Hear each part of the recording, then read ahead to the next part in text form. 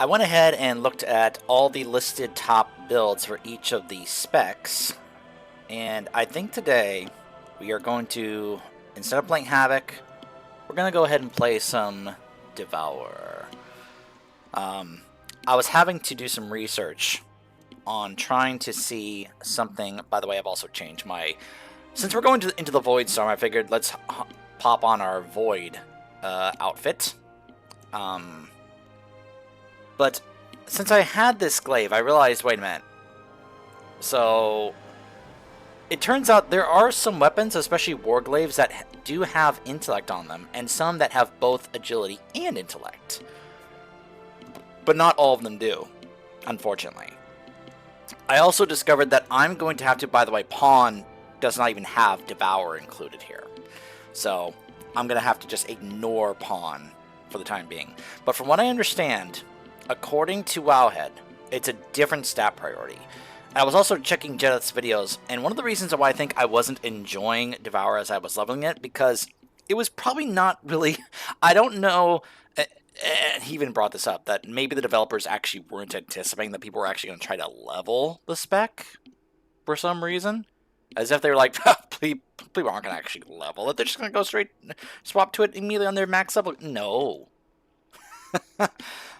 Some of us are like, you know what, considering how fast leveling can be, and considering that, one, we get a new version, the Void Elf, where that can be Demon Hunters, why wouldn't we make just a brand new Void Elf that could also be a Demon Hunter, and then level that Devourer? Like, I don't know, that just seemed a little logical to me, but apparently some people are just like, why would you do that, you know? Or at least maybe that's what some people are thinking the developers thought. Anyways. It turns out there's a definitely a different stat priority. Obviously, first and foremost, intellect is obviously the new priority stat, which is very different. Critical strike is not the top priority stat. Now, and depending on what hero talent tree you pick, is going to determine what you use. So, apparently, Annihilator is the go-to hero talent tree for the Mythic Plus build. But when it comes to Raid and Delves, you're actually going to be using Void Scarred instead. Now, depending on what tree you use, you need a different stat priority. If you're going to be doing Void Scarred, which is actually what you use for both the Delve and Raid build, then you're going to use have Mastery be the higher priority. But if you do Annihilator, they want you to prioritize Haste. This is based according to just the Wowhead page. I know there's other pages that, and I do go to them once the information gets updated. In fact, I'm curious, is is u.gg up to date? Let me take a quick peek here. Because usually I have to wait for them to actually update all their stuff here before I can start relying on whatever data they have here. So let me see here. Class and specs, Devourer. I'm also curious about Havoc. Yeah. Alright, so this might be... Okay, so let's see. Last updated 22 hours ago. So they do have this stuff up to date. Okay. So the tabs they have when it comes to checking your stuff is Talents, Gear, Enchants and Gems, Builds, Trinkets, and PvP. But they don't have one necessarily for stats to help explain the stat priority. Wowhead actually does have this. If you go to the spec page, it will actually let you... There's actually a separate tab here just for stats. So, of course, for Demon Hunter, it's still crit, mastery, haste, versatility, with, of course, agility be on top. However, if you then go to the Devour page... Which, by the way, Voodoo Source is actually the one who does the stuff for Devour Demon Hunter. But according to this, it says that depending on whether or not you're playing Annihilator or Void Scarred, your stat preferences shift slightly. And these priorities will have a change slightly in AoE situations, with the value of Mastery increasing above Haste for Annihilator. So for Annihilator, it's Int, Haste, Mastery, Crit, Versatility, but for Void Scarred, it's Int, Mastery, and then Haste. So Critical Strike is no longer a high priority, if I was to focus on Devour instead of Havoc. Now, do you understand why now this kind of like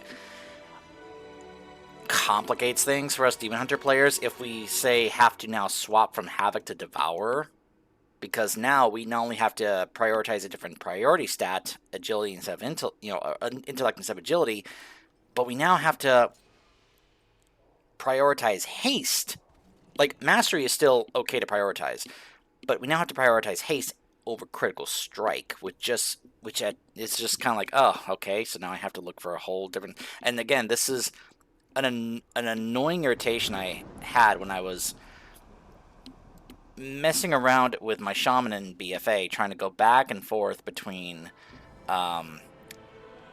enhancement and resto. So, according to u.gg, Havoc is A tier for rating and Mythic Plus, at least the Felsguard one is.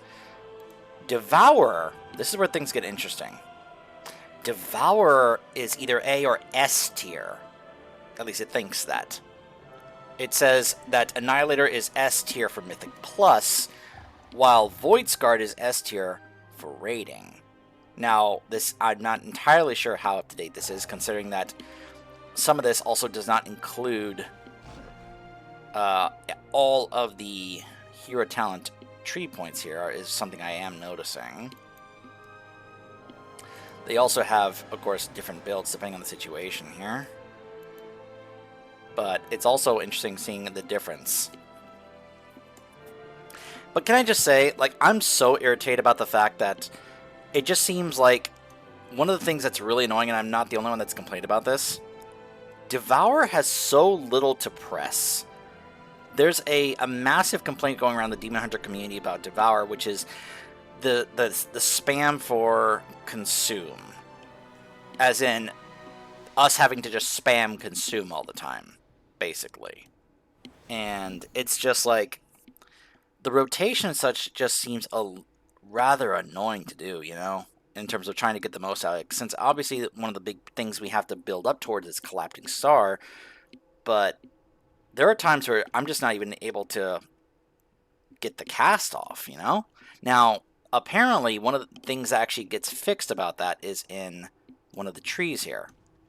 So, for example, or not even the trees, excuse me, the Apex talents, which of course is called Midnight.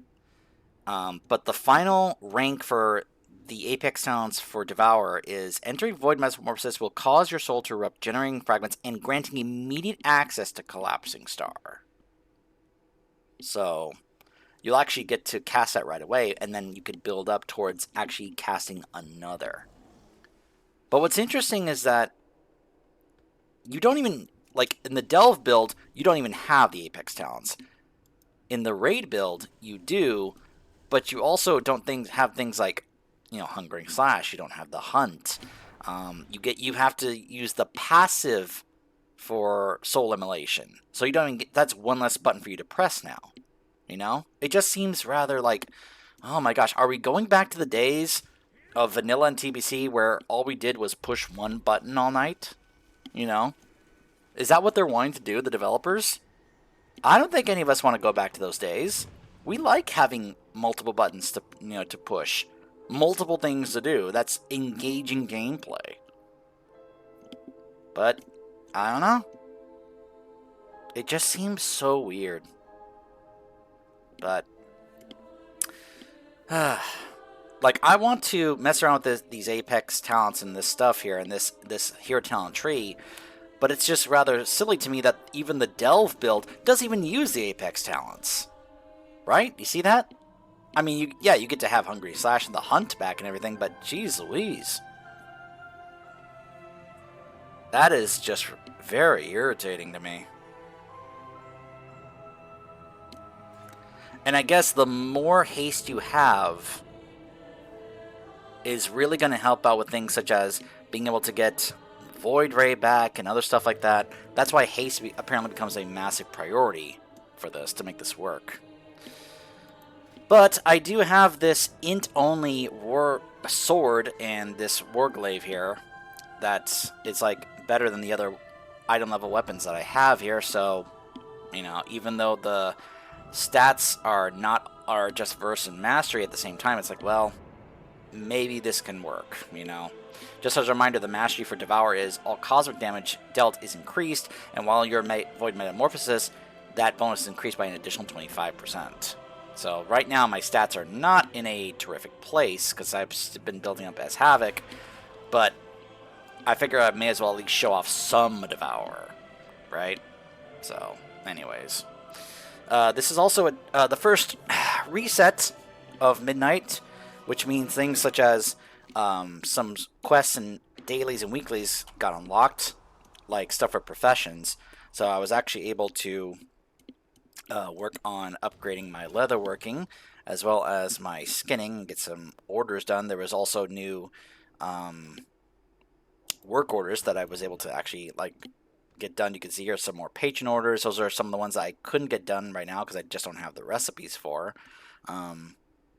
But other ones I was able to get actually made, which means I was actually able to get a decent amount of things such as the Leatherworker's Moxie and such. I'm also going to need to get some more Voidlight Marl if I want to get one of the other recipes at one of the Quartermasters.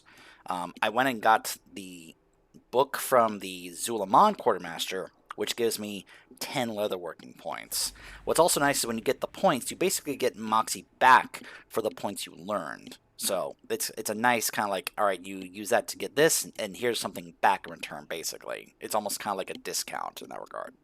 Anyways, I believe we have a Void Storm to go into. So that's why we're going to be messing around with some Devour. But again, I'm just so annoyed about the fact that I just have, like, so little to press. I'm just going to move this down here, you know. Actually, you know what? No, I'm going to put, yeah, Void Metamorphosis there. Yeah, anyways. Actually, I just realized we have one more thing to do before we head into the Void Storm. We got to resolve something first. We need to go into the Blinding Veil so we can wrap up kind of the main story of Paradar. Also, I encountered a rare in the Blinding Veil area outside here. Right over here. That I had a tough time taking down as Havoc, so I swapped to Tank, and I was actually able to take it down. Of course, some other players showed up to help me out, but it would just remind me, it's like, oh yeah, this is why I play Vengeance as well, because it's actually still pretty nice. And apparently, also, you can use, like, Annihilator or, where's it, Voice Card? No, Aldraki Reaver. So, but, I mean, Annihilator is a new thing, so. Ondust is limited, so we must call the areas where the Light Bloom is most active. The Blinding Veil sprouted instantly from within the Light Bloom. A large attack only causes the Light Bloom to spread. A few, striking the most dangerous, that is best.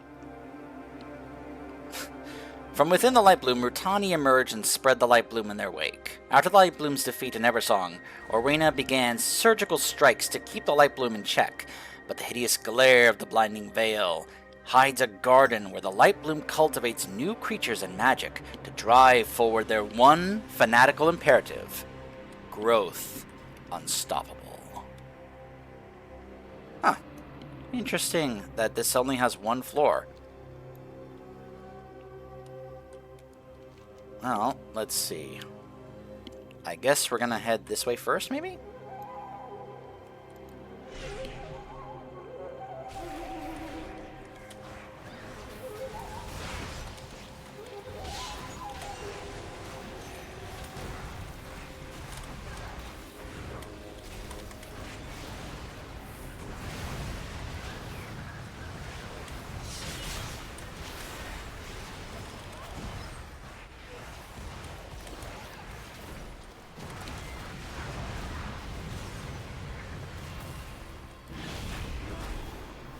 So here's the collapsing star.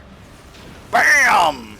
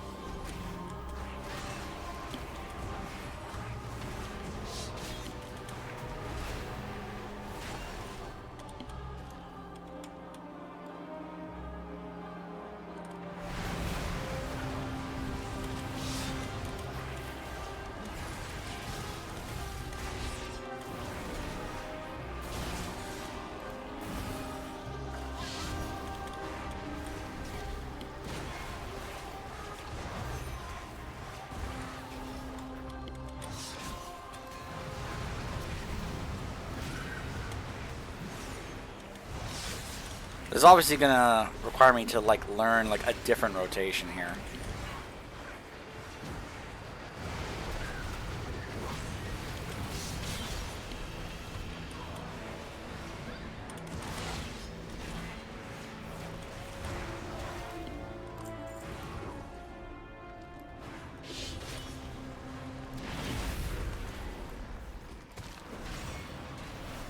I will say that does look cool.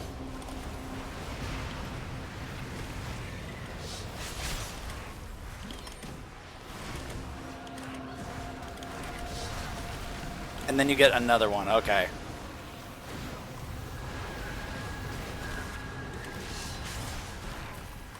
Like, I am annoyed about the lack of button suppress, don't get me wrong. But at the same time, I'm just like, you know what?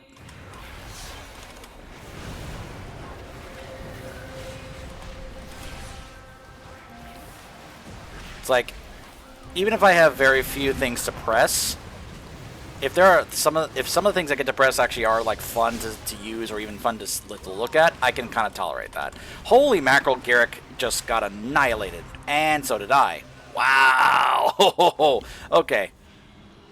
So obviously my fault. Should not be pulling that trash unnecessarily.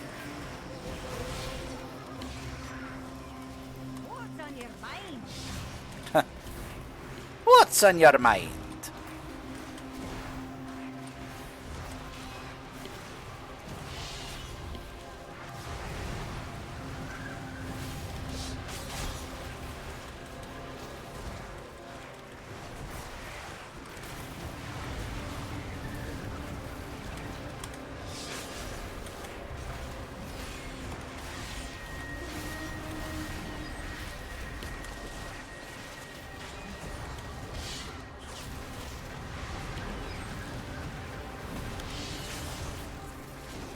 Okay, so anyways.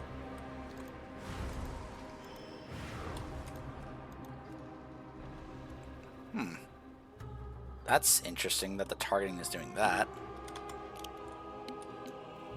Come on, team, hurry up, let's go.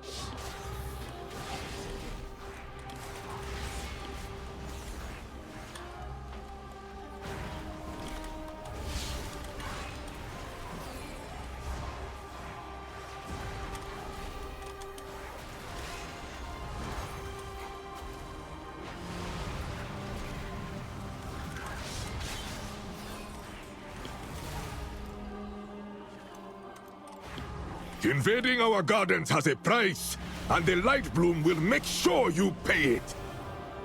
Boom! So this is where Ruia has hidden himself.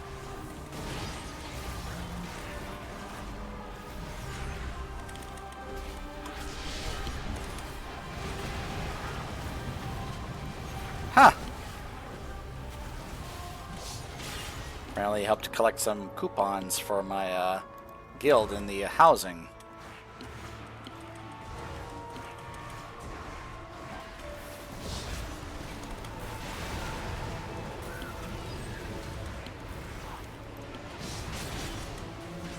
Well, this is also a good test to see like whether or not this is going to be the build that I'm going to be running in Mythic Plus, which, considering this is listed as the best Mythic Plus build for Devour, it probably will be.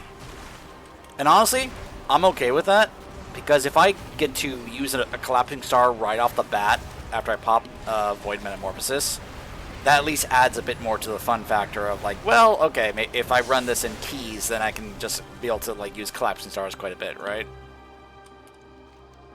For funsies, anyway.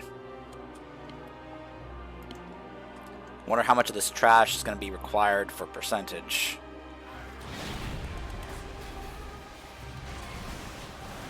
Boom!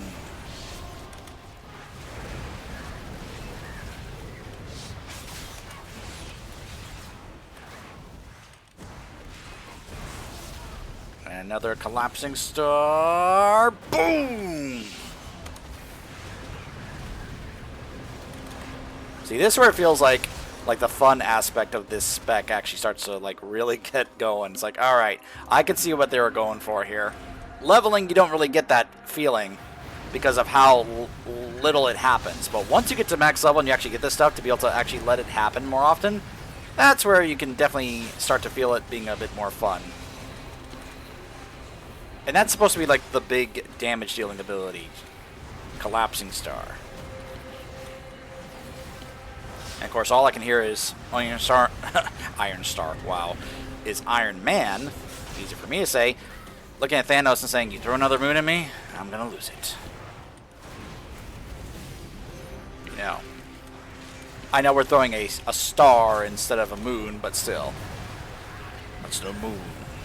That's a space station, sorry.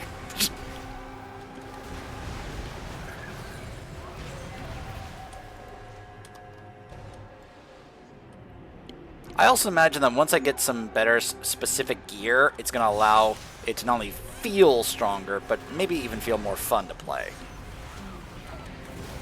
And that's important to me. Something can be, you know, strong numbers-wise and such, and that's great, but if it's not fun to play, then people are just going to, you know, you're just going to be having a miserable time. It's a problem that goes back many years in World of Warcraft. And you don't just have to take my word for it. You can take it with the word for other guys who played back then, like Preach. One of the things he talked about in some of his videos of classes from previous eras was that they may have been strong during their time, but they were really boring to play, you know. One of my favorite parts about... Hello, Fear. But, like, one of the things that I distinctly remember about when he talked about the legacy of the Warlock was that in TBC... Alright, so hold on. This is the first boss we're facing, the Light Blossom Trinity. The Light Bloom has suffered a terrible defeat, but like the Rutani it imbues, it changes. These Light Blossomed Rutani fanatically propagate their vicious and invasive garden.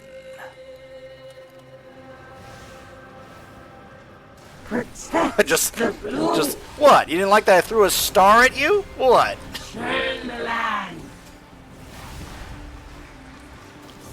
But he talked about how, like, in Burning Crusade, Warlocks were absolute monsters in the PvE world. The problem is, all they did was cast Shadow Bolt. That's it. Nothing but pushing the one button all night, every night. And I feel like that's an era that many of us don't want to go back to. That doesn't sound very fun. Because, while it may have been strong, it was very boring to play. Like, being able to have a strong class is one thing, but having a fun class to play is probably even more important. Nowhere safe. So while Devour may be very strong right now, if it doesn't end up feeling fun to play, I'm probably not going to be wanting to play it very much compared to Havoc. Because Havoc is still very fun to play. But I will say, this right here, boom! That is very satisfying to see. Just throwing a star on top of their heads.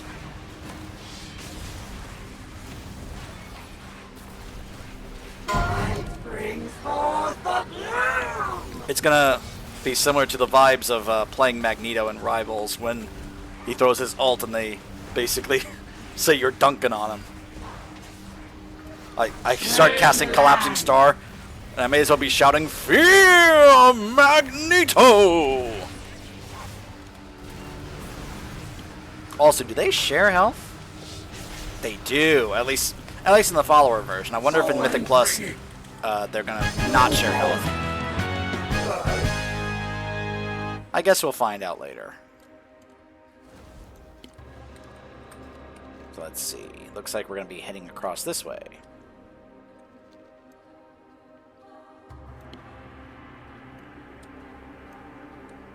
In fact, you know what?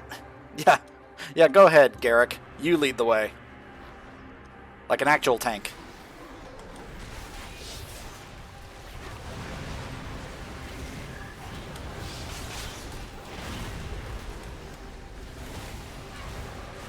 Boom!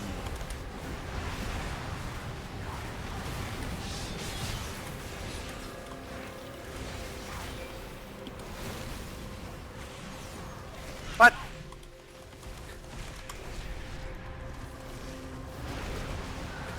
Well, that kind of ruined that cast, unfortunately.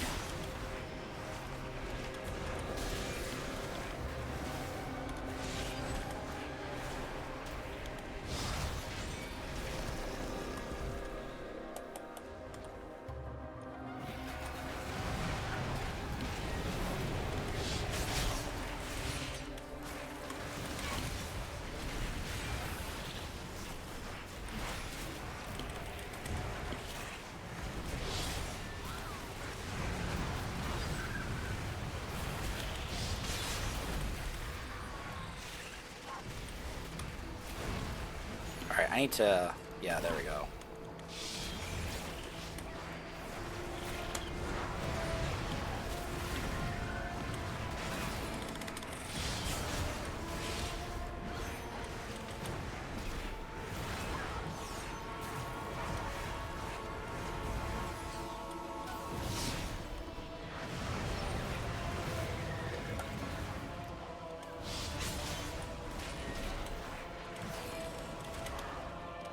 Save my metamorphosis. Alright, so it looks like this is our next boss. This is Ikuz the Light Hunter. Ikuz is a fearsome carnivore who once stalked prey throughout Herondar. Now the Light Hunter has succumbed to the overwhelming power of the Light Bloom, and his insatiable hunger serves its growth.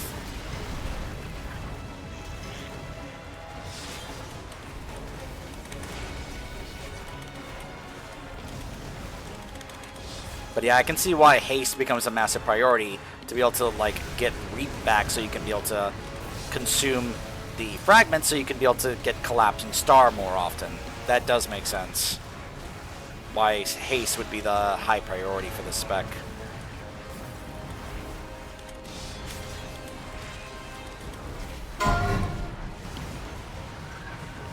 Oh boy. Alright, so he's got a fixate. And it looks like if I want to get rid of these, I actually can kind of kite him through those so that we get rid of some of them on the map here. That's good to see. Okay.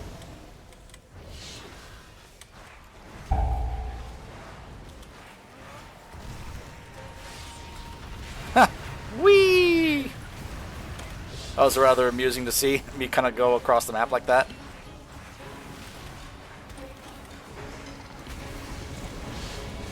I wonder how this is going to feel compared to, because of course everyone complains about how Havoc is just always like causing issues with their mobility for the group. I imagine that won't be the case with Devourer. Since we're not really moving, we're just doing a lot of casting.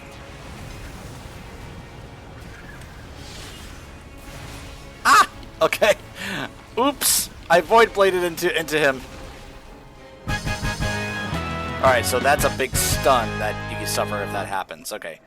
I have learned. They can That's take good us to know. below, but swiftly. I would not expose them to the light bloom long. Ah, so we can then use this to fly down here, because that is where the third boss is. That's where Ruia is.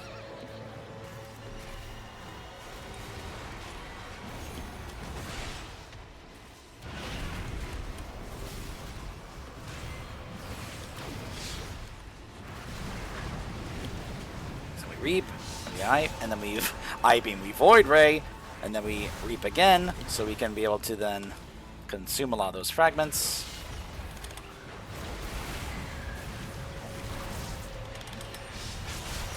And then we collapsing star again. Oh, he interrupted, are you serious?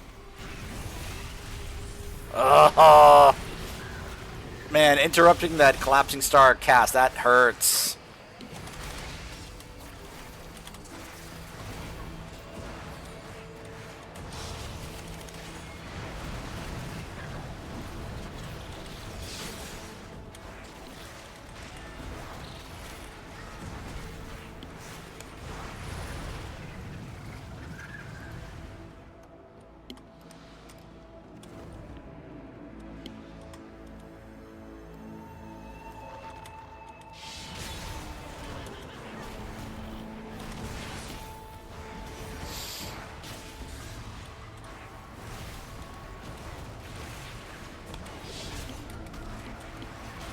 How you doing today, Fear?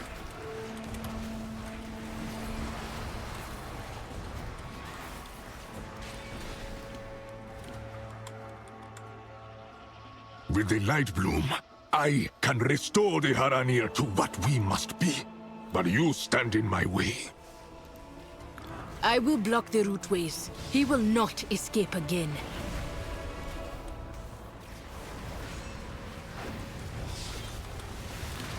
The once respected Root Warden Ruia could not defeat the Light Bloom on his own.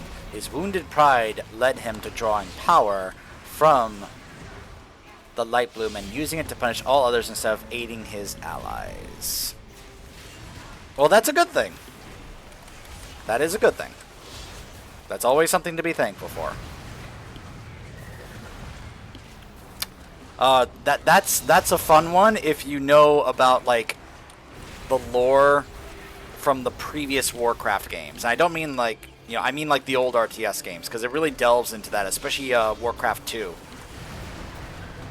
So that's a fun one. So I hope you enjoy that. Plus, you'll get to go to a very special, unique place afterwards. So hope you enjoy that.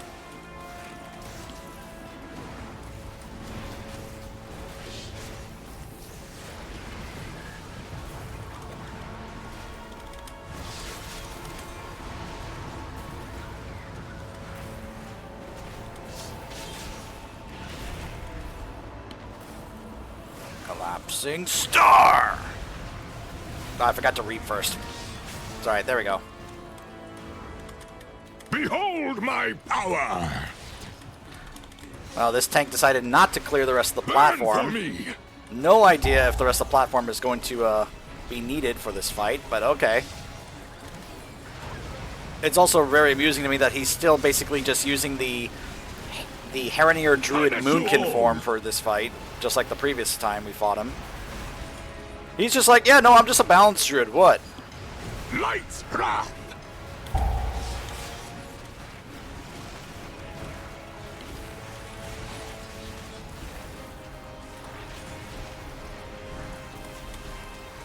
I call the light! Okay, Burn for me!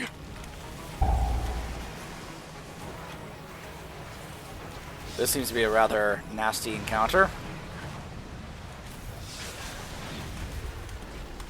Punish you all! Oh, man. If it dies before you get your cast off and then you have to wait, oh, that hurts. That's Light's unfortunate. wrath! That's quite a bit of a DPS loss there.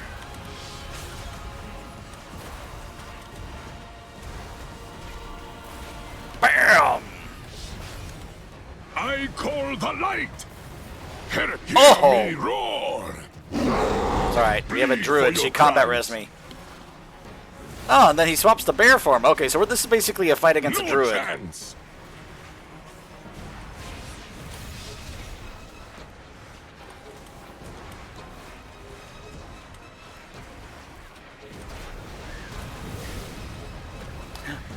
Also, You bleed! off camera at the end of after last night's stream, I actually did take my Heronir to the barbershop and discovered Remember a number the of things. claws. That there were other colored variations of these forms. They're just not necessarily available at first, but when you go to the barbershop, you will see them. You can not only just change the colors, you can actually change things like your nose, your ears, Bleed for other your things like crimes. that of the specific forms.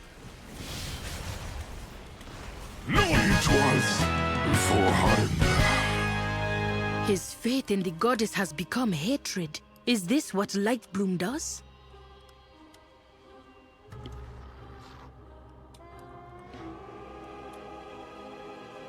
Garrick's like, come on, let's go. Follow me. I believe we are now just going straight ahead to the final boss over here. I will say, this dungeon is not very big, which can probably be a good thing. A precision attack. I should have called for everyone. Probably a rather straightforward dungeon in terms of its layout, its trash, and its where the bosses are. Oh my gosh, a potatoed matriarch. Potato. Boil it, mash it, cook it in a stew. Look, don't blame me. Blame the developers for choosing to call this a potatoed. They basically set it up for that.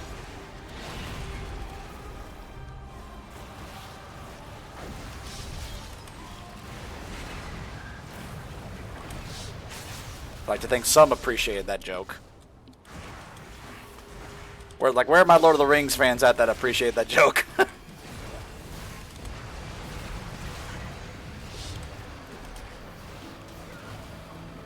Bam! See, I didn't really get to do any of that, like cast Collapsing Star like basically ever while I was leveling my other Devoured Demon Hunter, the Void Elf one. Here I'm actually getting to cast it, so it's actually like more fun to actually see like alright, I'm just summoning the star and then BAM! Dunk it on your head.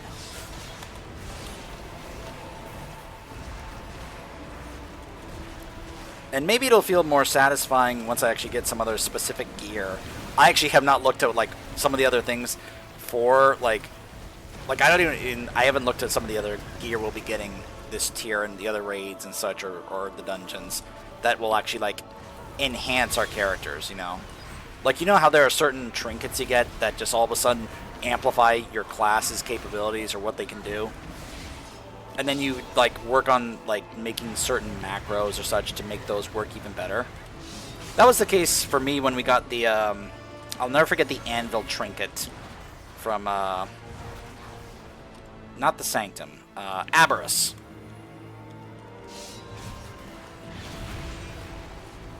Oh, that you pop meta, you shatter a whole bunch of fragments all over the place and get to cast Collapsing Star, reap again, and just get to have all these fragments around to consume and then be able to cast another star.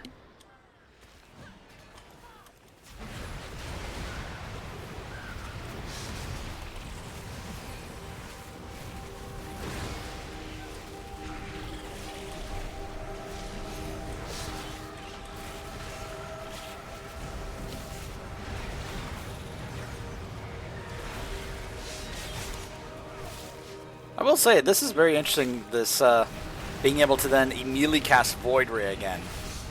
That is kind of wild. So I can see why this build is set up this way. I may not have very many buttons to press, but I can see like the cooldown reset and how it works, and like, okay, I see what they're going for here. I see the vision, what the idea is. It's just going to be also very interesting to see, because to see how it works differently with the other spec. That looks dangerous. We must destroy it before they finish infusing it.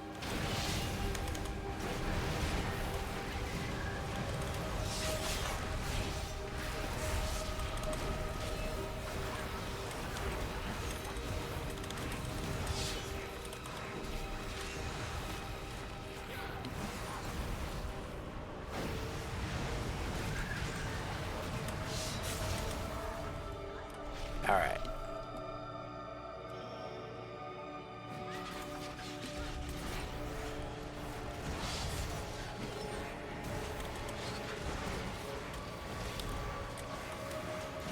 Even if we do have to constantly spam consume, at least being able to cast it while on the move just automatically just makes it a much better ability to use. It really does.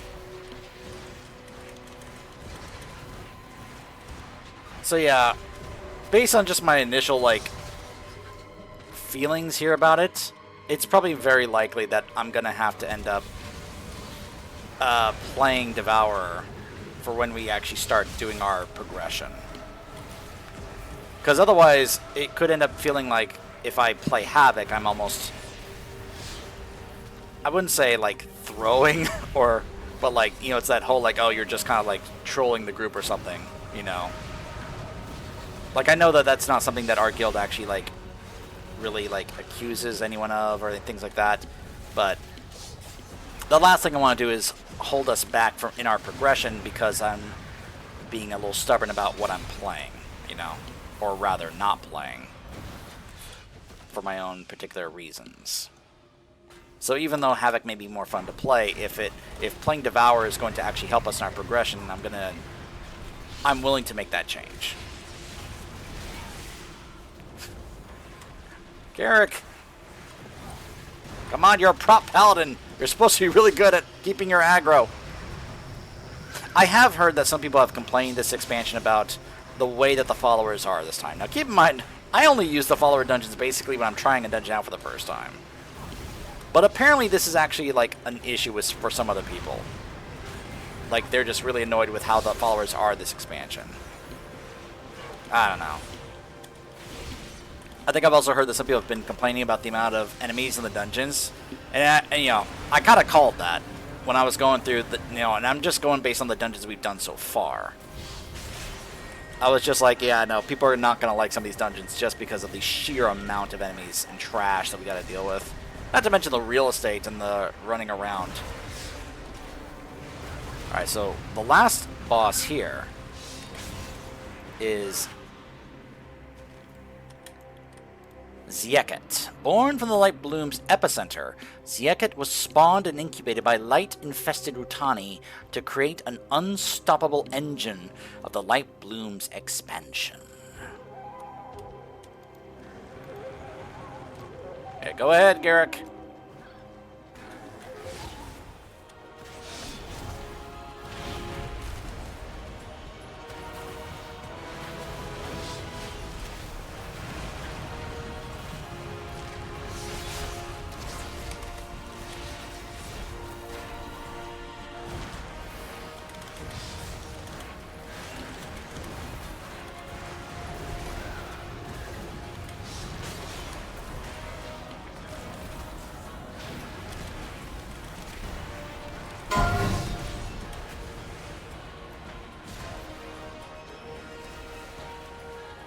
Huh. Okay. Well, it doesn't follow you, so that's good to note.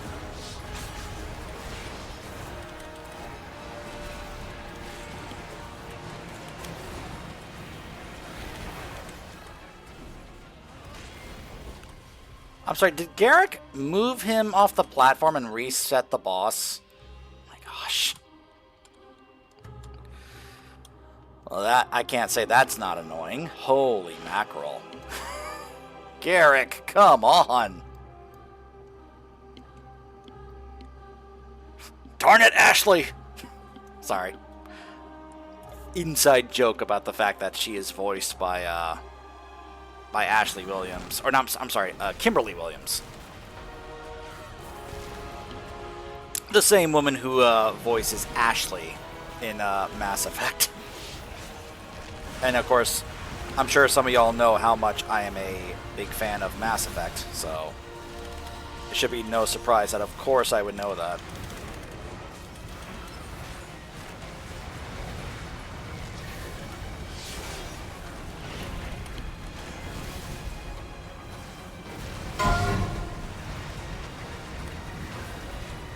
Oh. Okay, so it does follow me for a bit, but then he doesn't. Interesting.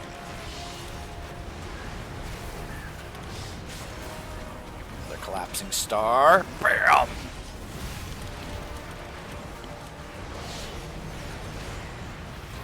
I think I saw that there's like something else you can get where it's just like when you cast it, it's like, what was it called? World Killer? Yeah, the third meteor strike call down has a larger area. So that's actually more so the Voidfall meteor, not necessarily the collapsing star.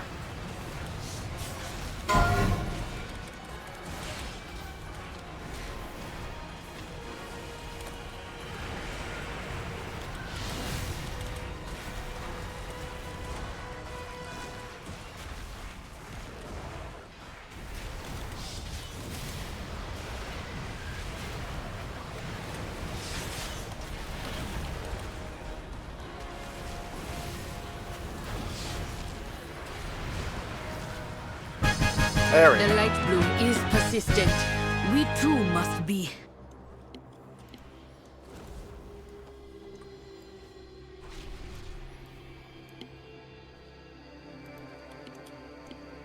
Okay.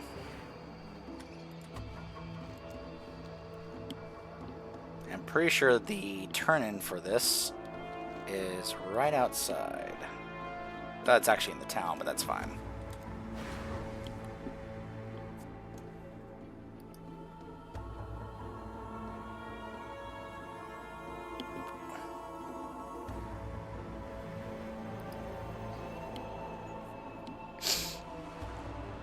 Zaladath's attacks grow stronger. Oh. It actually put me back here. Silly me. Alright, so we'll go turn that in first, and then we will actually finally head to the Void Storm. Although, hold on. Oh, apparently I have enough to actually upgrade my my item. Well, maybe we'll finish that first.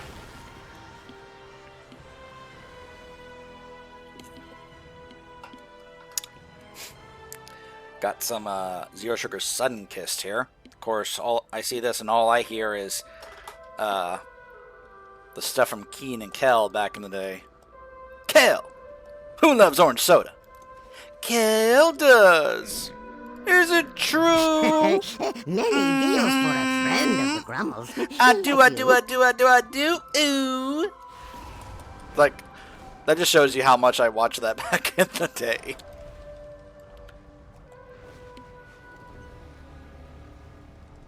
Loved me some Keen and Kel.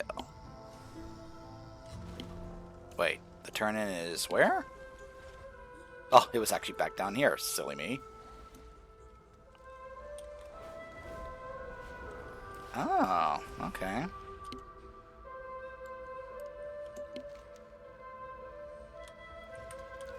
Wait. Wait, the waypoint is pointing me in the wrong direction. Because I had it already set for the other quest. Silly me.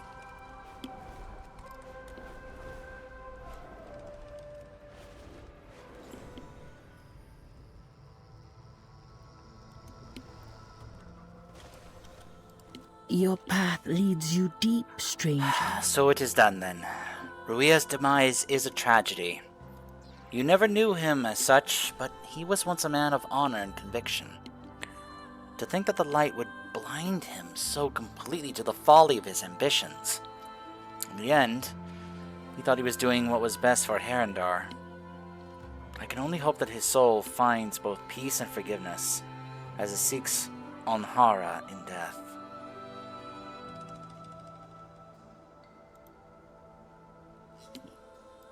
I shall watch for you. Oh hey, we're renowned 5 with them. Which means some profession recipes are available now. Let's take a peek. I'm trying to remember what is... I listen. Oh. I Oh, will thank you. watch That's for exactly you. what I was wanting. Alright, yeah, so... I could get the recipe for this.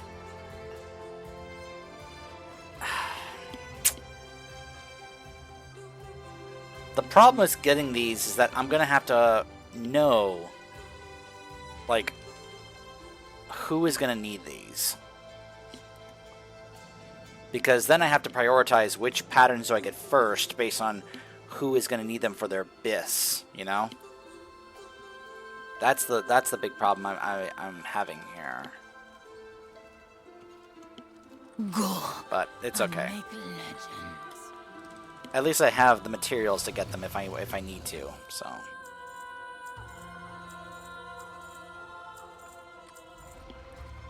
All right. Another 1,000 gold from the auction house. That's nice. Okay.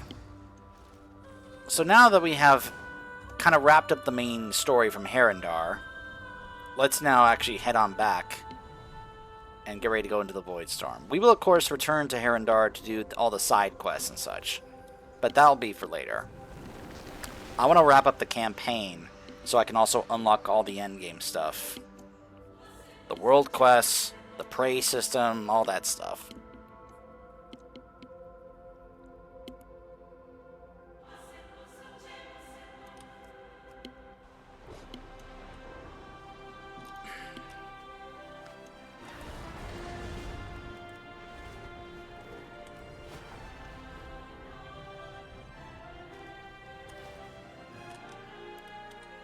I offer you my aid. I also got this as well. I didn't even realize it.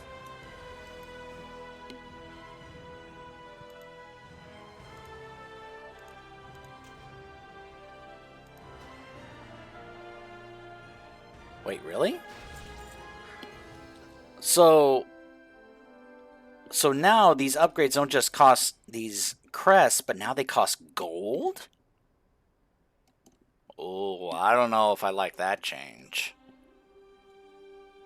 Can we get back the other currency, the stones, so that we're not spending gold on upgrades? Stay vigilant.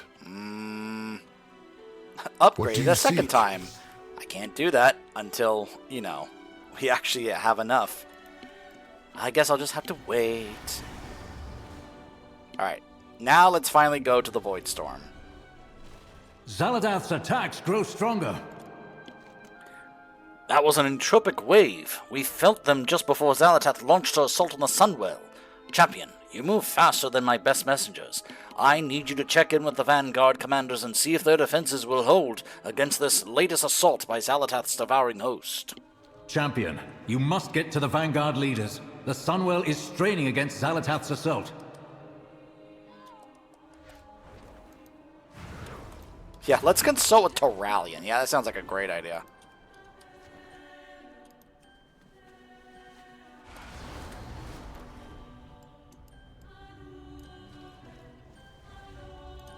All Vanguard forces to the Sunwell, now! This better be important. Orthamar requires a report, Bellamy. If we could just take the fight to Zalatath, we gave her such a drumming she's hopped back inside that knife. Lorthamar promised His Magisters would provide a solution. It's now or never.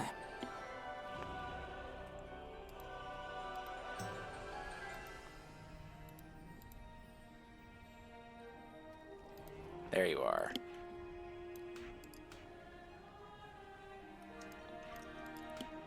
Look, I'm gonna try to have like a lot of my void mounts be a part of this spec.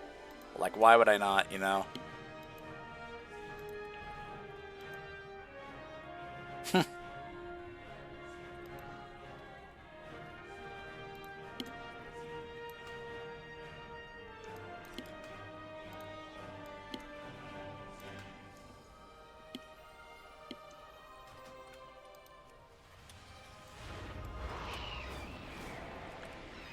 Now, Terralion.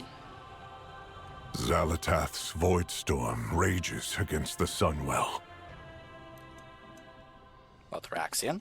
The light will always prevail. Our caution over allowing a void elf as powerful as Magister Umbric near the Sunwell is warranted. Arleria Windrunner approached the Sunwell a few years ago, and it altered the magic just by her presence. Granted, she holds a dark Naru within her, but I'm not about to risk letting a creature so given to the void that close to the Sunwell. Remember the mission. The Sunwell cannot continue as it is. We are beginning to fail this stalemate. Soon, we can expect Zalatath to press in force. Lorthamar requires a report. The situation is dire. We will accept any help, even from Magister Umbric. No! Those void addicts are not our salvation.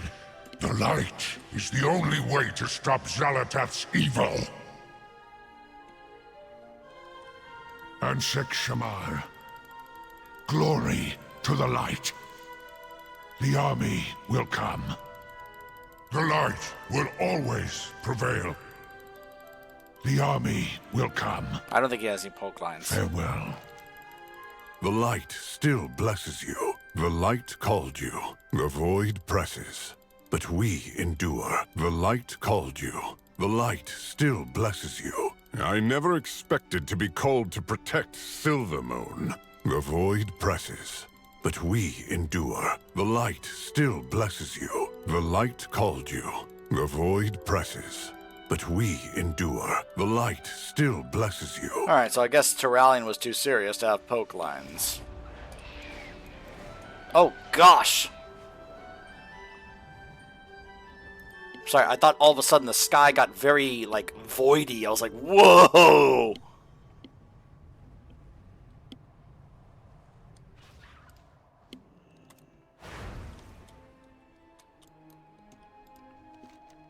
Well done. That void storm is evoking fear and terror in everyone who sees it, myself included. But I chose this life of standing up to evil and spitting in its face. Sadly, not everyone... Sorry, everyone had the luxury of that being a choice. Umbric.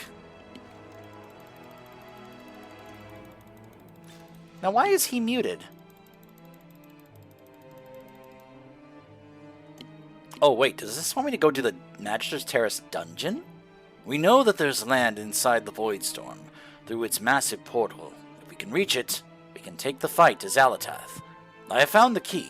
It is a relic known as the Cynosure of Twilight. For ages it has mystified us by revealing unreachable pathways to infinite unknowns. My research tells me that I can use it to open a path to the storm. There's just one problem. It's in Magister's Terrace, and I'm not exactly in their good graces at the moment. And then complete the Magister's Terrace dungeon. Using a relic of the Void to breach the storm? It sounds risky, Umbric. It is a risk, Regent Lord, but it is also the only way to end the siege on Silvermoon.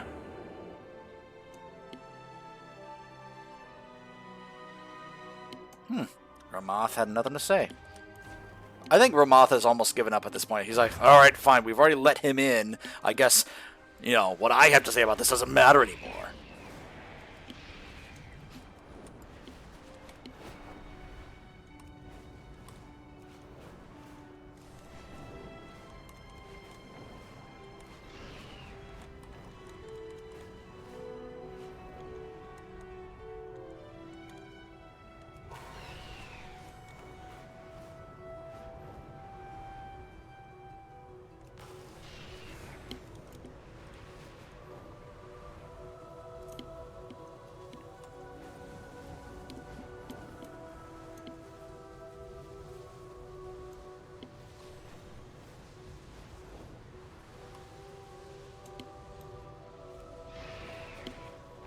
So welcome back to Magister's Terrace. You guys remember this place, right? The place in Burning Crusade where we ultimately took down Kael'thas after he fell to the void, basically. It's been too long since I've seen these walls. It's been a long time for many of us, Umbric. All paths are possible. We embrace power. We do not fear it. Come with an open mind. Baladash Malanore. The shadows serve us. Greetings, traveler. High elf? Please. Why would you want to be a high elf when you can look all tragic and brooding? I admit, purple was never my favorite color, but lately it's growing on me. Literally. I suppose I can forgive you for not being a fan of elves. After all, half of us dislike the other half rather intensely. Dude, I'm an elf myself. Illyria and Terralion? No chance. I mean, not that I'm rooting against them or anything, but... do we have to keep talking about this? I have much to teach you. Greetings, traveler. Okay, that one was funny. To Illyria Terralion. Not that I'm rooting against them or anything. Magister's Terrace. I spent my youth here. Mastered my first spells here. At the Midsummer Ball, I danced with Therafar, Goldveil, and felt... Those days are long gone. This place has changed. I have changed. My people and I are no longer welcome. We cannot restore the past. The Ren'Torai must make our own traditions, our own families, our own futures. Can you tell me more information about the Void Elves and Magister's Terrace? Many Ren'Torai, including myself, studied magic in Magister's Terrace. It was our home. Ramoth was my classmate. I felt that we must understand our enemy to defeat it. So I led a team of researchers to study the Void. We discovered the journals of Darkhan Drathir, the very elf who betrayed Silvermoon to the Lich King. This was in the short story that we actually listened to before we got underway with this expansion. His actions had led to the destruction of so much that we held dear during the Third War, and his research into the Void helped bring it about. So you can understand, even with the Blood Elves' long use of dangerous magic such as Fel, why my research was reviled. We refused to stop, so We were exiled. I do not regret my choices, only the suffering that it has brought my people. Around the time that we Ren and I were exiled, Illyria Windrunner finally came home to Silvermoon. She had spent countless years fighting demons across the realms and wished to bask in the warmth of the Sunwell. But in her journeys, she had absorbed the essence of a dark Naru, Luura. It transformed her much in the same way that the Rendorai had been transformed. She was a creature of the void, and light and void are inextricably tied to one another. When she approached the Sunwell, its light clashed violently with her void. Creatures of darkness surged forth.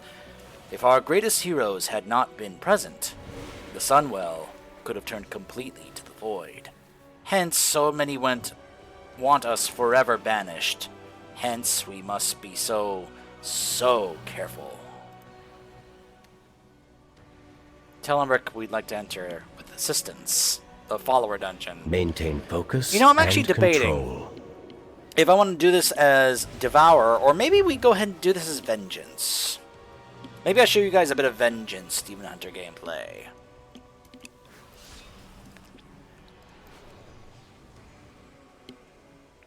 So, according to the Wowhead page,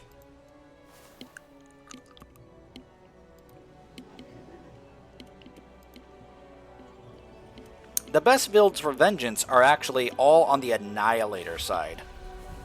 Because Aldraki Reaver right now is just considered absolutely terrible.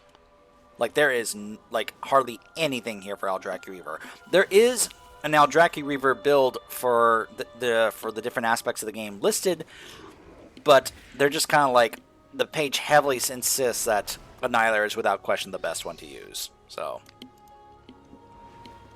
this right now is listed as the top Mythic Plus build for Vengeance Demon Hunter.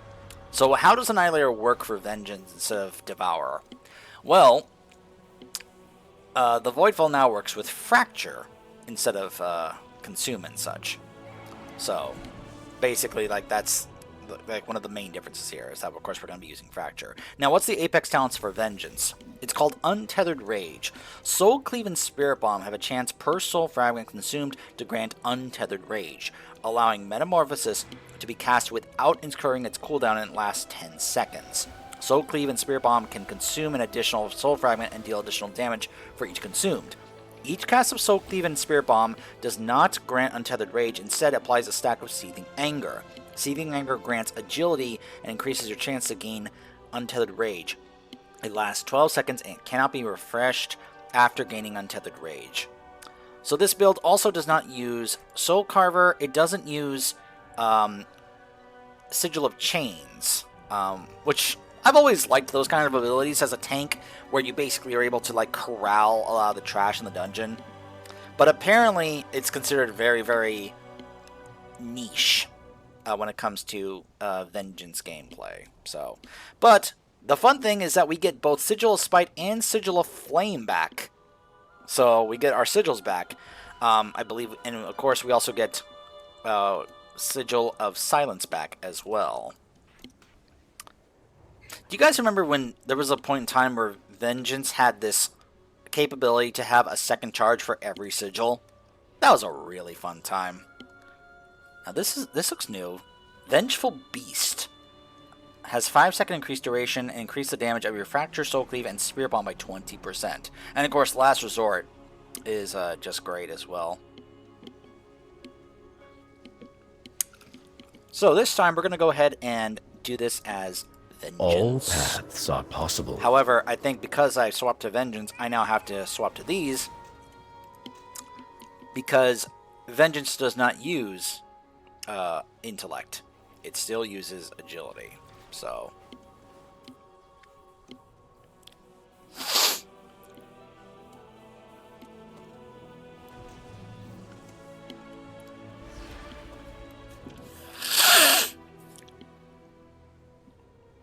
we can swap back to these later.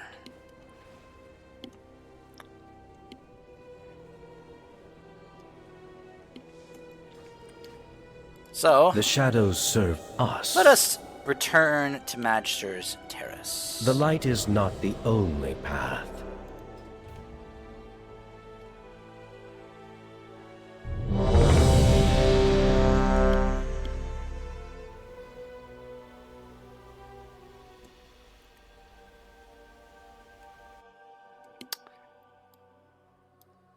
It has been a bit of a minute since I have played Vengeance on a regular basis, but it's kind of like riding a bike for me almost, even though they've made quite a few changes since then. Oh gosh, the music.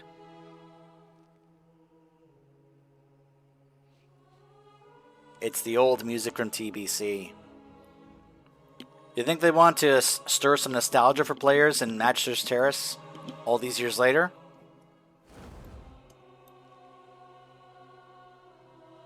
The Sunwell patch.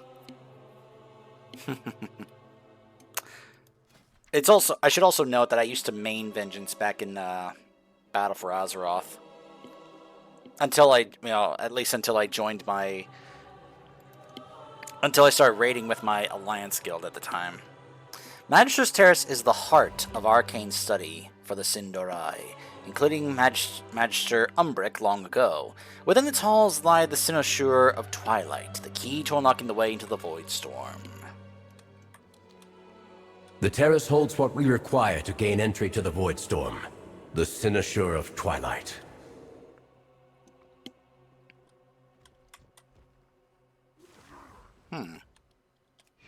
Unauthorized entry, please hold. Ow.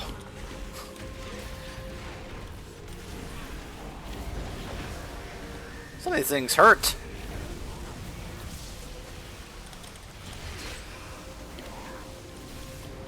I complained about the lack of buttons to press on Devour. That is kind of the opposite issue I'm having here when it comes to Vengeance for the moment. Seeing, like, oh, okay, I see what we're doing here.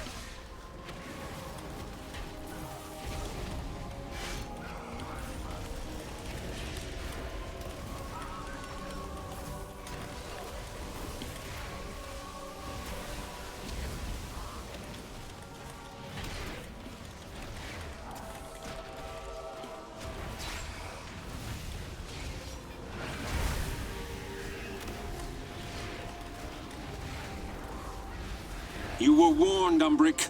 The terrace is forever closed to you. Now leave before...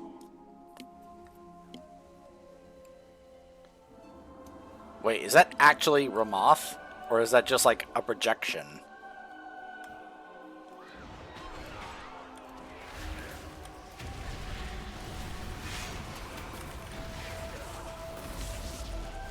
I'm going to have to reposition some of these for priority.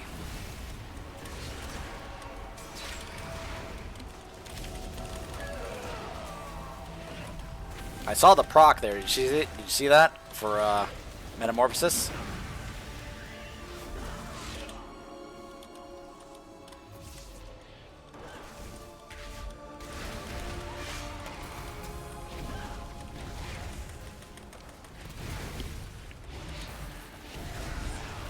Do you see the meteors falling? Look at that. Look at that.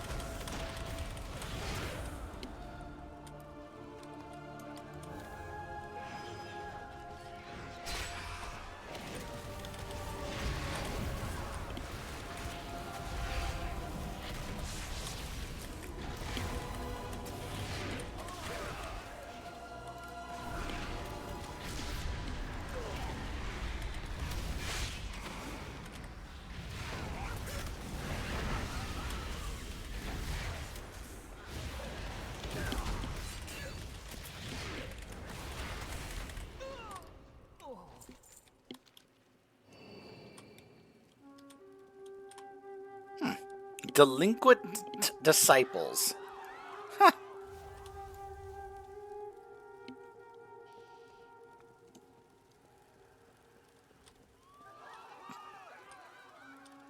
Vigilant librarians. Ambitious overachievers. Animated codex.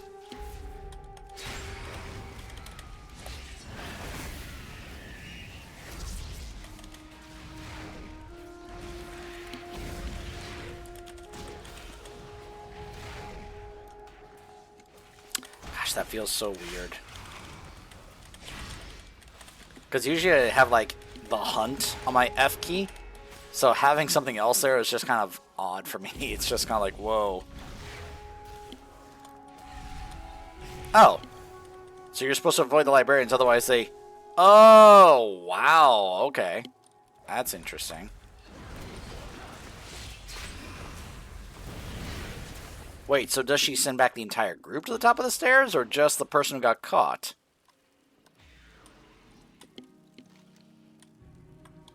I'm also trying to figure out, like, where exactly we're going here. Remember, first time in this dungeon, so I'm just trying to figure out, like, what the pathing is. Like, where we're supposed to go.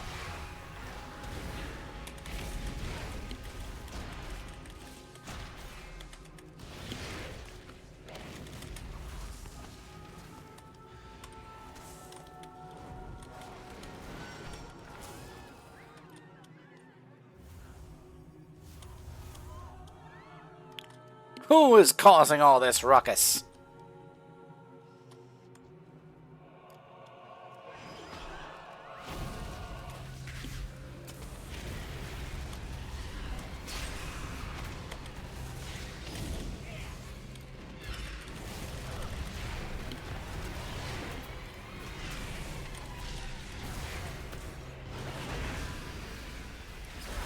Ah, you ain't casting Power Blast on me. How I've missed this library. But we can't afford to linger here. A passageway behind the bookcase. Of course.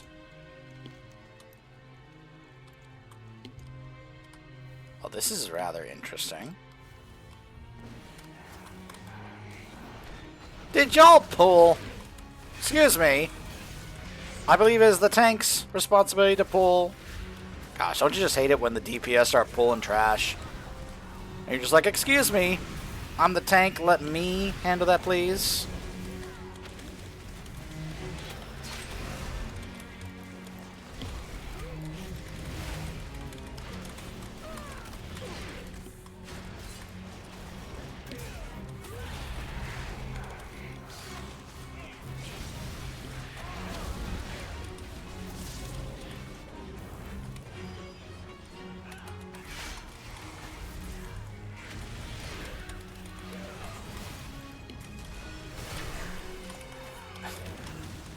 I'm pulling everything!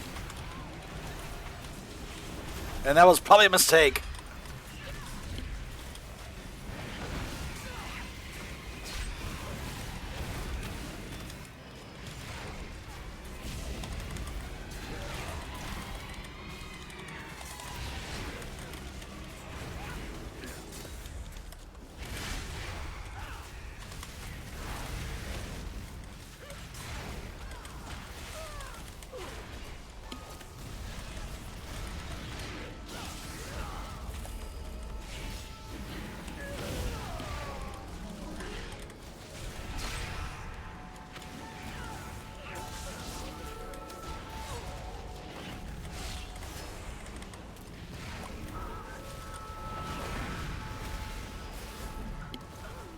There we go. See? All worked out.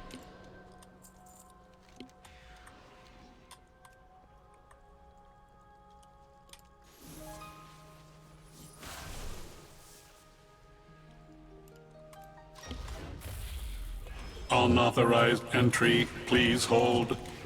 Please hold. To think Ramoth would go this far to keep me out.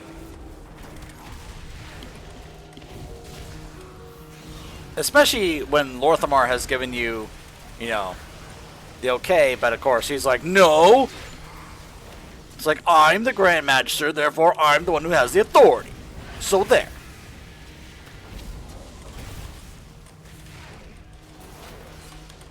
Have a pleasant day. Well, thank you. How nice. You'll go no further, Umbric. These new defenses were specially made with you in mind.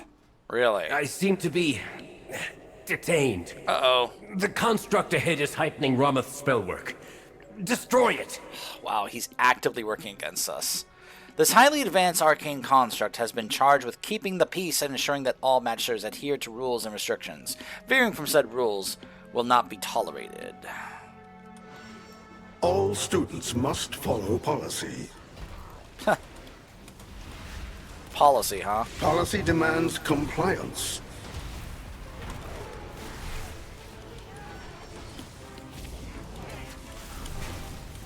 Proceeding with impairment. Enjoy detainment. Enjoy detainment. I hope you have a wonderful experience today while visiting us.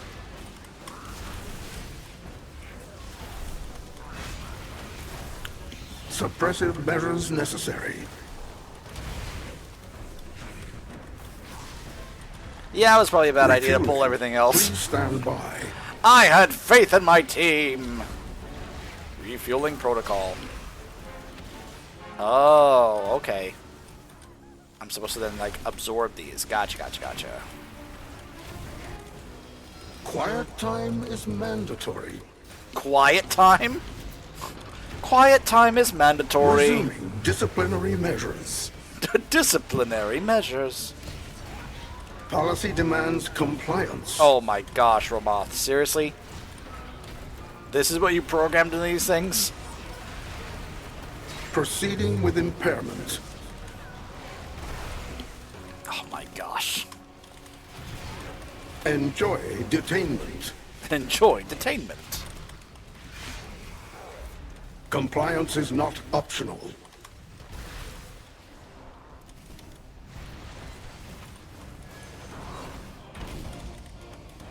Proceeding with impairment.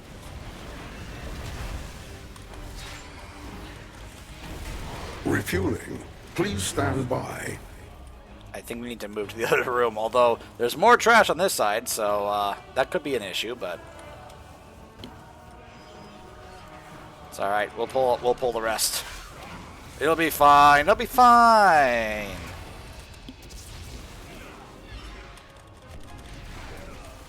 Quiet resuming disciplinary measures. Compliance is not optional.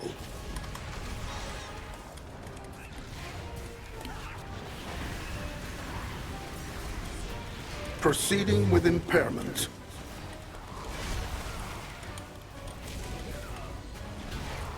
Enjoy detainment. Krenna. Policy demands compliance. Krenna. I get the feeling you're not really doing much. Proceeding with impairment. Destruction terminated. Alright. Krenna's just like... Refueling. Please stand by.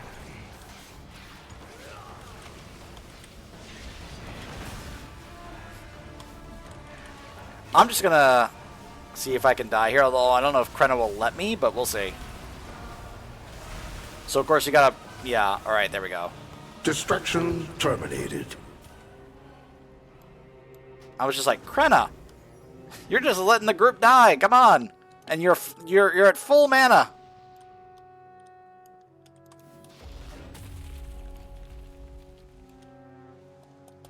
Well, this is an annoying long run back. This is a very annoying long run back.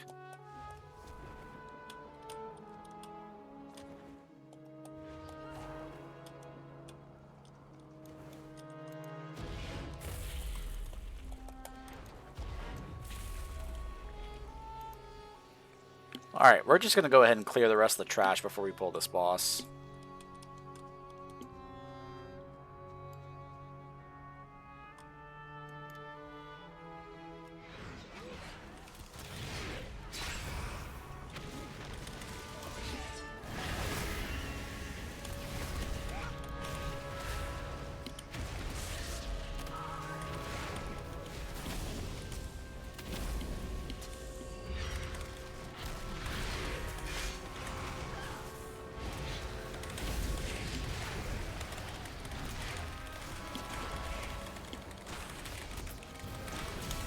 There we go.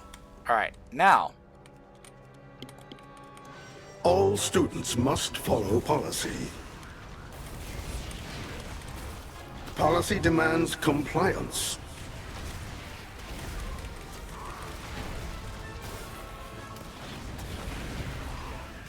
Suppressive measures necessary.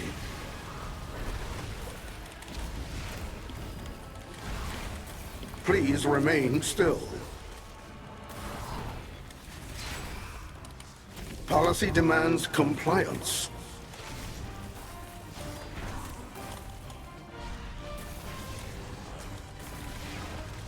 Proceeding with impairment.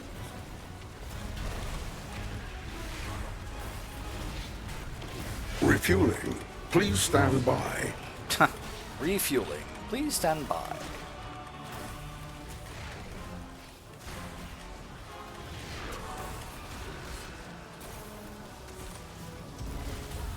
Gotta make sure those don't hit him. Because if they do, they also cause lots of damage to us. Resuming disciplinary measures. Compliance is not optional.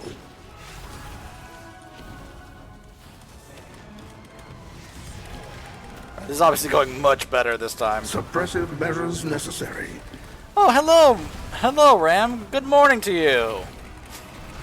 I'm sorry it took me a moment to see you in the chat there. I was actually kind of locked in there for a moment. A crude solution, but effective. The Cynosure should be just ahead. Like, man. I hear you say you're waking up at 4 o'clock in the morning, and I'm just like, jeez Louise. The only time I ever do that is if I have to get up early for, like, a staff meeting at work. Because otherwise I'm usually staying up till 4 in the morning. It's a completely different thing.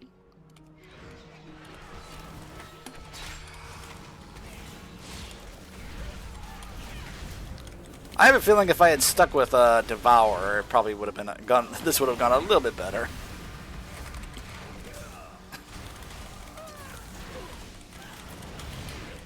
Yeah, like I said, it's the only time that ever happens is if I have a staff meeting, because our staff meetings are usually at like 7 in the morning. Keep in mind, these staff meetings only happen like twice a year, so it doesn't happen very often. But when it does, I'm just like, oh gosh. Because I know that, like I'm just going to be, like, all over the place, especially mentally. So. Why are y'all running away? What? What, just because we have a Void Elf with us doesn't mean you gotta run away from us like we're the plague or something. Come on, guys. So, Ram, I know you said that, I know that you said that you used to play TBC. This is Magister's Terrace. I don't recall if you said you played up until like the final patch, like the Sunwell raid and all that stuff, and the Quel'Danis Island. But this is basically a new version of that old dungeon from back in the day.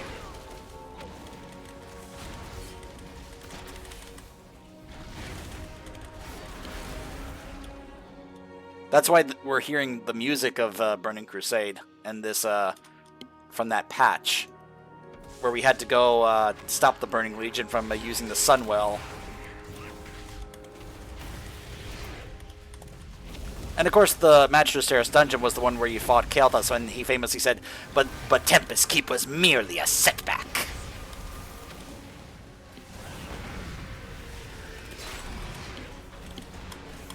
So we're here because Umbric, a Void Elf, him right there, he believes there's something in here that's Void related that can help us get into the Void Storm up in the sky. Which, if we can go there, perhaps we can stop its assault on the Sunwell.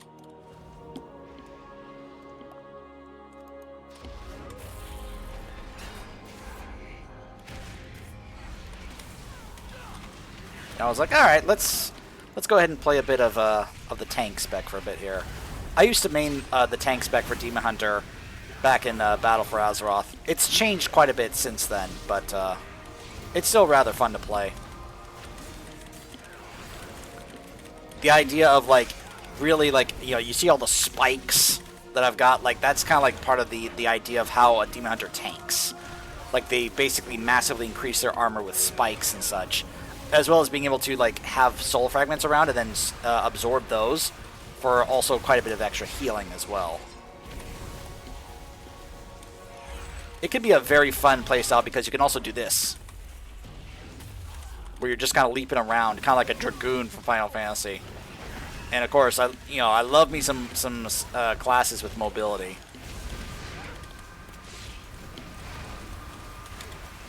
Like a tank that can have like really great mobility is usually a tank spec I'm gonna probably enjoy.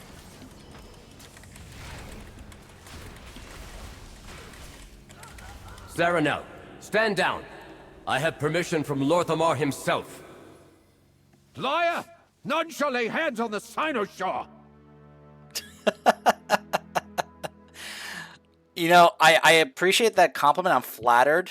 But trust me when I say there are others who are much more versed and such, and better at explaining the lore than I am. I mentioned Novel the Noble, who like has a lot of his channel is straight up videos that are dedicated to explaining the lore for folks. So, but I do appreciate that compliment. Thank you so much for that. And of course, I mentioned the lore runner. If you go on YouTube, you can find his massive lore run where he goes through the game and he just basically tells a whole bunch of lore. And a lot of what I know, I got from him and that lore run.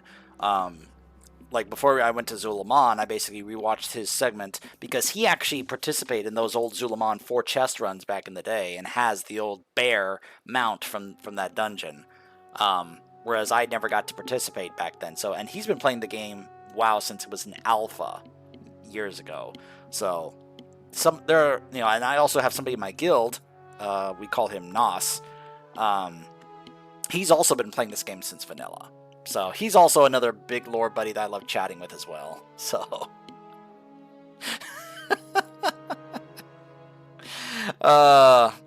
you flatter me, Ram. You flatter me. So anyways, it looks like this is our second boss here. Saranel Sunlash. Huxworth, don't. An accomplished spellbreaker, Saranel Sunlash has earned the full trust of the Magisters, charged with the protection of the Cynosure of Twilight. Saranel will fulfill those duties with his very life, if necessary. The Sinoshaw remains here! Deal all! Restrain him. I'll take care of these shields. Your fall is written!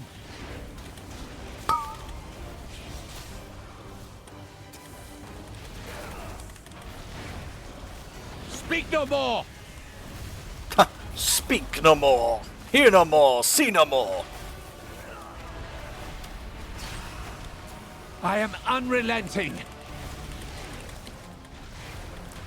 That sounds like Robin Atkin Downs. I was like, wait a minute, I feel like... all is written! I'm pretty sure that, that's who that is. I recognize that voice.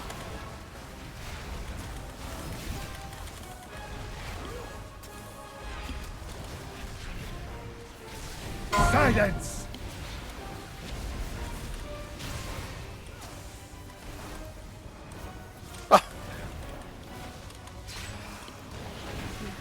Just straight up told me to be quiet.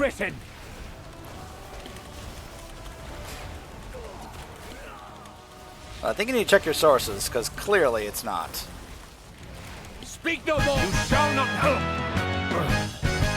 help me remove the wards around the Cynosure.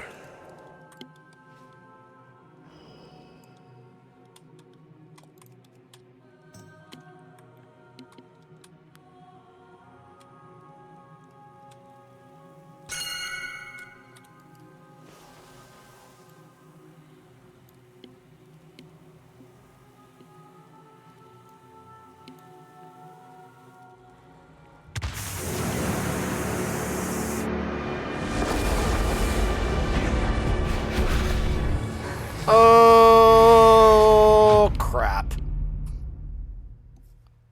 That's not good. Something's gone terribly wrong. Go! I'll catch up once I find a way to fix this. Okay.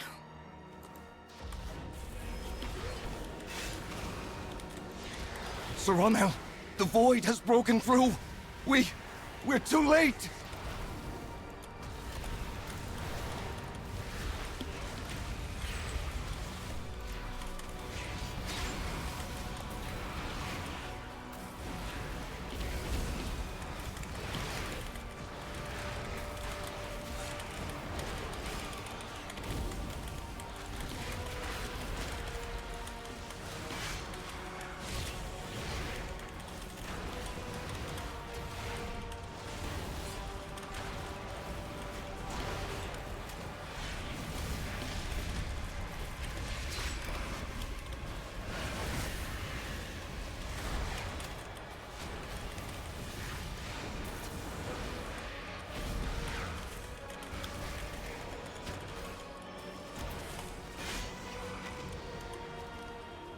Alright.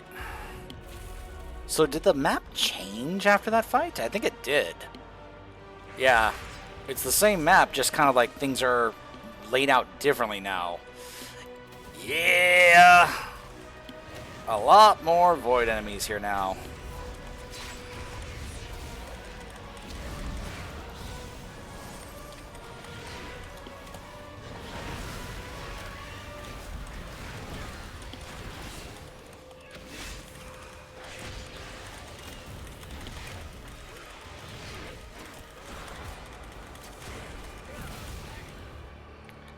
I see Hugsworth running around. I'm like, dude, you are just straight up gonna pull stuff. I can tell. I mean, for one thing, he's a hunter, and we all know hunters just love pulling stuff, right?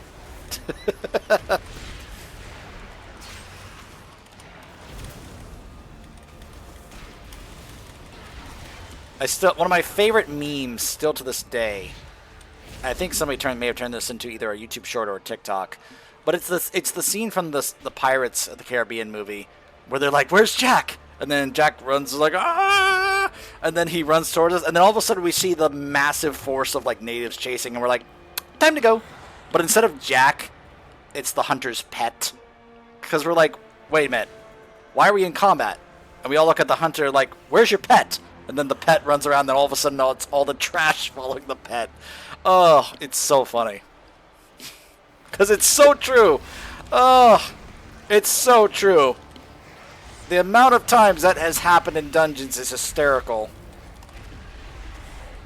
Because it still happens to this day. It was true back in the day, and it still happens now. It's one of the reasons why the community still loves to make fun of hunters.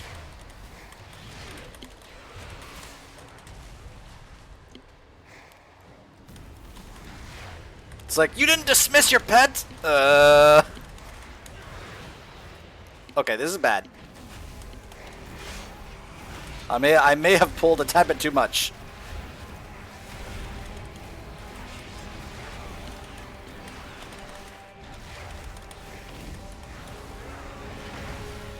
Okay, you know what? No, it's okay. We're fine. We're fine.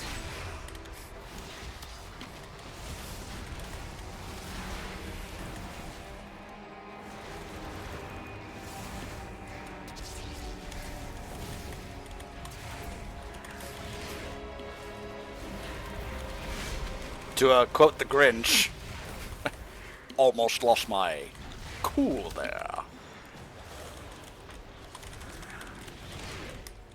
By the way, I don't know what to make of all the stuff that people have been saying about how that was actually not the real Jim Carrey at that award ceremony recently. I honestly don't know what to make of all that stuff. It's very interesting and compelling. I'm not denying it, but holy mackerel. The implications that it could be like a whole different person, or people were even saying that it could be a clone of him, and I'm just like, I'm not sure if I'm ready to go that far. What's your theory on it, Ram? Because I've been seeing tons of it all over the place. Like, especially on TikTok. Like, people are just, like, talking all about it right now.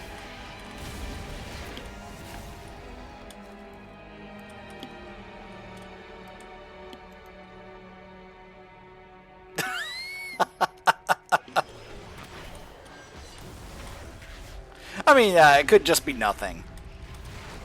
It's just always also interesting to note that, like, about the things that people are pointing about how, like the mannerisms were completely different. His eyes were a completely different color.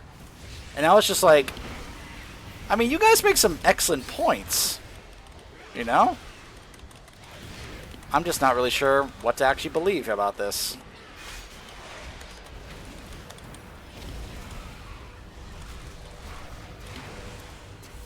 Gosh, I hate that Sigil of Flame is now only with Vengeance and I can't have it on Havoc anymore. I honestly hate that.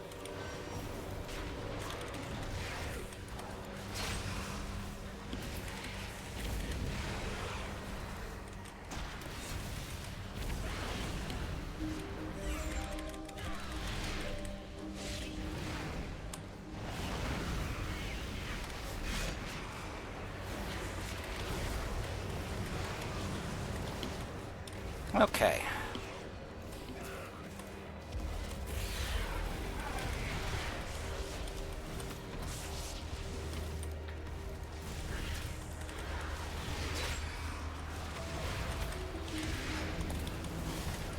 Holy mackerel.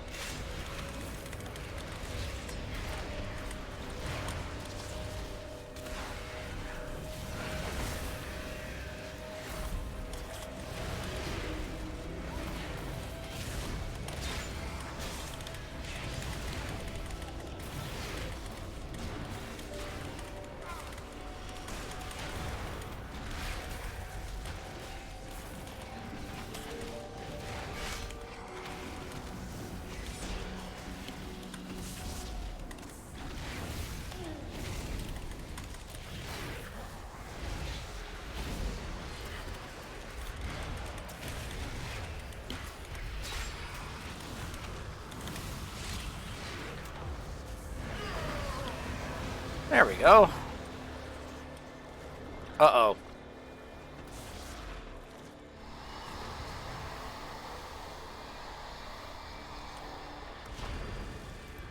Okay, this is our next boss.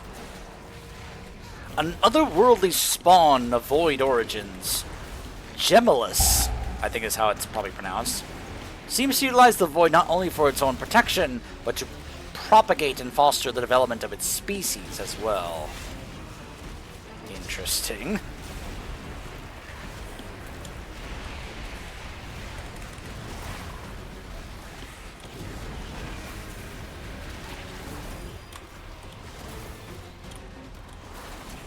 I guess that trash just keeps going over there for some reason.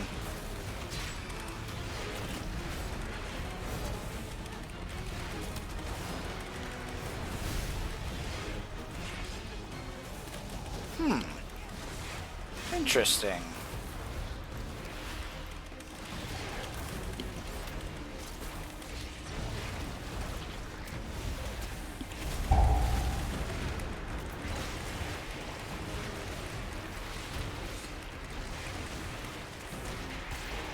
Yeah.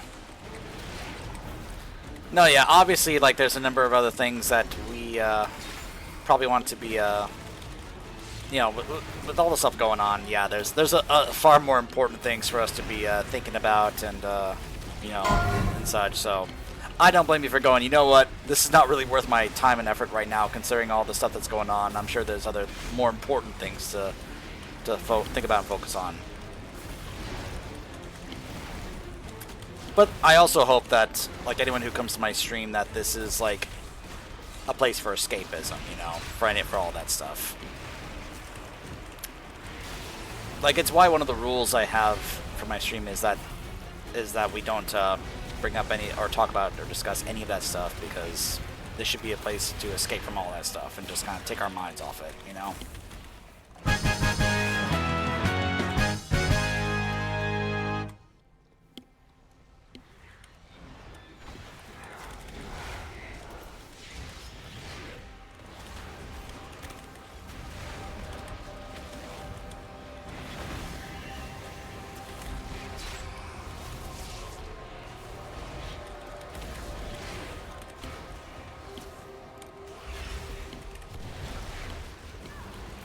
Like, what are y'all doing over there?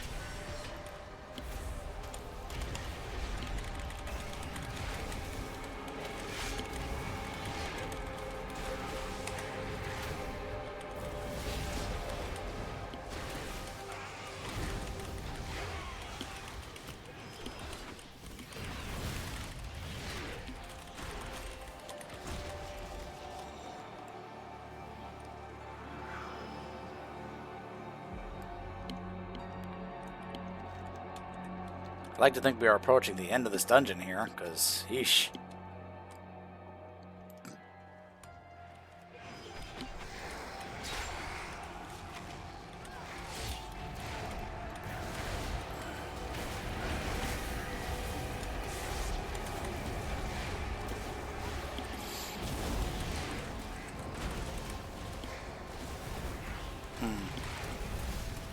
I think we may end up facing the final boss here. So if we do, the final boss we're going to be facing is called Degentrius, a powerful creature of the void. Degentrius has taken advantage of the opportunity inadvertently provided by Magister Umbric and launched an assault on the terrace.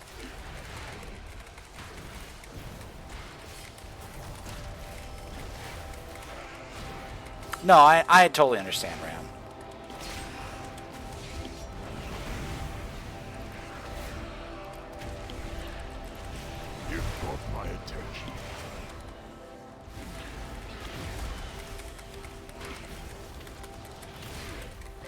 Yeah, I would only, like, you know, be harsh towards anyone in chat if they were clearly, like, either being out of line or whatever. Like, for example, like, if somebody in an Overwatch game, like, really got to me and then showed up at my stream to trash talk and such, at that point I'd be like, yeah, okay, you know what? I have no problem just straight up either timing out or banning someone, you know, someone like you right now, you know?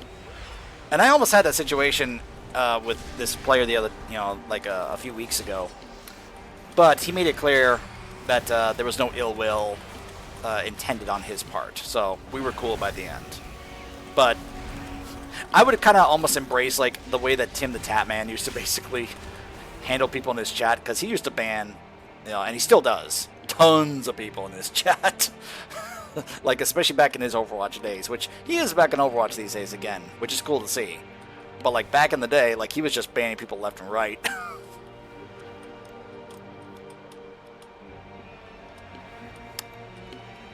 I don't think we have to face that trash. Or maybe we do. I'm not entirely sure.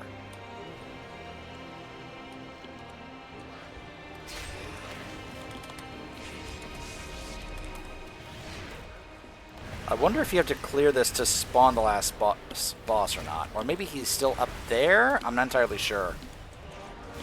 Hold on. Upper tower. Okay, so it looks like he's... Yeah, so we just have to keep going up. Just keep going up the tower. It's like in one of those old games where you just keep climbing the tower to reach the final boss. Krenna, what? Why did y'all pull that stuff? Oh my gosh.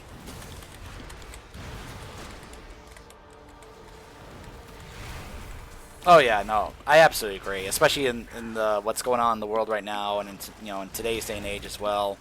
And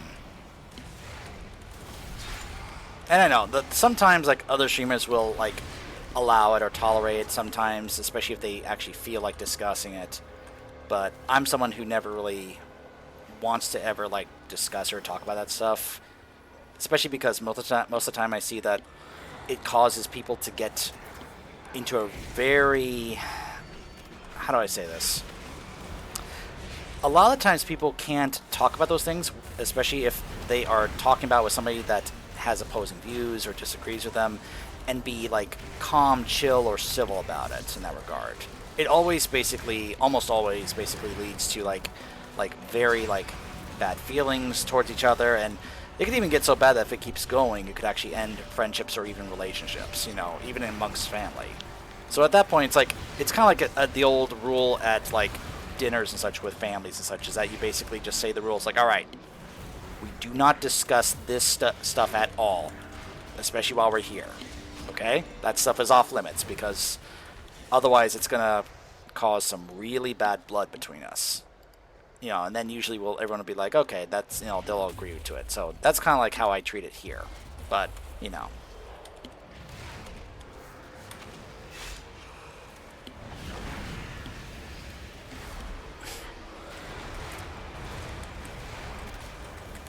And yeah, sometimes I will admit that I also at times have a hard time seeing or noticing whether or not someone is actually being, like, legit or real. through text, because like you said, it's very hard at times to see if somebody is actually being real or just sarcastic, whatever, in text, you know. And of course, we also live in a... I was actually hearing Perpsuki talk about this in her stream last night after I raided her. We unfortunately live in a rage bait world and culture. And forgive me, I cannot stand rage bait crap. I get so sick of all the rage bait nonsense. So, it does tend to get to me. And, like, if somebody showed up just trying to rage bait me in my chat, at that point I'd be like, okay, you know what? If you're just gonna rage bait me... Champion, I know what to do. I'll need to attune the Cynosure to the Void Storm. That's when I would probably consider either just straight up timing them out or even just straight up hitting the ban hammer, you know? Monstrosity? You keep it occupied while I channel the spell and end this chaos. It's like, yeah, I don't need a rage baiter hanging out in my chat, you know, so... I would have, at that point, like, yeah, I don't really feel bad about hitting the banner. Will you guys get up here already? Oh my gosh. This is why a lot of people are complaining about the follower dungeons this expansion. You dare? Then die! You dare? He was just so, like, shocked and appalled. Surge. It's like, really? You dare? Alright, then you die then. Darkness! Devour shattering shadow, sealed in darkness. Ah, okay. Shadow surge. Uh-oh. Whoa, whoa. For a moment, my controls got a little backwards there. The void hungers. Shadow surge. Well, this is going to be very interesting to do as a DPS. Shattering shadows. That is the good thing about follower dungeons, though, that most of the time the followers actually do mechanics better than actual players. Shadow surge. The void hungers.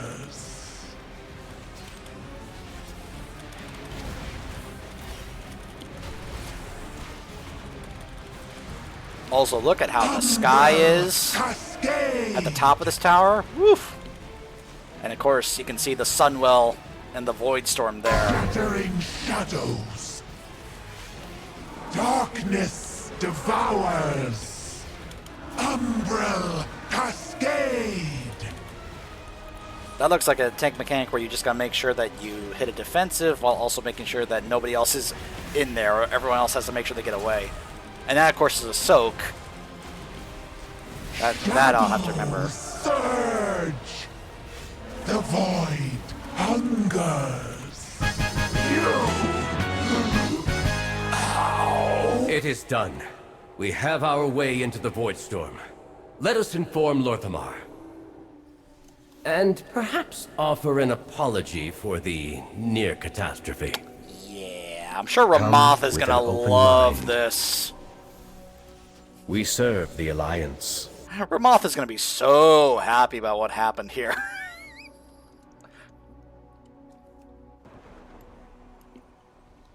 Alright.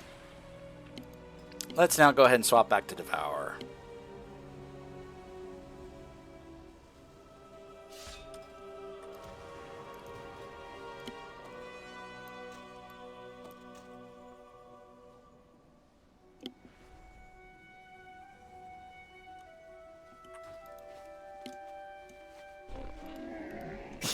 I have many, many wares. Farewell, friend of the Grummles.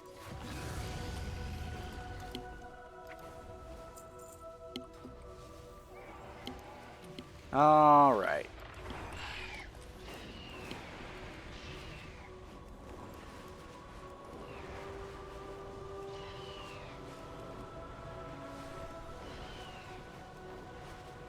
Visually, that just looks so cool. But the fact that I could see it from so far away, like from Brill in Tirisfal, was just nuts to me.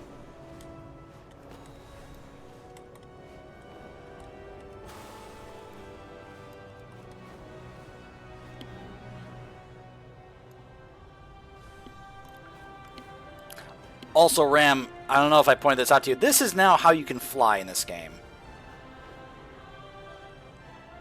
This was something they introduced in Dragonflight. It was called dragon riding at the time, because all you could use in the Dragon Isles was dragons to fly around like this, in this super fast style of flying.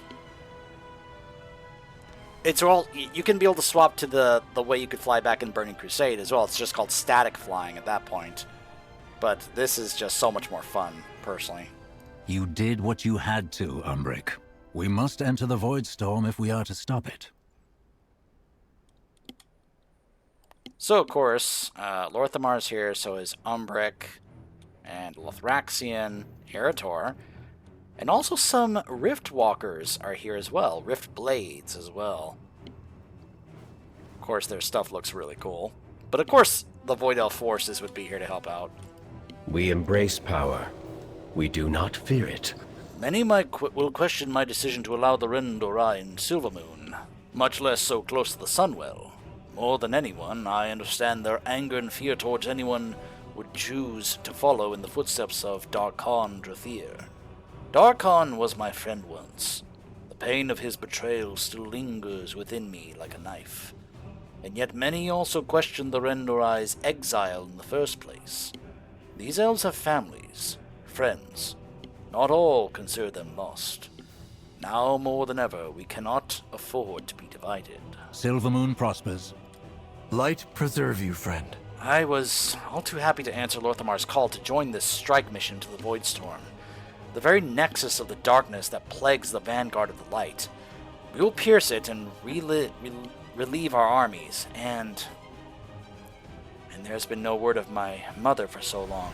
Something tells me that I'll find Illyria anywhere.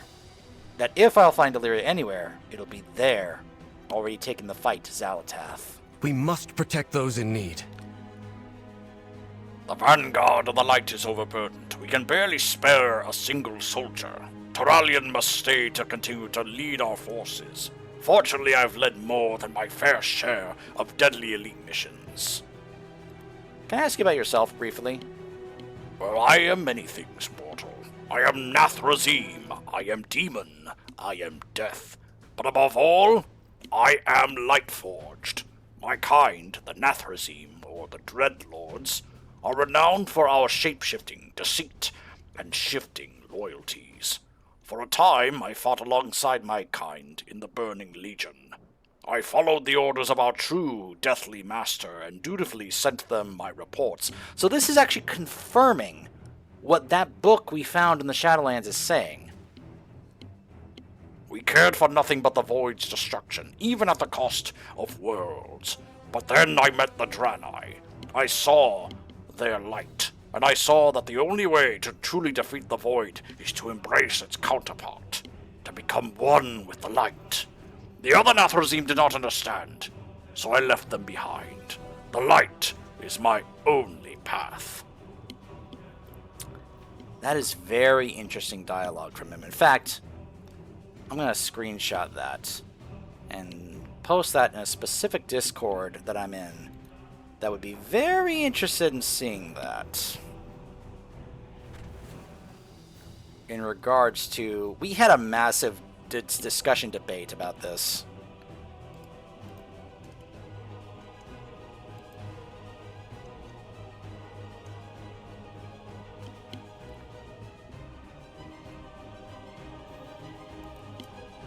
Also, what in the world?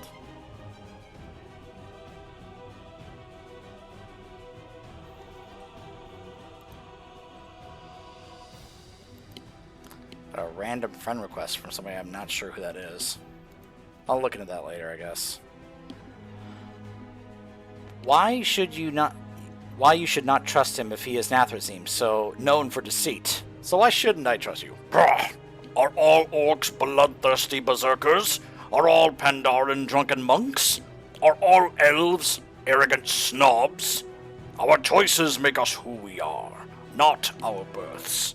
Why would that be any different for us Nathrazim than it is for you mortals?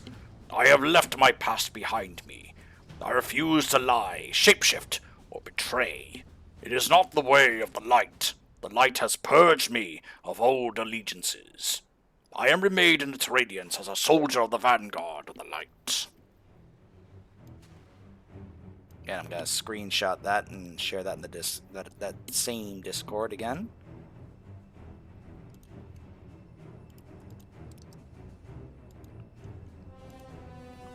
Careful of the Void's tricks. I have much to teach you. Well, that could have gone better. Then again, Ramoth hasn't killed me yet. It could have gone worse. Haste and Mastery. Haste and Versatility. No, I gotta take the one with Haste and Mastery. Considering if it's a focus on Devourer. And a new renown, the Singularity Renown. Baladash Malanore.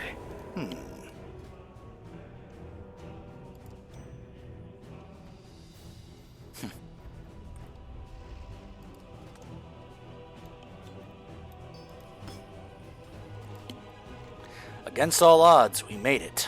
I can open a way into the storm, but it'll be a tenuous connection. We can only get a small team through the portal. We have no idea what awaits us on the other side. We must be prepared. I can use the Sinisture to bind us to Magister's Terrace. If we need a quick escape, I can bring us back there. Come, help me calibrate the spell. Here, champion. Help me align the spell. It will anchor us back to Magister's Terrace in case of disaster. High Commander Lothraxion has warred on countless far realms, so I have asked him to lead this mission. And young Erator has more than proven his worth. Together, I hope their light will balance you within the shadow. You Rendorai may be our greatest weapon against the Void. I swear to protect you all. The light is our greatest weapon against the Void. Remember that, or succumb to corruption.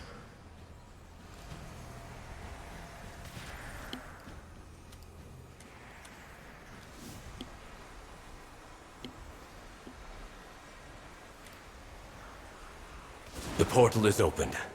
Gather your courage. Only darkness awaits us on the other side.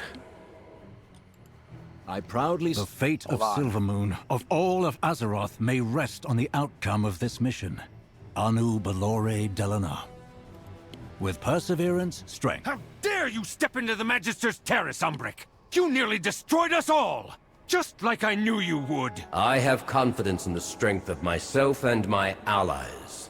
Something you noticeably lack, Rameth. Confidence? Arrogance! The same arrogance that transformed those poor souls who follow you into void monstrosities! We are not monsters. We are in control. We are Rendorai. Enough! It was a risk to let them near the Sunwell, yes. But we will not win this war without taking risks. The Rendorai have not wavered yet. Yet. We shall see if this mission succeeds. You've always been reckless, Umbric. You leave calamity and ruin in your wake. Yeah, he's still bitterly hurt. At least try to make it back alive. Aww. He actually does still care. The shadows serve us. Here we go.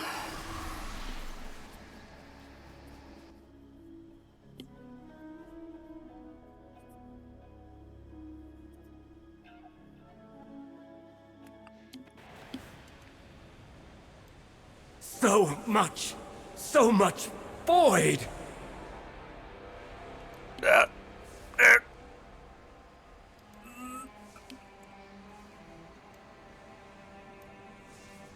Mystic Champion, you control the shadow. It does not control you. You know what? This is very fitting that I swapped to Devour for this. Yeah! Eyes forward! But This power... It's like nothing I've ever... Control yourselves! Calm down, y'all. Calm down. we embrace power. We do not fear it. This power. I've never felt the void like this before. All consuming. Yeah, well... considering that one of the reasons why she was able to pull this off is because of the power that she got from Dimensius, you know, the all-devouring, it's not really that surprising. The void here, it's like nothing else. Surely you can feel it too. The overwhelming power? We must do something to stabilize the area. I'm barely able to keep our escape route from imploding, and the rest of our scouts. I can only hope that they can hold it together. The Rendorai know what to do. They will place Shadestar Loci to protect this area, but we'll need your help activating them. We must scout. Yes, scout ahead. Everdon, no! Oh, curses!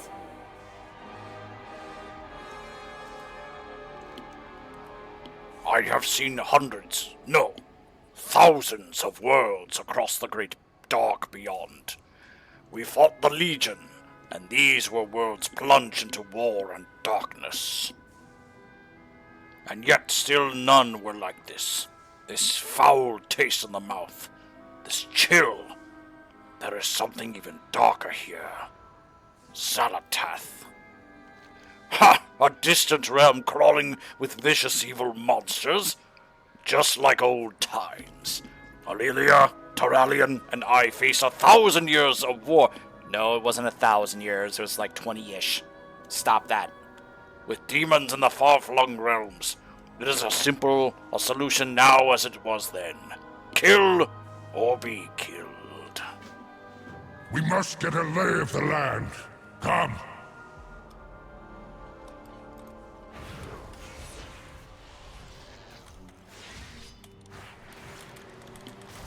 Okay, maybe pulling this thing may... I don't know, we'll see. We'll see how this goes. This possibly could have been a bad idea.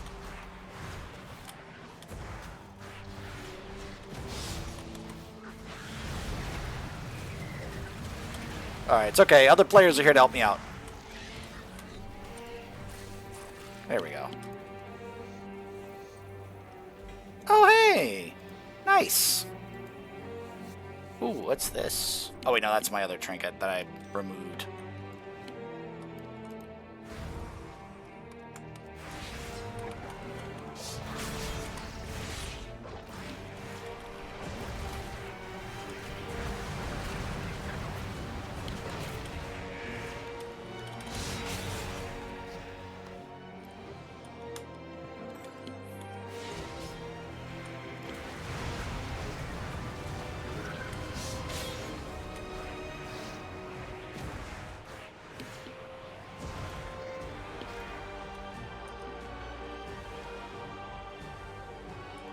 Okay.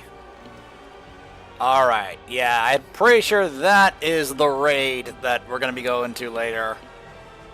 The Void Spire. Yeah, that looks like the raid. Yep.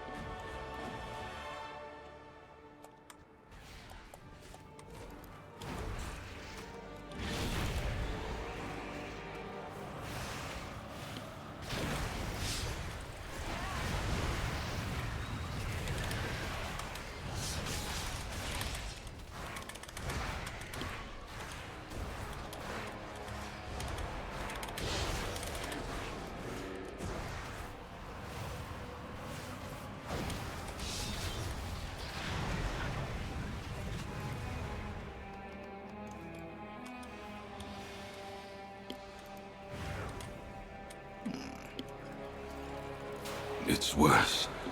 Worse even than when we were first transformed by the Void into Logris.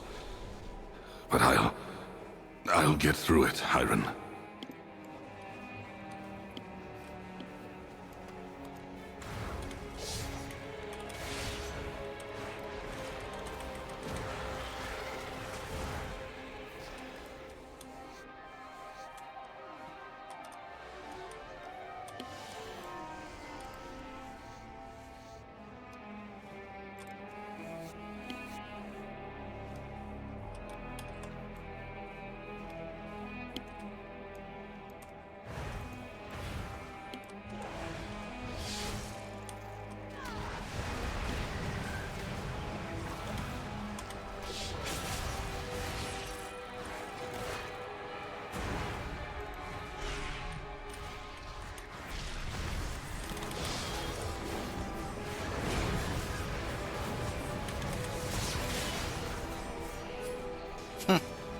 Yeah, that's definitely a warrior.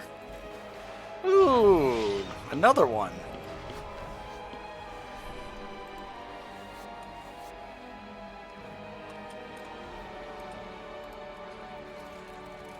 Fear not for my sanity, champion. My minion and I are well used to such madness. Well, yeah, I mean, you are a warlock, because you clearly have a Void Walker helping you out here, so, So yeah, I'm pretty sure you're gonna be fine. BAM! That really is satisfying to hit when you can actually do that.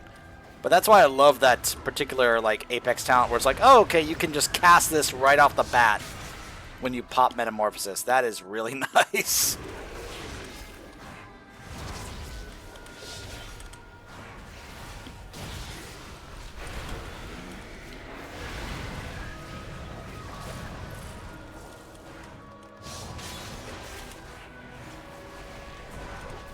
He took off. He's like, nope.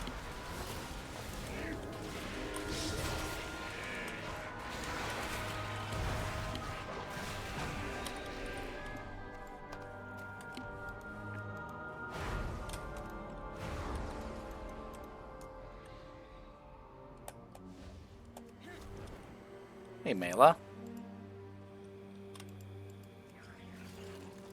It is like drowning, flailing your arms out, but we will learn to swim.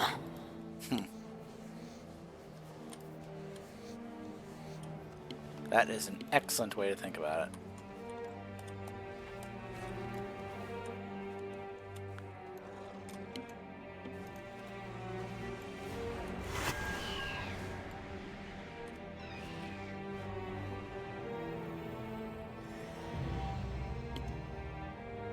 Gosh, look at that.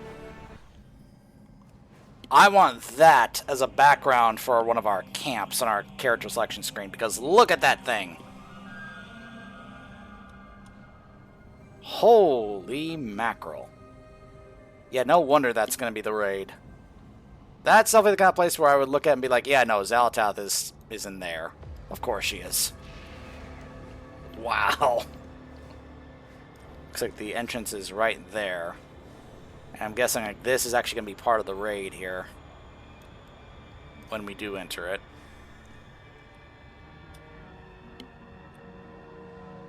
Because there's the summoning stone, so yeah, we would enter through here. Yep.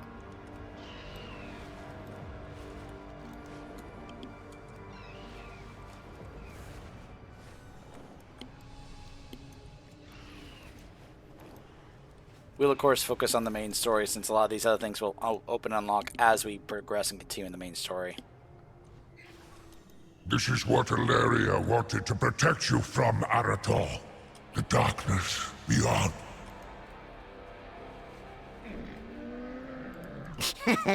Many deals for a friend of the Maybe Grummles. so, but like you. Arator is a grown man at this point. He's done a lot of growing up. She can't baby him forever. What can I do?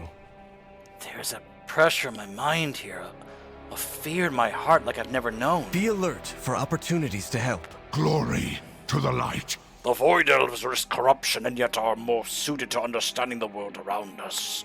We need their expertise, but cannot trust them. It irks me, but I have already sent for more scouts. The light protects you. Vile beast, did you sense it? They all reek of void. Careful of the Void's tricks. We have secured this location. Some Void Elves can make this into a proper camp. A proper camp. Sound like an oak there for a second from 40k. We'll make this a proper camp, boys. There must be some weakness that we can exploit to stop them. Stop the storm. We must bring my army here to mete out justice to Xal'atath's armies. Join me and young Arator. Let us see what we can gather from this place across the horizon. The light protects you.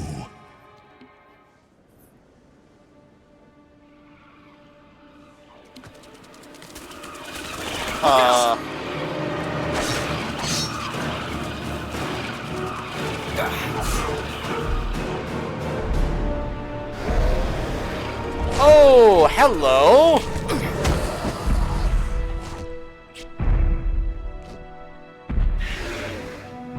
Hi, Illyria. Eretor!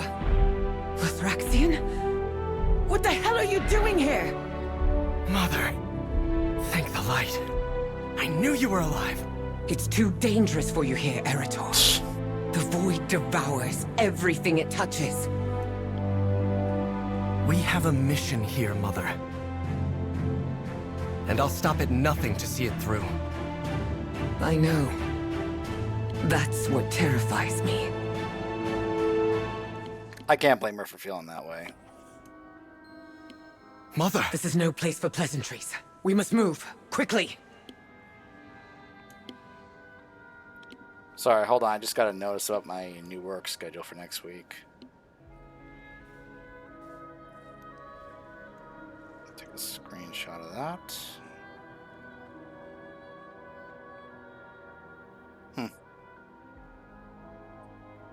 And I also got a message from one of my coworkers who I think is asking if he can cover my shift. One of my shifts, maybe. Because my coworker's already discussing. Let me see here. Yeah, he wants to cover one of my shifts. Let me see here. Yeah.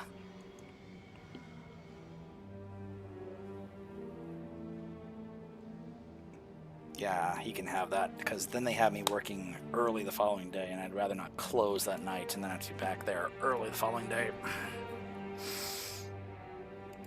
It's good you are here.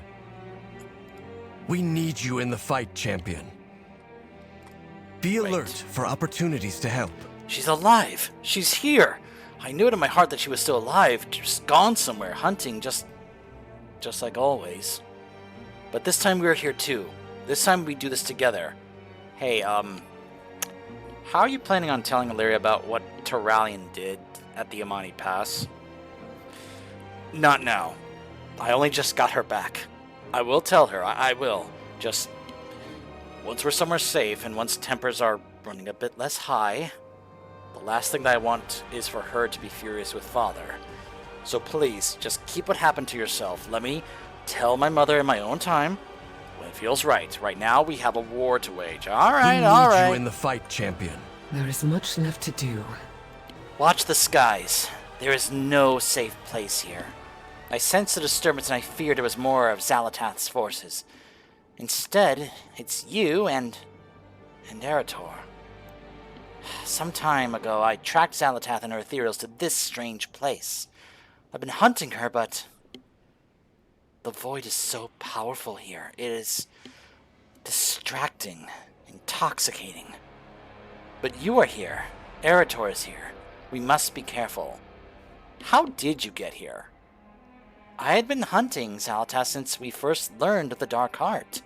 After she left Kaz Algar, I followed her to Koresh when she sought to prevent Demencius' return. I continued to follow her, even after the heroes of Azeroth were pulled away to the defense of Silvermoon. I will not relent. She allowed the Shadowguard ethereals back into her ranks. As she opened the way for them into this strange place, I slipped through.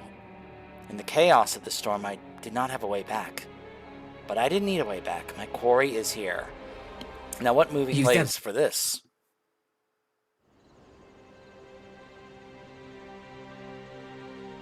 Oh, I know what this is. This is what we saw at the end of War Within, isn't it?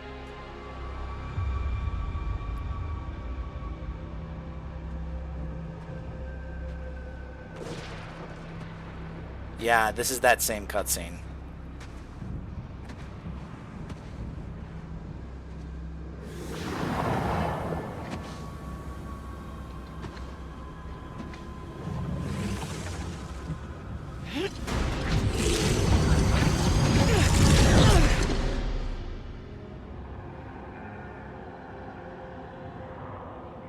So I should have remembered this to realize, oh yeah, no, she's definitely here. Mistress, I have come to offer myself in service.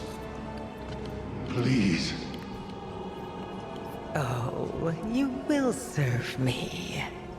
I went to a lot of trouble imbuing this bauble with untold power. Now yours shall be added.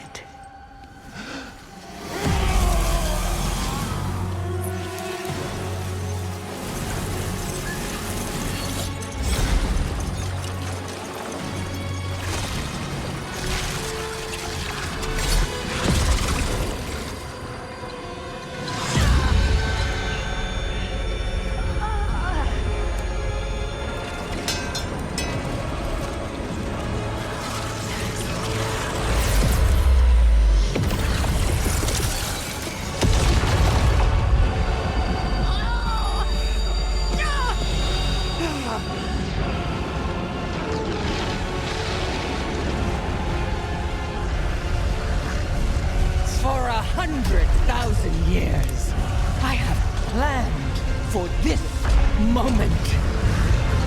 Let the way be opened to my prize.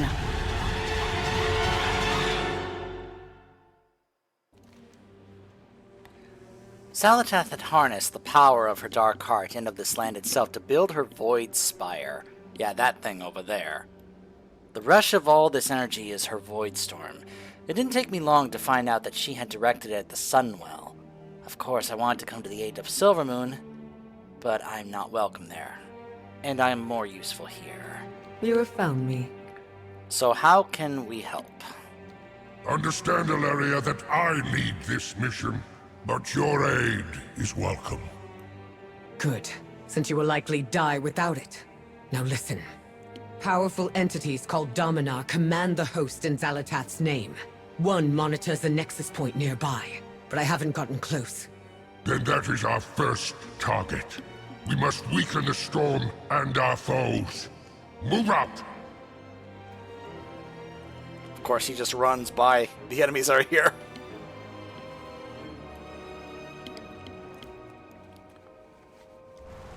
We'll get there in style. What?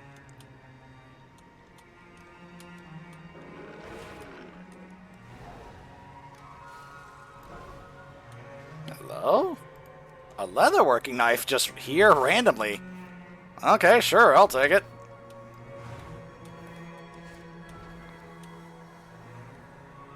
I do love, I said this before as we were doing the leveling streams, I love when you swap to Devour, it changes your wings to this. That looks so cool. And the fact that you don't need a glyph to do that, it's just by default when you're playing the spec is kind of fantastic.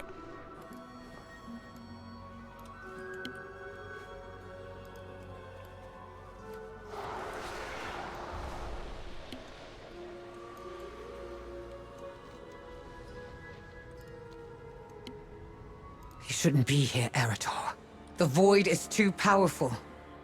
Then we'll fight it together. I'm not leaving you. Ansek Shamar.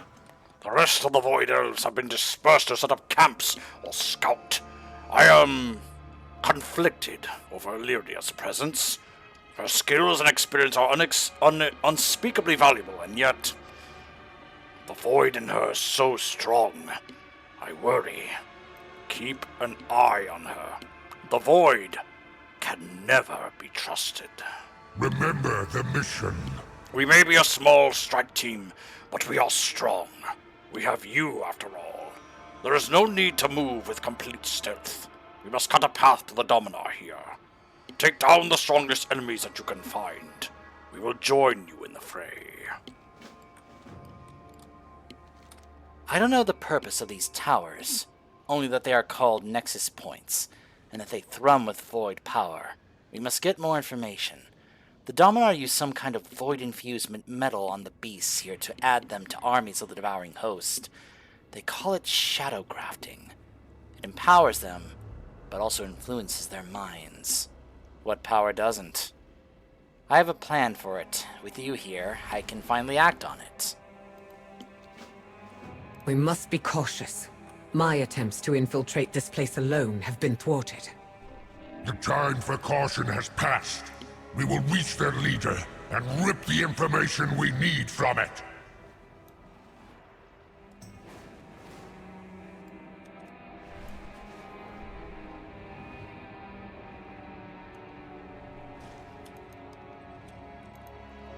These fire monsters are no match for us, champion. So I instinctively just now tried to use the hunt on this thing, and then I realized, oh wait a minute, the hunt is not part of this particular build. It's so weird not having that.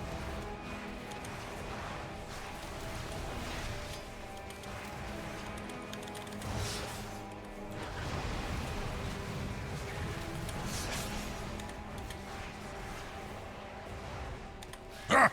Kill and kill, yet no alarm is raised. They seem used to this chaos.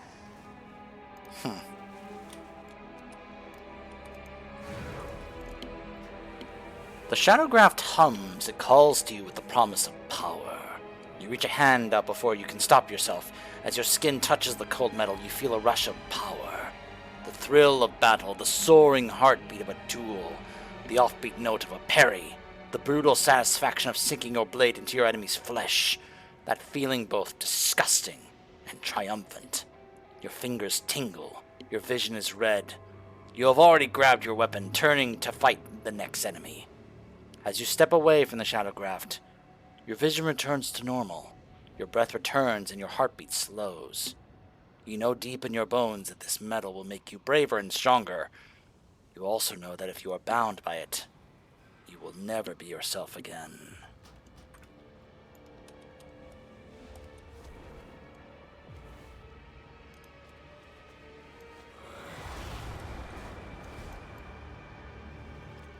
They will even shackle their own kind? Interesting. Some even seem willing.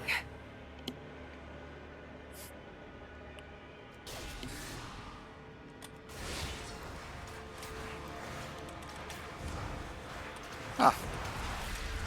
Yeah, the thing is just straight up shackled.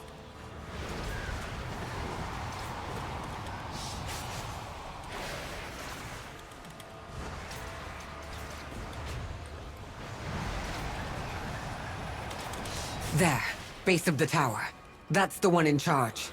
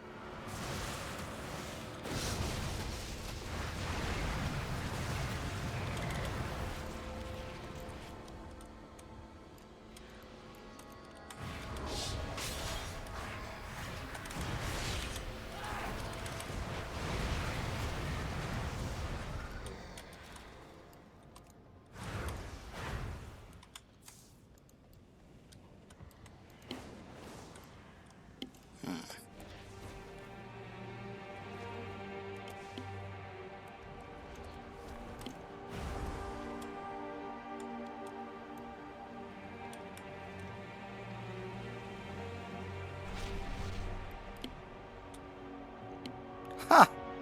They're using an Oceanic Vortex there to fish. That's funny. Right ahead, champion. Let's take it down together. Oh wait, another player already took it down for us. Now we have to wait for it to respawn. Never mind.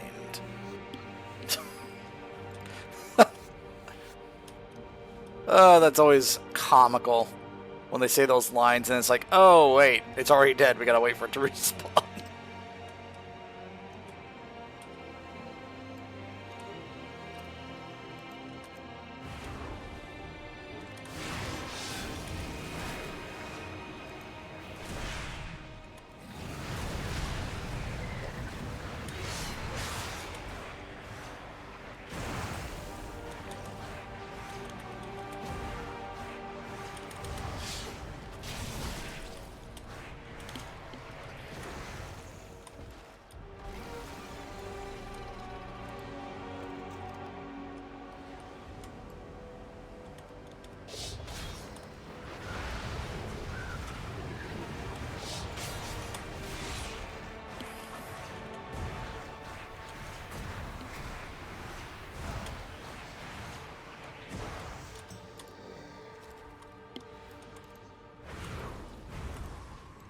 Alright.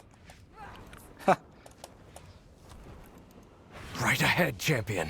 Let's take it down together. All the creatures here seem to be immersed in void, down to the smallest mite. Stay sharp.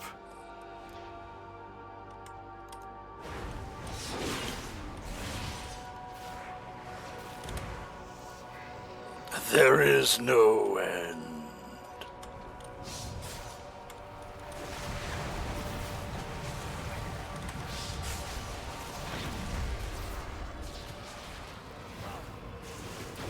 Bam!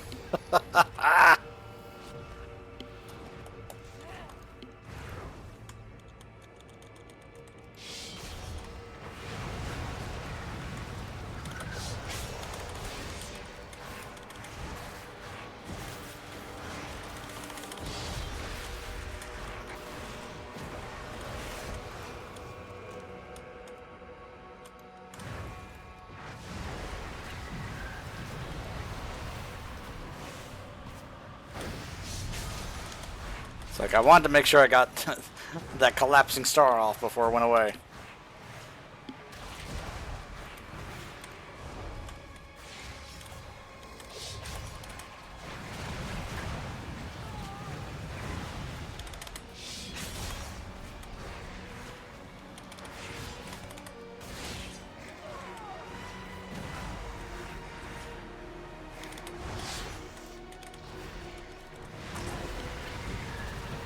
I may have to also test out one of the other builds, though. Because this is, right now, the Mythic Plus build. Probably not exactly the build that's, like, recommended for this kind of questing content right now. Like, as much as I do enjoy that... oh, I have to wait for that to come off cooldown.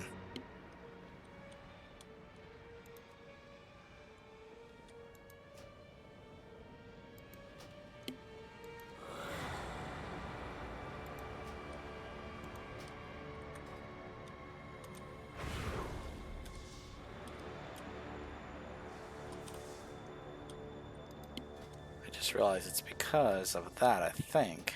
Yeah, hold on.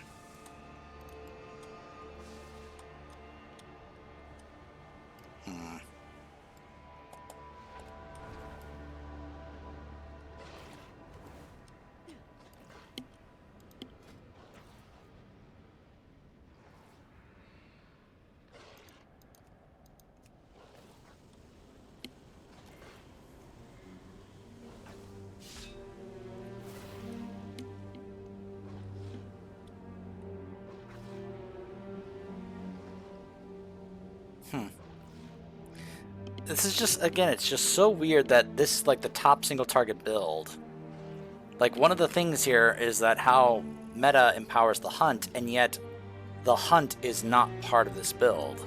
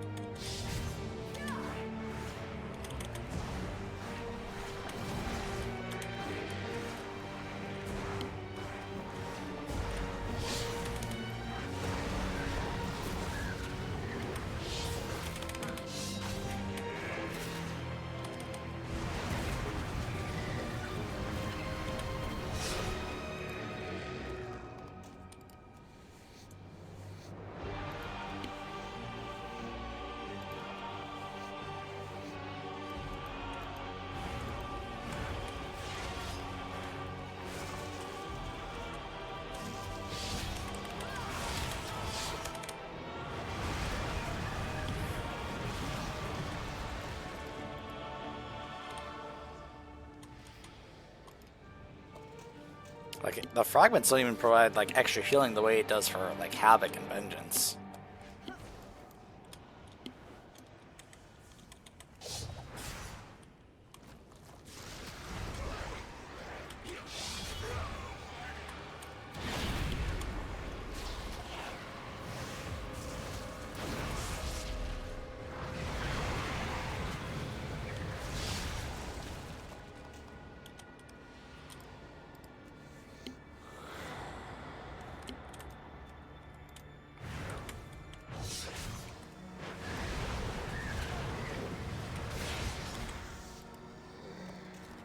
there's the 12.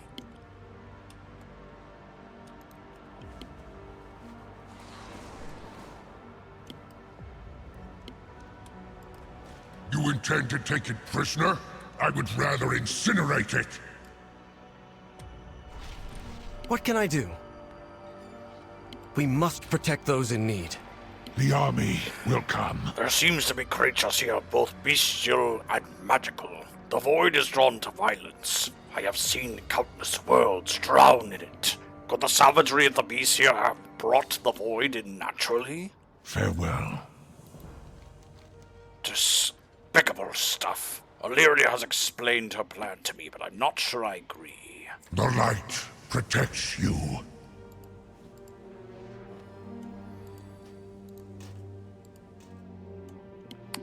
Illyria has a plan to use this shadow grafting material to capture the Dominar for information. But what good is information given by evil? I have fought countless demons, and every one of them was a liar. He says this while being a former demon himself. Remember, a Nathrasime, a Dreadlord. Yes, he's Lightforged, but he is still a demon. Let us follow her plan for now. Do what she asks with this metal, and then slay the Dominar's pet beast. Once we speak with this vile creature, I will decide how long it lives. Careful of the void's tricks. I have many lucky doos you like. May your feet find good trails. Light and shadow. Two sides of the same coin. With enough of a push, light can become shadow. And shadow can become light. I see, Mother. We can use their own materials to bind and capture that Dominar.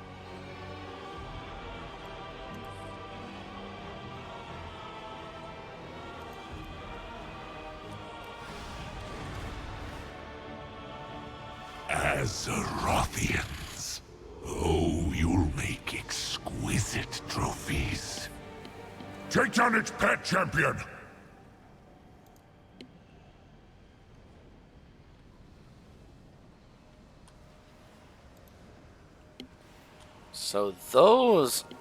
Alright, so those things are called Dominars. Okay.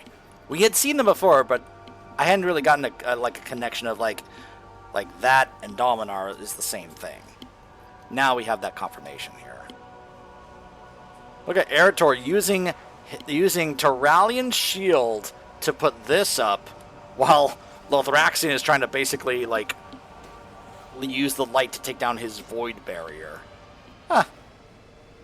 Also, Illyria is trying to shoot it down as well with her void arrows. Come on, Sinew Shredder, respawn.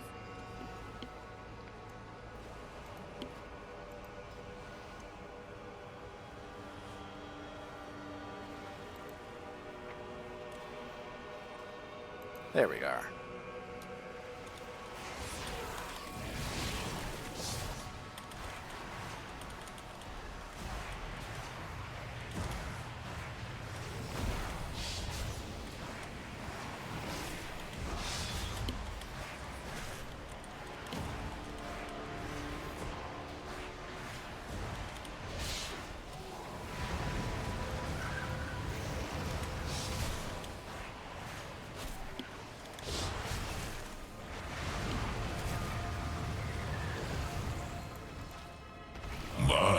Delicious bloodbath.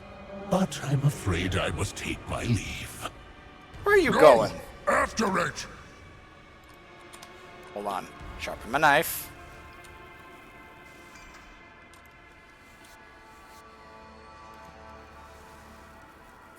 I'll be with you guys in a second. I'm just skinning these things. There we go.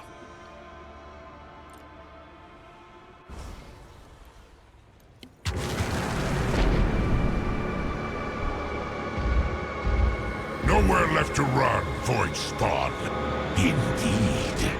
I can see the position I'm in, and I can see yours.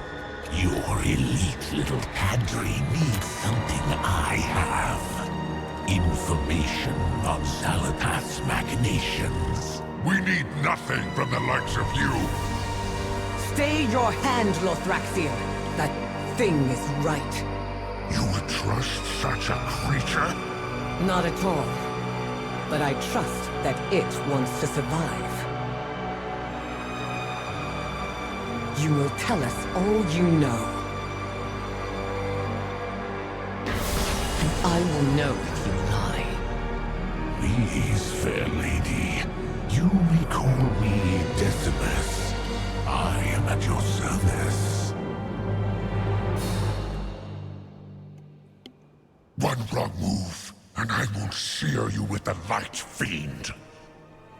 Such strength and wisdom. Clearly, it would be foolish to defy you.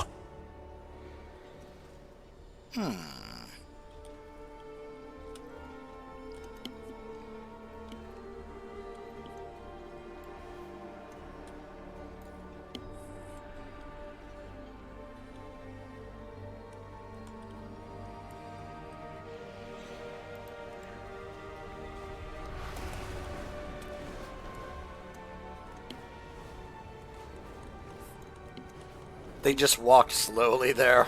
And I was like, yeah, no, forget about that. I'm flying there. Whee! Oh my gosh. Jesse's already doing Mythic Difficulty 0 of these dungeons. Of course he is.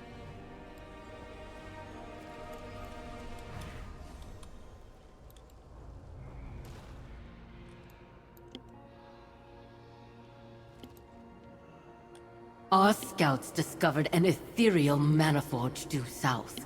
Not sure what they're up to, though.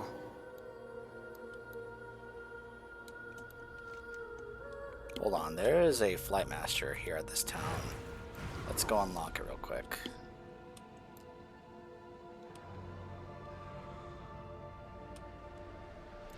Baladash, Malinore. Let's try the Delve build for this. This also uses Void Scarred, but it actually doesn't use the Apex talents, and it lets me be able to use Hungering Slash as well as the Hunt, which is very interesting.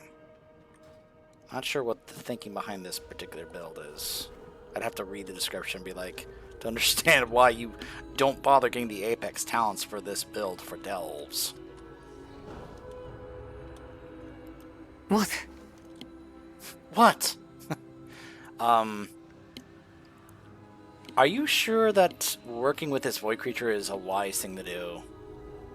Look, I know after what happened in Koresh, Locust Walker convinced us to work with Xal'atath, and I argued against trusting a void monster at every turn.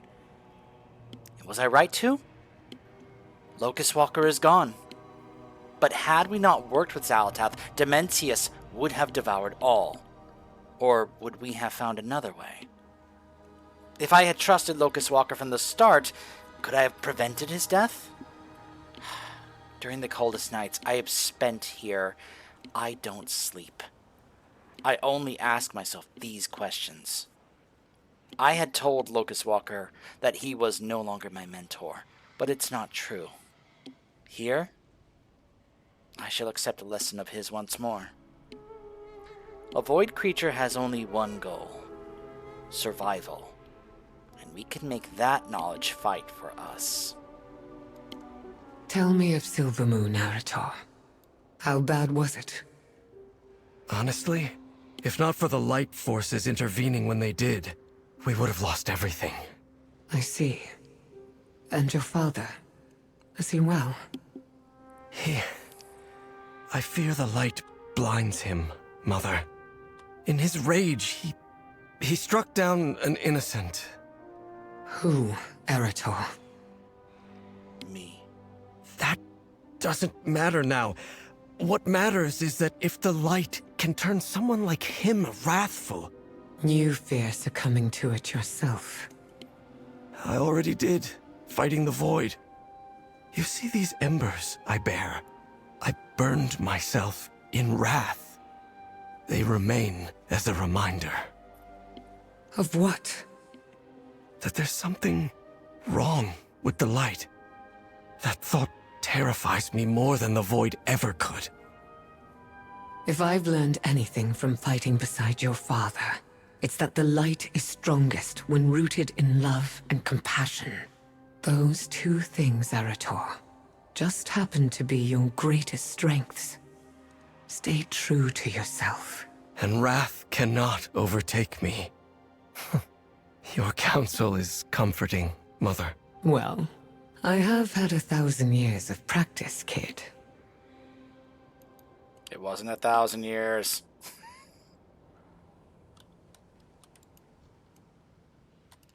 Oh, and it's you again. My, I haven't experienced such uncouth behavior from a guest since... Well, I shouldn't say. I know when I'm beaten. Let's be civilized now. Tell me more about the Dominar. Why, we Dominar are simply creatures of evil and darkness, as your light-forged friend so aptly points out. Certainly there is no more to us than our desire to devour every delicious drop of suffering your mortal heart elicits. It is beyond our wicked hearts to craft sophisticated structures, tend to splendid gardens, or regale each other with tales of the distant worlds to which we venture. And the fine craftsmanship of their denizens. No, we yearn only to lead Zalatath's devouring host and slay brave heroes in her name.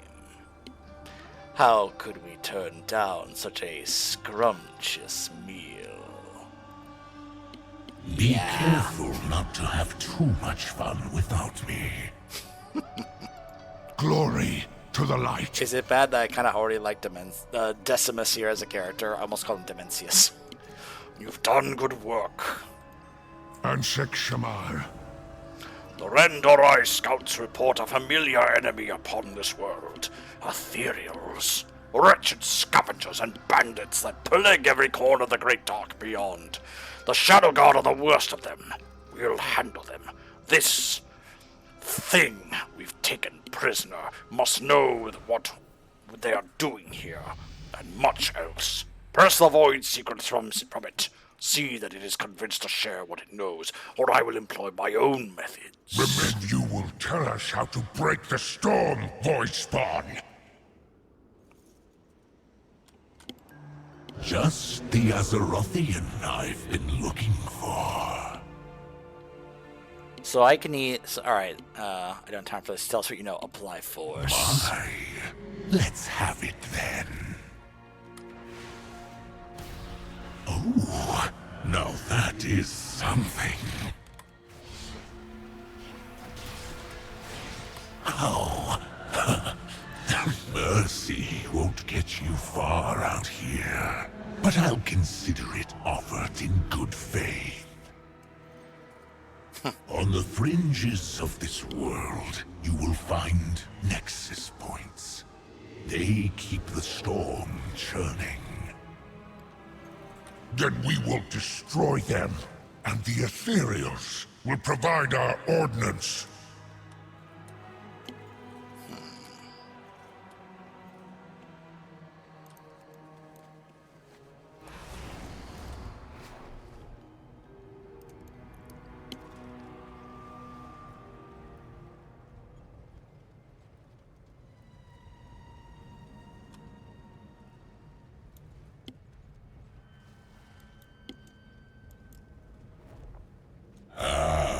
The Ethereals. It was not so long ago that Zalatath brought them into the fold.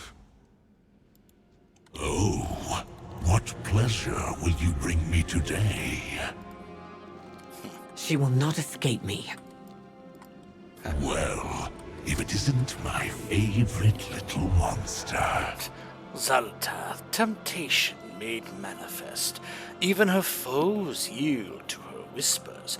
Would you care to hear how? How did Zalatath take control of the Ethereals? We've already seen this, but let's go ahead and watch it again. Especially if there's any of those of you in chat who haven't seen this.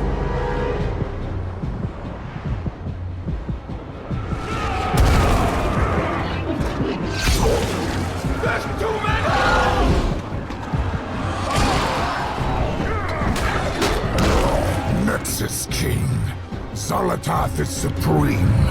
Join us, or be consumed. My ethereals will never be bound again! Zalatath, be damned!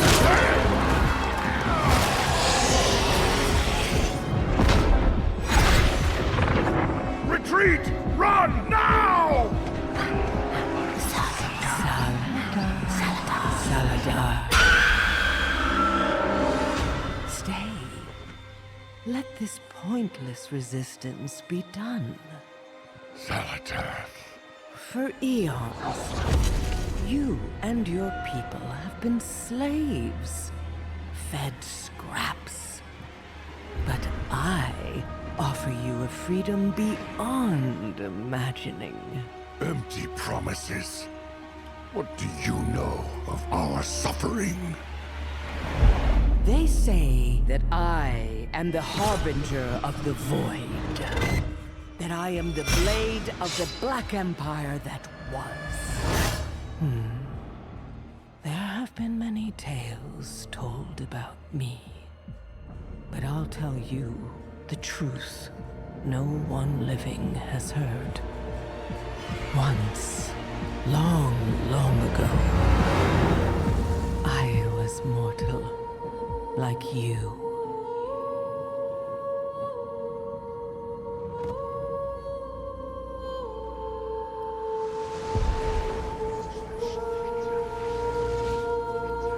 I lost my world, just like you.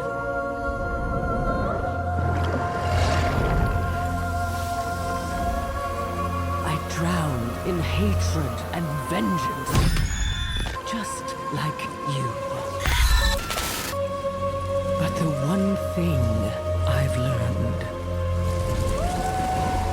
over in eternity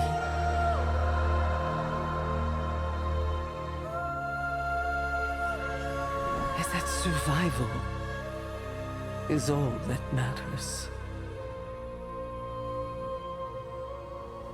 What I'm about to do ensures survival for all our kind. Our kind? You are one of us. You are void now. You may flee, but only I offer a true path forward. Survival and more is at my side. And you can lead them all. The choice is yours.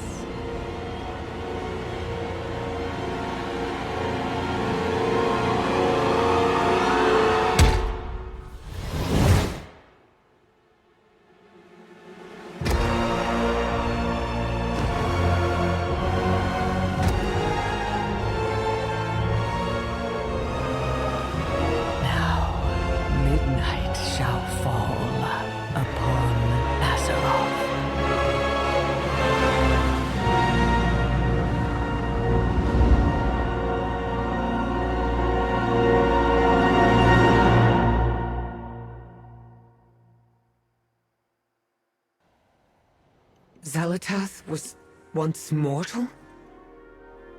That's what she told Saladar. Perhaps it was even the truth.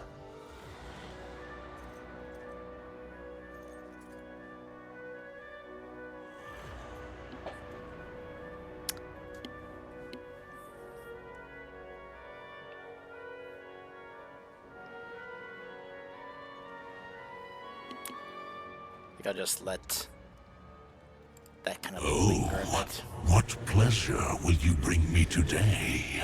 I can't remember the last time that I was restrained like this, and in such a novel manner. What do you suppose we call the material now? Lightcraft?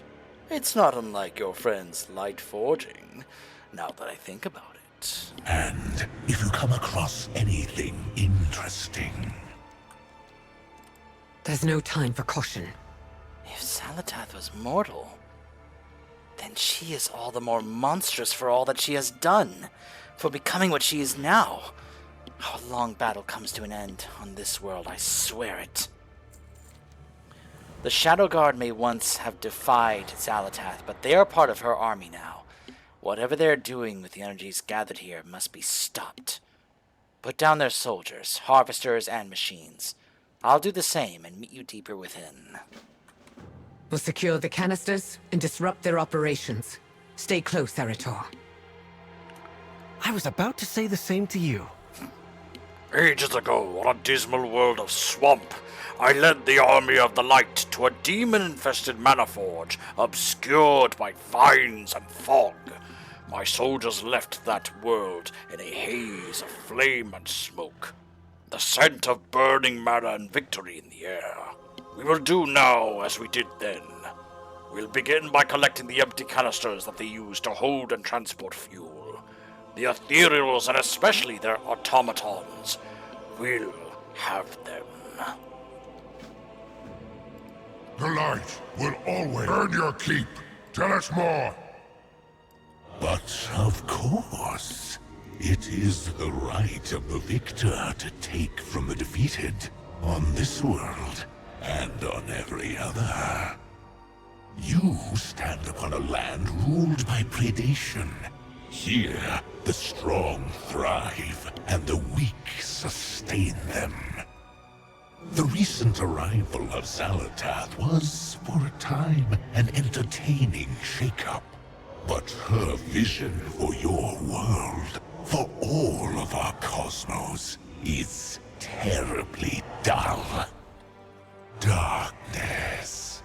Endless, yawning, monotonous darkness. She brought you to heal. How like the endless armies of the Void to suffer from disorder. Too true. I prefer the thrash and struggle, the delights of stark contrast. There is no foe so thrilling as one strong in the light. Belief is our strength. You believe in nothing. We embrace a unity you could never understand. Ooh, so pious. You are a curious creature, aren't you? A Nathrazim all wreathed in gold. Must be quite the story. I became worthy of the light. Such strength of will is beyond you. So aggressive. This world suits you, Lothraxian.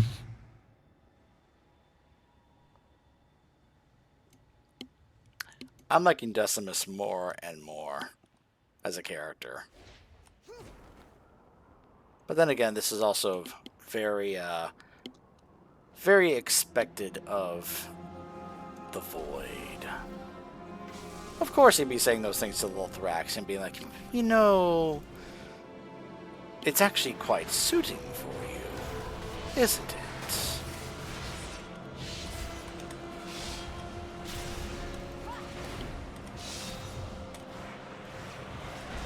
After all, that is what the Void does.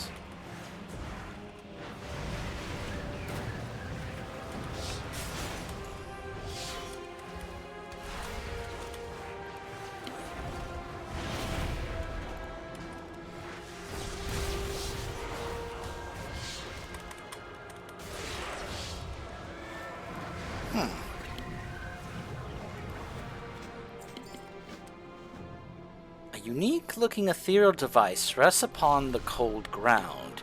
It bears a crack down the middle from damage in a scuffle. Perhaps Illyria will know what it is.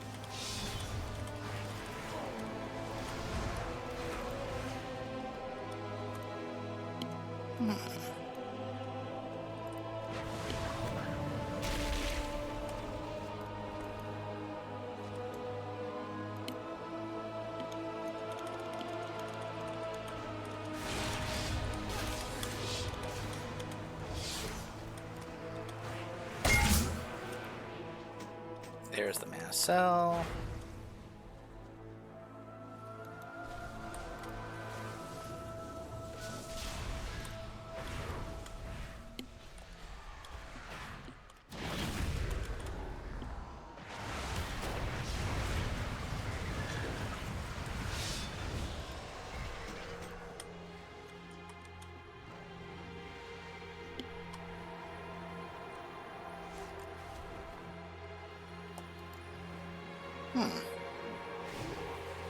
The void devours its own.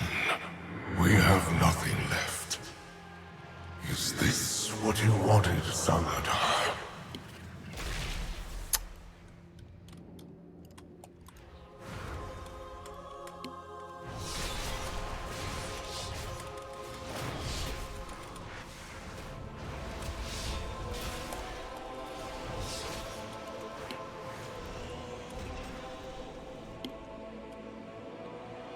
Okay.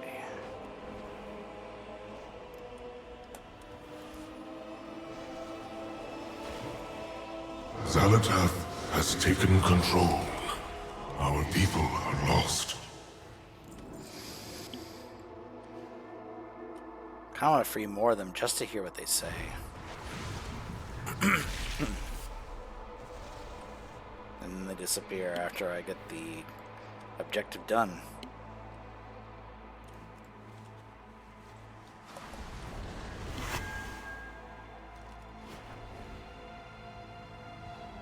You live up to your legend, Mother. And you fight well. But don't be in a rush to make your own. The army will come. Good, the same make I remember. Now the catalyst. Farewell. That's got agility, no intellect. Don't assume victory. They will try to rebuild, but we won't give them the chance. Stay alert. I've seen one of these before. The Theros use them to encrypt communications. Excellent find. Careful, she lurks. Judging by the design and the strength of this holokey's energy, it must be used to encrypt information important to communications. Let us try this lead, see if it's compatible with any of the consoles that you find around the refinery. Given the damage it's taken, we'll have to piece together whatever scraps of information that we can. Zalatath doesn't spare her enemies without a reason. Find out what the Ethereals are doing here. What does it matter? Salvage what we need and then raise this forge to the ground. They can burn with their secret. Ethereals seek corners of the cosmos to drain of potent nether. Arcane void fell to them. It matters only the yield, and we have a rich vein to work with. Now slay those who possess that energy, wild arcane elementals from their pipes, or their ethereal harvesters flush with energy. We have need of it. The light will always prevail. Always a pleasure. Yeah, it feels like the actor is having fun. Always a pleasure.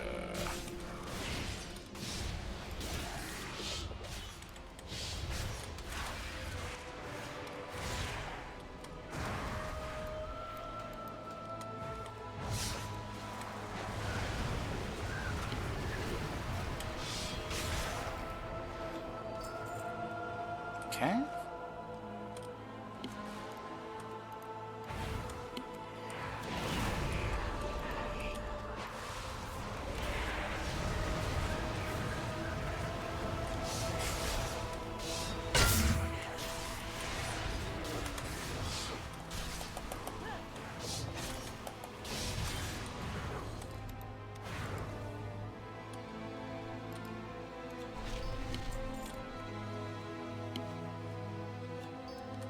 Go.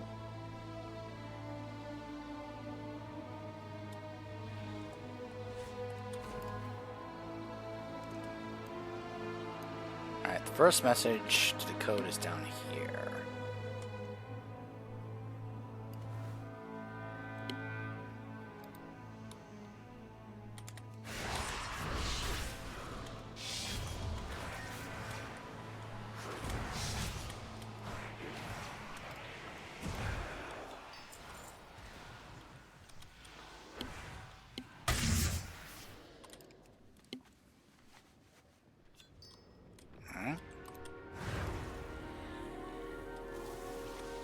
This is not what I was promised.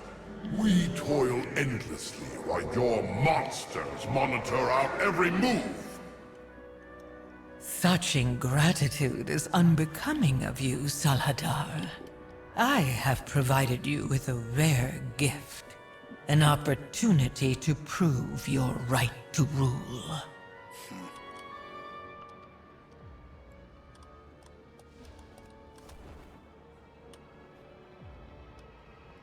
We, of course, shall continue to refer to him as Salad Bar. Because, of course, we will.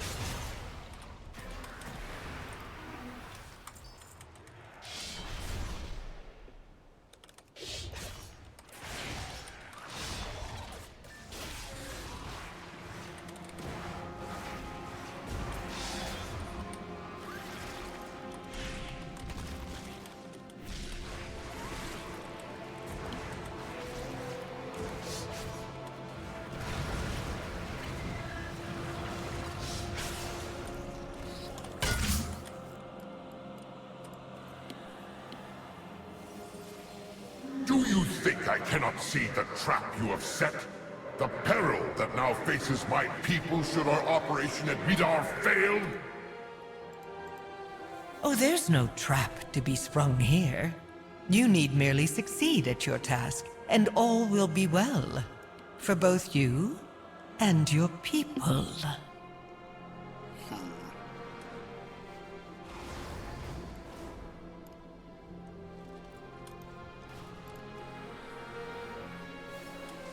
The Shadow Guard risked everything to strengthen the devouring host. Should Windrunner discover what we are doing,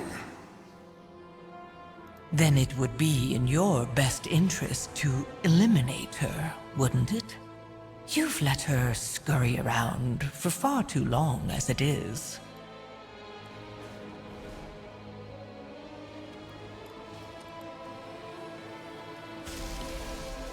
Oh, hi.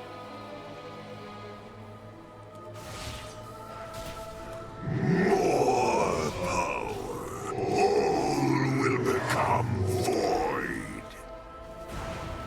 Burn in the light, wretch!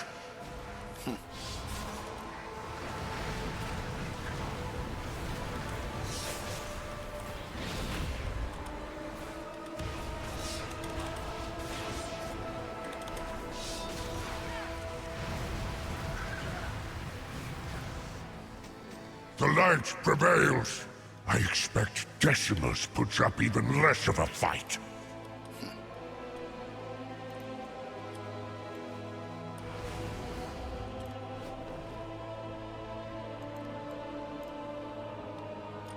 We aren't safe here.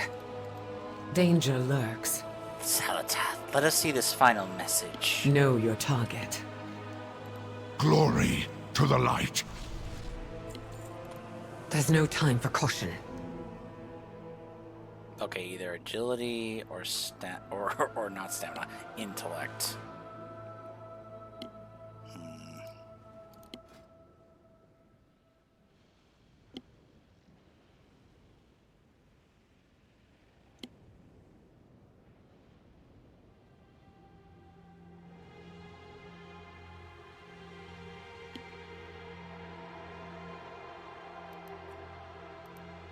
May your aim never fall. Windrunner will not prevent me from turning the Naru to the void. I will claim the power I was promised. They've taken a Naru prisoner? We cannot allow these monsters to possess a being of pure light. This cannot stand. I'm with you, Lothraxion. It's good you are here. We aren't safe here. Being with my son again after so long. I'm glad, but I wish it felt... There's no time. All of us need to stay focused on the mission. Tell me more about Saladar. Saladar rules what remains of the Shadowguard Ethereals, who recklessly wield the Void. He was one of Demencius' most loyal followers. When we defeated him in the Manaforge Omega, Xalatath stole him away to some distant realm. He and his Ethereals broke away for a time, but soon rejoined her forces willingly. Saladar may have once styled himself a conqueror, but now he's little more than Xalatath's beaten pawn. What about the Naru? Many see the Naru and think of the light made manifest, but I know firsthand that they are not so easily defined. I was not born with the magical abilities that you've seen me wield. I claimed my true strength from a darkened Naru, Lu'ura, who now dwells inside of me. She is the greatest source of my void powers. Mastering her has been a long and difficult journey. A journey that's given me the power to protect those that I cherish. Lothraxion is right to think that a Naru is on our side could turn the tides against Xalatath. And we get to see the clip from the dungeon from Legion when this happened. I see.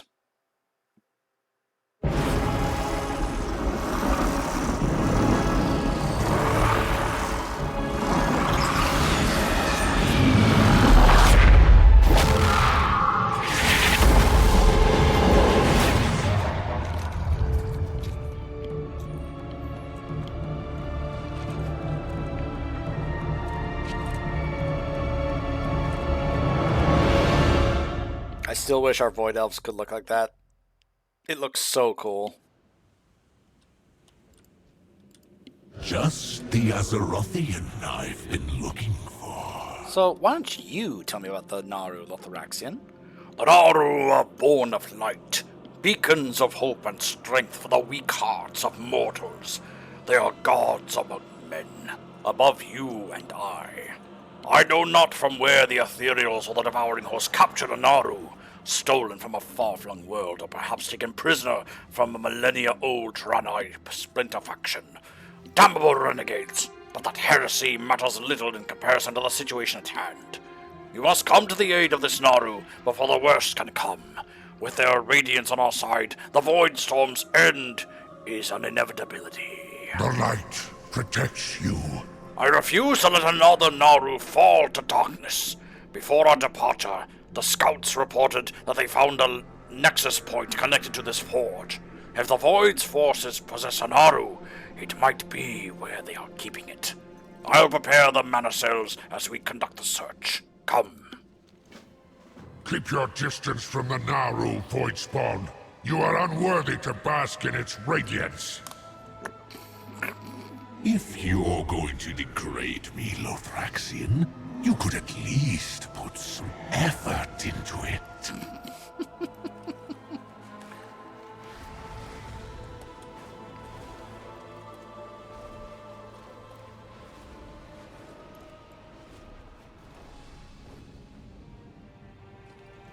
There, imprisoned within that shield. Terra. Huh. Light preserve you, friend. Find the path to victory. Ansek Shamar. Remember the mission. Wait. Careful of the Void's tricks. Be careful not to have too I was wondering why I said third. The mana cells have been prepared. Set them near the pylon and its supporting machinery. When it's done, I will command Illyria to ignite them from afar. But we cannot proceed until the Naru has been brought to safety. Go now, and I will make certain of her freedom.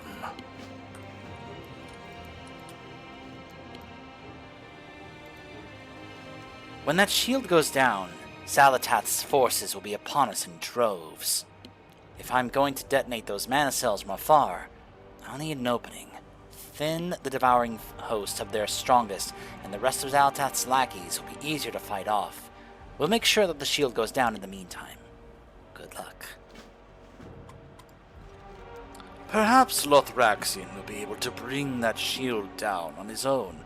Or perhaps he's a pompous blowhard. The Devouring Host offers its trusted soldiers fragments of a relic that can override any ethereal device, including that shield. You'll need to carve quite a swath through their forces to recover enough shards. But what do I know? I am merely an unworthy void spawn. Eretor, keep an eye on your mother and her smug hound. I don't want it out of the light's presence. Direct your zeal at our foes, Lothraxion. And remember that I'm not one of them. Yeah. Anyone starting to get some bad vibes from Lothraxion? Seems you have visitors, Saladar. Remember what we discussed. Hi, Zalatath. They will not stop me. Not this time. Oh, hey, Saladbar. Slay them. I didn't actually realize he was actually in there.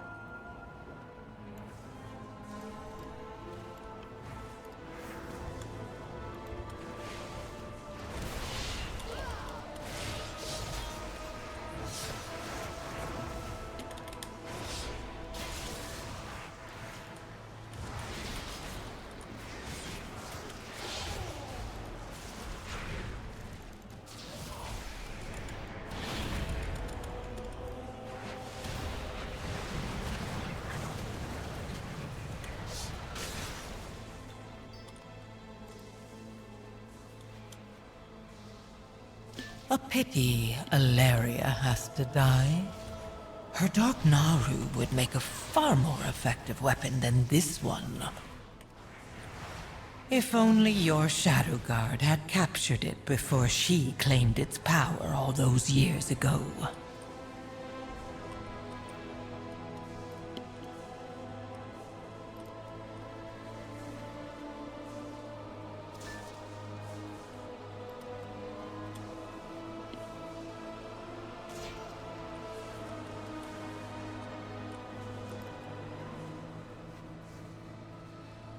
Your foes work quickly, Saladar.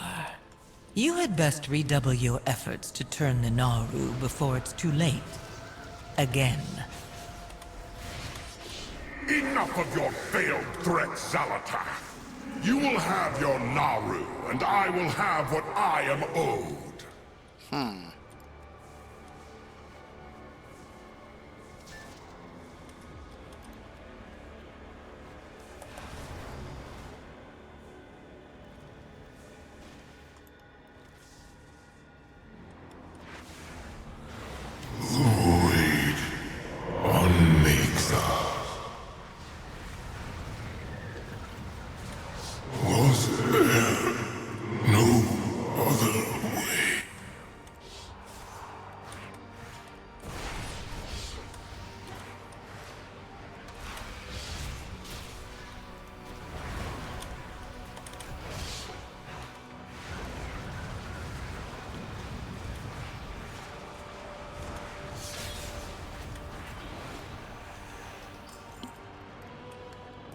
Okay.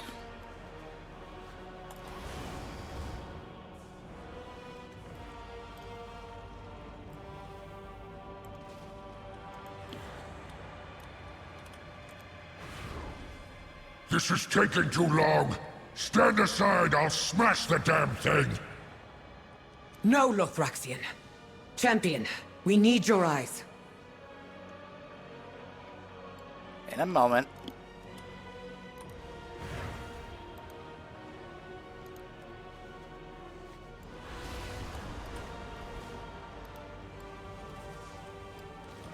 A mortal!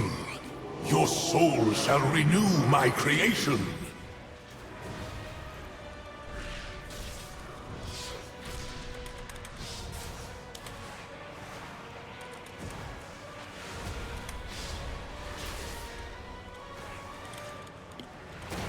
No!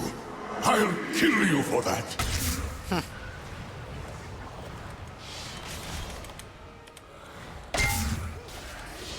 Relief. At last. that's an interesting thing to hear him say. We gave him relief.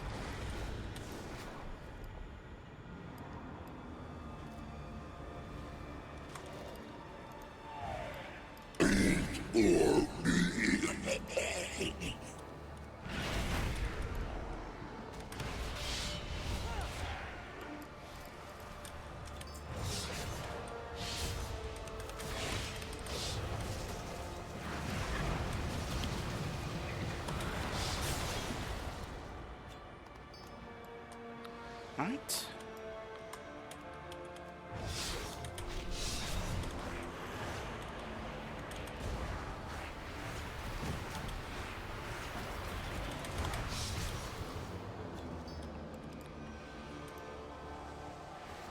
Fragmented keystone. And now we have it. Haste moves increased by 20. Oh, but magic damage increased by 25. Oh. Without end.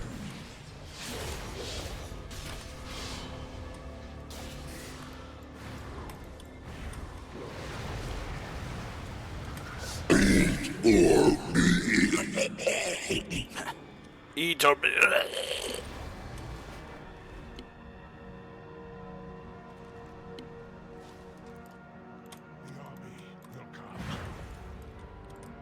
Oh, and it's you again.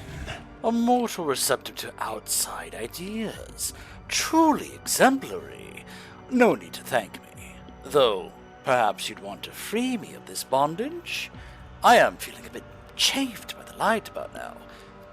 No? No, well. I'll be waiting for our next meeting.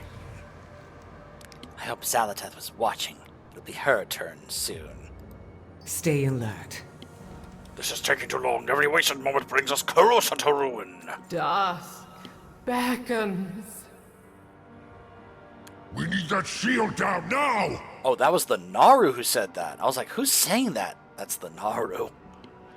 We're dawdling. There's no time to waste. Get that shield down now. Terra's anguish and tears of my soul.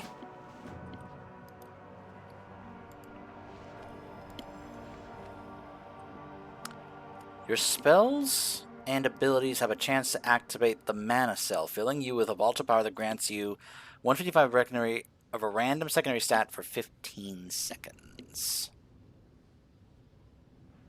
Yeah, let's have that replace the drum. There we go.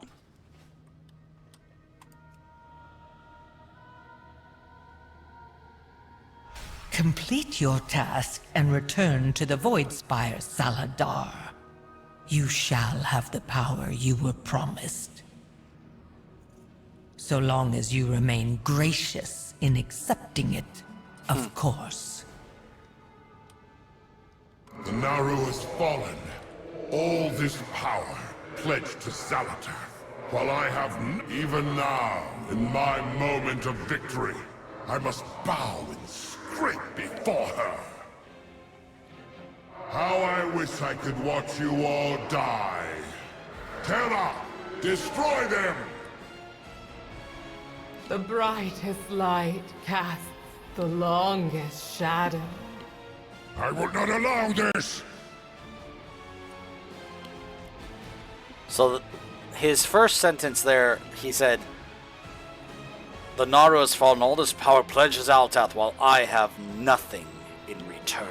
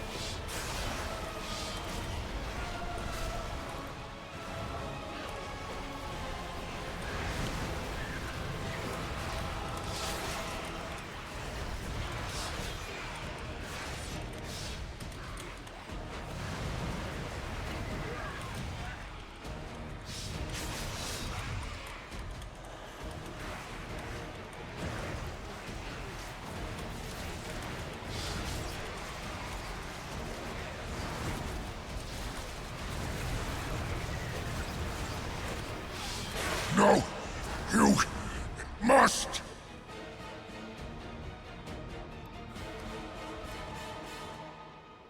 Be unmade. Oh boy.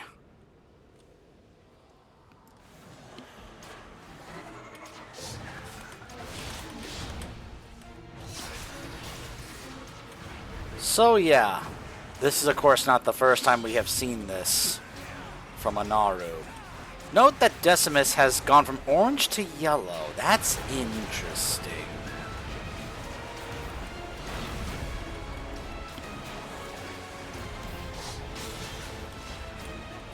The void! It's too much! Eritor! No!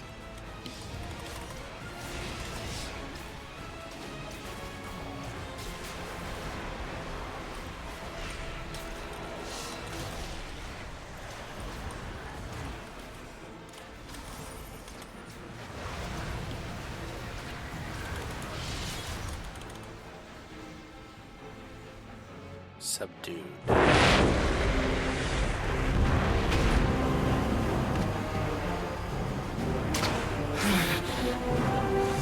He will see the monster you are, and you will drag him into the darkness. I never wanted you to see this.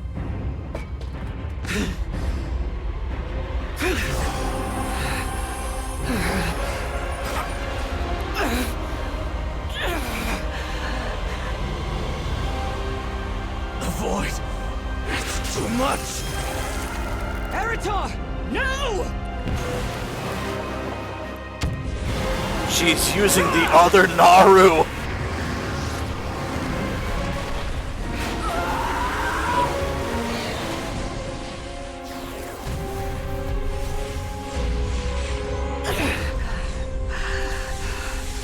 Wow!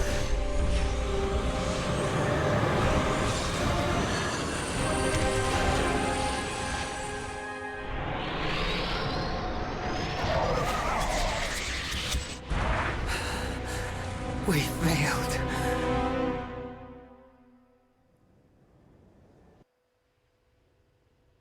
A Naru lost to us! Mother, the toll you've taken. We should fall back and recover. So... that was pretty awesome. She just straight up summoned out the Naru inside her. I have many, many wares. To basically fully utilize all the power of the void that was within her to combat that Naru. That was awesome to see. Wow.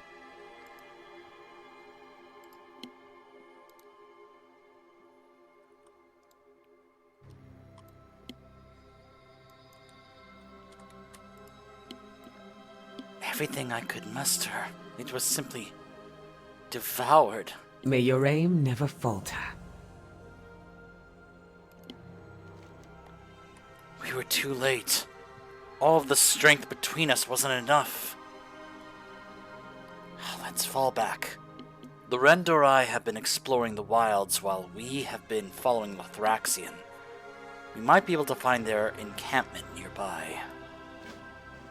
I had no idea Lady Windrunner held a dark Naru of her own. This is more than mere entertainment. Ignore it, Arator. See to Illyria. Salvaging this mission now falls to me.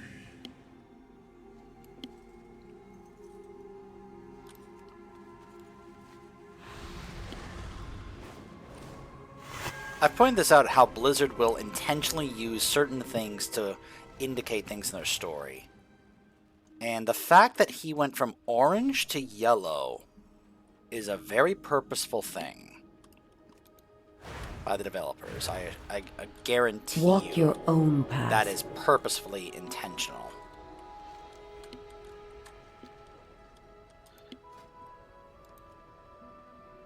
Yeah, I don't think I'm really liking this Delves build here.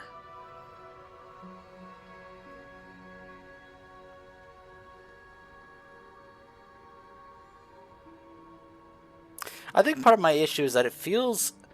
I'm not really feeling the sustain from Devour like I do on Havoc, you know? Because Havoc is usually very self-sustained. There's usually a good amount of leech. We do have the leech here from Soul Rending, but like whenever you absorb the soul fragments that are around, you get like healing back from it. It doesn't really feel that way with Devour, you know?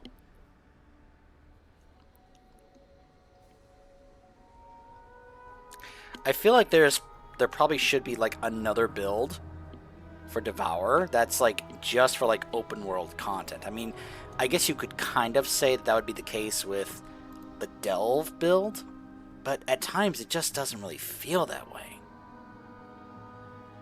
Like there's a noticeable like lack of sustain, I feel.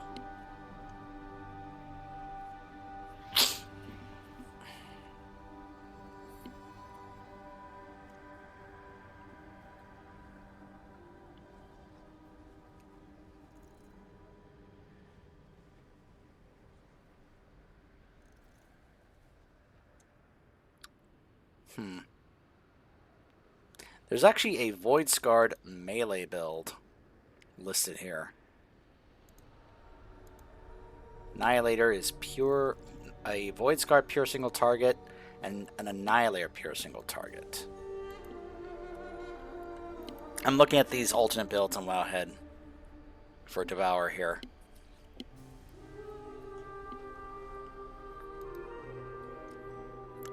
This build plays very similar to the pure single-target Void Scarred build, but it utilizes the Annihilator hero talents. Its damage is much more focused around large collapsing stars, and is thus much more important to have strong ramp windows. This build is very close to the Void Scarred one, and can be played if you prefer the visuals or the play style. Okay. Let's try that, maybe. Let me rename this. Void Scarred. So now, raid single target, I'm like, oh gosh, how do you spell Annihilator? I-H-I-A-L. Okay.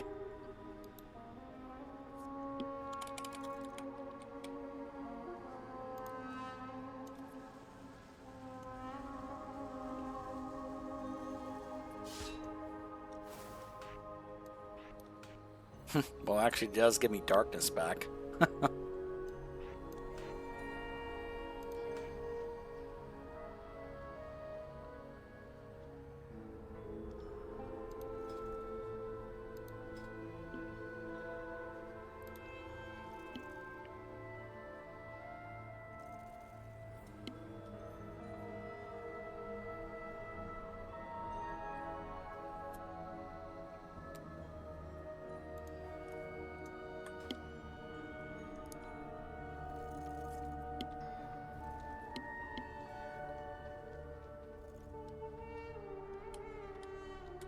You have found me. That was everything I had. What can I do? We need to check on the others. Hold on, what about you, though? You shouldn't worry about me, but Terra's pain, I felt it deep. I'm sure that you did too. I knew that there were costs to pay in treading this path, but I hadn't felt them like this until now. Light preserve you, friend. Even the power of a Naru wasn't enough. We need you in the fight, champion. We all bear a heavy burden in this place. I feel myself slipping towards hopelessness. But we haven't failed until we refuse to stand back up. I know my mother will collect herself, but the others need to know that this fight is not over. Speak with Heron. He and the other scouts should have information. We can start there. Harator, you must ensure that no harm comes to Decimus. They have the answers we need. Trust me. I do. I will. Many farewells. Beware of Yeti. Kind of removed my enchantment on my weapons, but it's fine. What? The dark Naru within you, Mother. I never understood just how exhausting it must be to maintain control over it, or how lonely it's been for you, protecting us from it. For you, my son, I could endure anything. I know at times I've been somewhat cold. Stop. Don't apologize for... I need you to hear me, Eretor. Understand, it's not the Naru within me that creates the distance between us. It's the fight. I know, but you need to understand. You can't protect me from what's out there. And you can't scare me away either. My fight is by your side. What comes, Mother, we will face together. Lyria gazes at Eretor with a mournful expression and then looks away. Glad I caught you.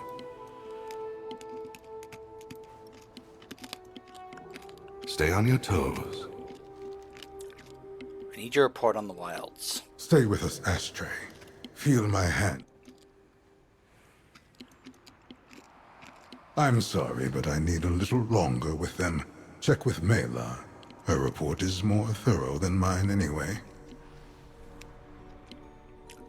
We can actually go check in on others as well. There are some scouts that are feeling overwhelmed. You're right. I should sit with the others. Hello, Lady Darklen and Lucia Nightbreaker. Who's there? Stay away! Oh gosh. The scout got so overwhelmed she turned on me.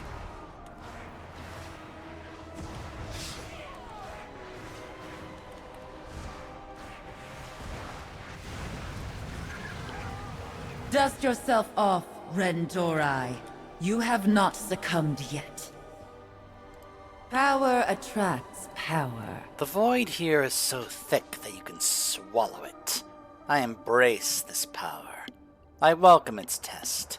This cold, chaotic gale fills me with bliss. We warlocks have pushed past the limits that others deem safe, and we will again. Here I stand.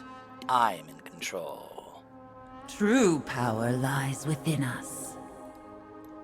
So yeah, we'll obviously come back to this. My fate is my own. But let's just say, you can probably see, this is one of the reasons why I wanted to, one of my first Void Elf that I made was a Warlock.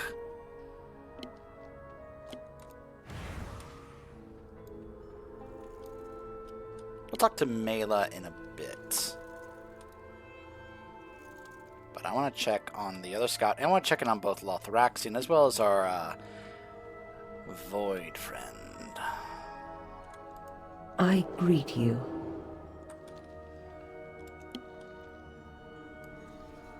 Lothraxian, Ansek Shamar. how are you doing? How could this have gone so wrong? We're no closer to bringing the forces of light to bear on this world.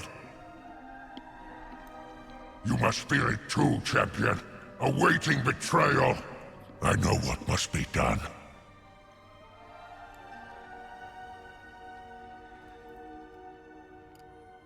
Decimus. Well, if it isn't my favorite little monster. Worried I'm plotting my escape? On the contrary, at this rate you'll never be rid of me. Explain. You and Lady Windrunner are simply wonderful. I have not encountered such capable mortals in my many travels. I am eager to see what violence you may next wreak. It's a very interesting ally we've made, who finds a lot of what we are doing very entertaining.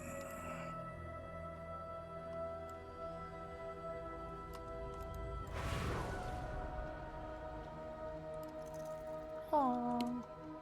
Who's a good kitty? My familiar has been acting odd since he came back from a hunt. Ah! It scared me. Did he always do that? No, definitely not. First time we've actually petted one of them, and that's happened. Now, Where is this third trouble overwhelmed scout we need to take care of? Oh, over here. These whispers suffocate my senses.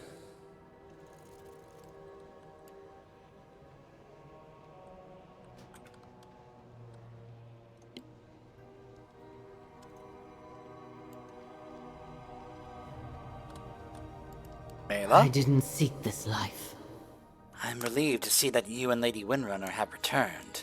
We have found that our people are uniquely suited to survive and push back the Void Storm. But also, we are uniquely vulnerable to the allure of its power. I need your report. Here. Hiron is too modest. You can tell him I said that. The whispers grow ever more enticing, but we stand strong. Our mission demands it. The rules of nature reign supreme upon this world. Every species we have stumbled upon seems designed to fight and kill. Those that aren't purely carnivores feast instead on flows of void energy. Perhaps we Rendorai aren't so unlike them. This is no homeworld to avoid from what we can tell. It seems instead a planet like any other that exists at the nexus of void energies throughout the cosmos. I'm reminded of Outland. I advise similar survival tactics to those used by our kin who called themselves Sun Fury before embracing the void. We might ask Leona Darkstrider what she learned from Adaris Duskblaze. Exploring the waste remains a high priority. Natural resources born of this world are sure to be potent in our fight against Salatath.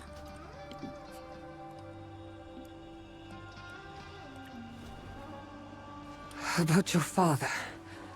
When he... Wait. Did you hear that? It's good you are here. Light preserve you. What was that? You've been subverting us all along. The eradicated Decimus! Message for you, sir. Oh, that timing, Krista. Hello, how are you doing? I hope you're doing well tonight. No!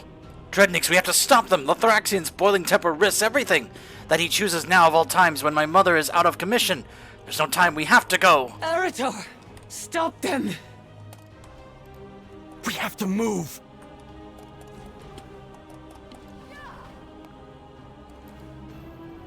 So... maybe I should also just take a moment, now that you're here, Krista, to let you kind of check this out.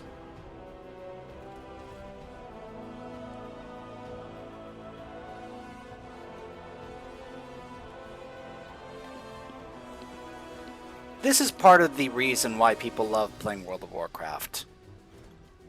Visuals like this, because holy mackerel, this...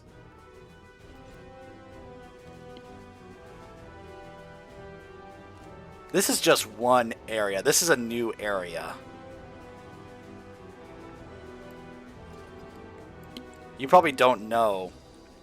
Like, this is just one zone. Now, take a moment to comprehend that there are tons of zones like this on each of these continents. Oh, and it doesn't stop there. That's just one planet. Now imagine we have 2 other planets to go to, as well as the afterlife. This is World of Warcraft. This is what is called the Void Storm. This is an area that is made of... The Void is a... Think of a black hole. Something that just wants to consume and devour. That's kind of what a lot of the forces are here. But they also like to... basically persuade, seduce, convince, deceive. That's kind of the main antagonistic force that we are facing. But the reason why your friends have been getting back into it is because this is the new expansion that launched yesterday. And that's why. That's why I'm doing this. This is supposed to be like towards the end of the story campaign that comes with this new expansion called Midnight. And we have been having aid from a... You are a paladin, Arator! You must see this Decimus for the monster it is! Champion, empower me with the light, and I'll try to restrain them. We've been getting aid from this void creature called Decimus, but this demon of the light called Lothraxion is just not buying it. So he's just kind of like finally snapped and is just trying to attack him. And we're like, no, we still need his help. I'm still that class you've seen me play, the Demon Hunter, except I am now messing around with the spec that is actually themed around the Void. It's called Devourer, where basically we have embraced using this power to actually like help us take down our enemies.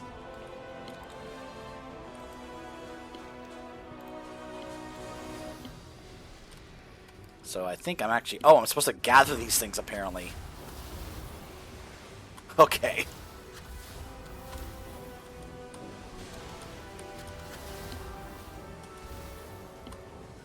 Oh, actually, that's hurting me. Ow, that kills. Jumping at shadows in fear of deceit. Quite a unique variety of Nathrazim you are, Lothraxion. I was reforged in the light. You are The light. It burns with Lothraxion's wrath. Just like my father's. Yep.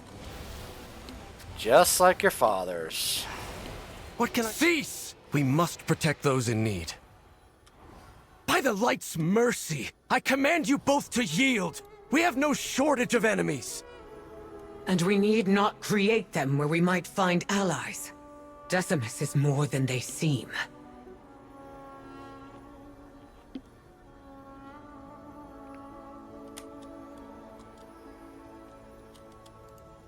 Gave myself away, did I?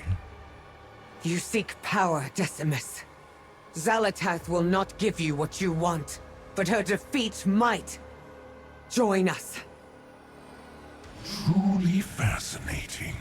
You continue to defy expectations. This beast is off its leash!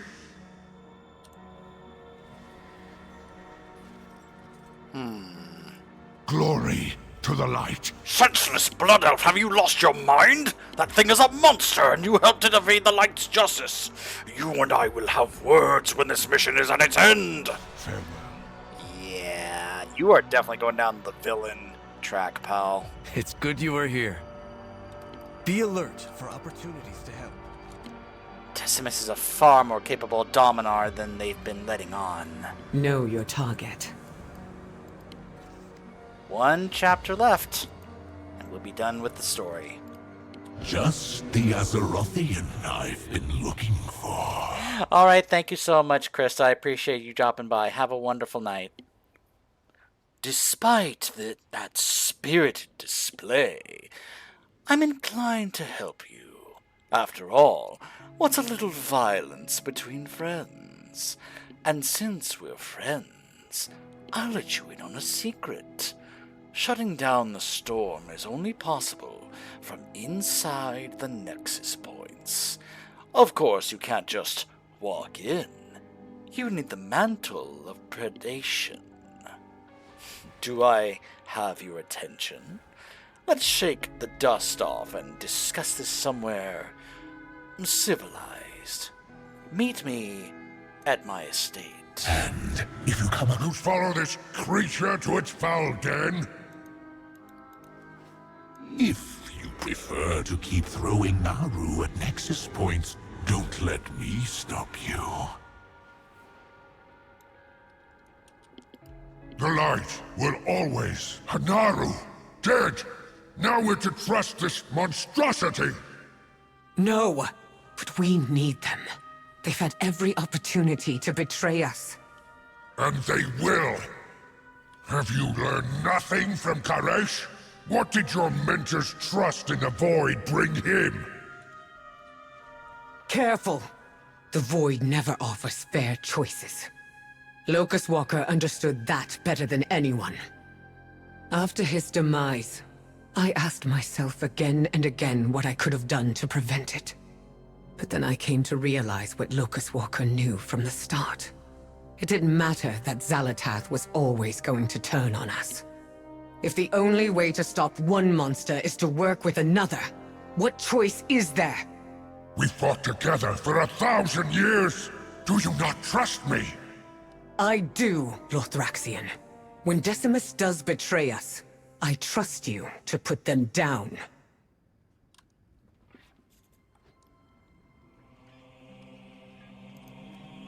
I like the way she handled that and worded that.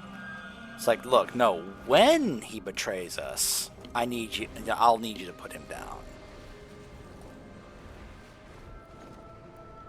So really quick,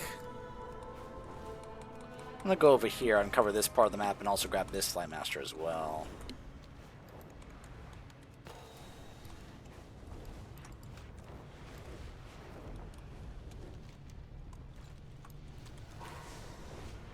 This also gives us an opportunity to take a look at more of the map of this place. The Master's Perch. Well, now that's... Oh, this actually has its own separate little map here. Hello. Walk your own path.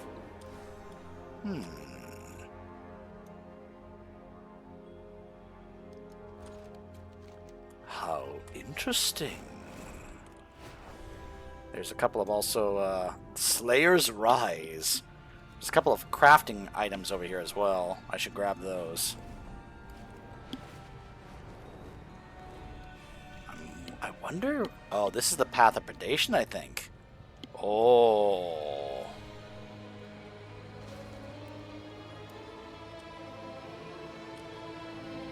Oh, I have a feeling this might be a very relevant place later. Okay, I think this is something I have to check out later on. Patterns beyond the void. Leatherworking! Yay! And there is one more over here.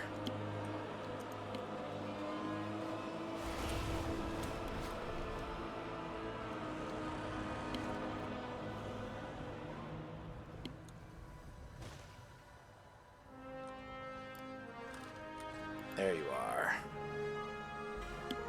Yay! More skinning knowledge too!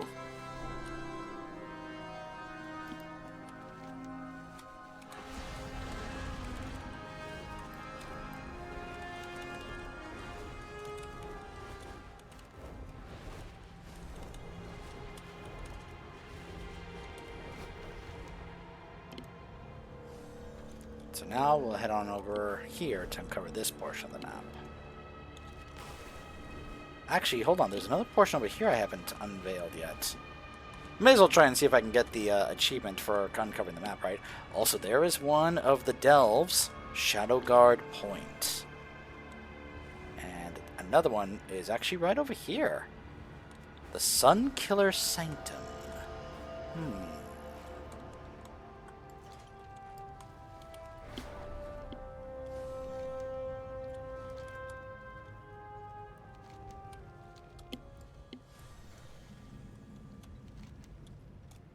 Alright, so that's uncovered. I will, of course, off camera on my own time, go around and get all the glyphs.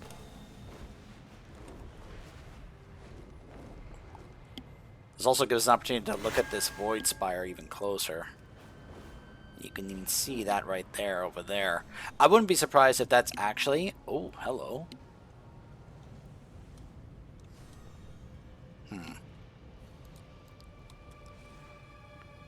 I wonder if that is like where the Sunwell is blasting right there. Like that's the void storm we've actually been seeing in the sky is right there, and this is like on top of it.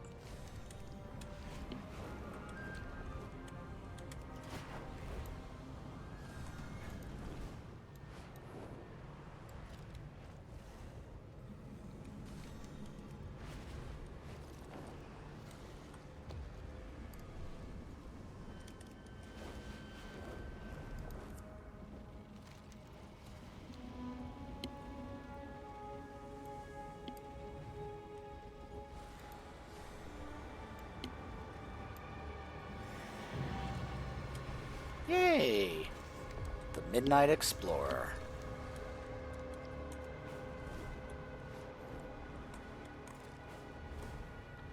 And now we'll go grab this Flight Master right over here.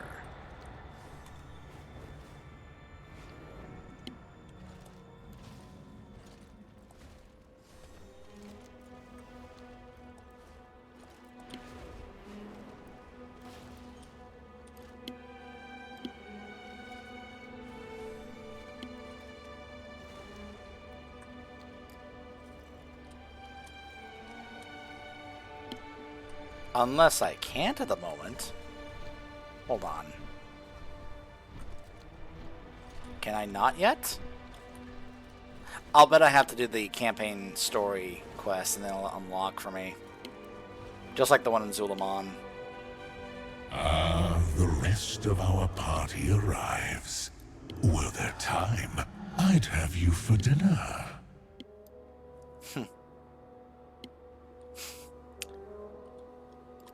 Ansek Shamar. Don't let the apparent civility deceive you. This estate is as foul as the rest of this place. Note that also Umbric is here as well. And he's also got Void Lords as custodians. Well, if it isn't my favorite little monster. Guests are such a rare treat for a Dominar, especially ones that come of their own accord. It seems we all wish to stop the Void Storm. Common ground, a rare thing here. I'll even tell you how to do it, and all I ask in return is for you to let me enjoy the show. But you must be tired. Show yourself around, and help yourself to the amenities, and then we will continue our discussion.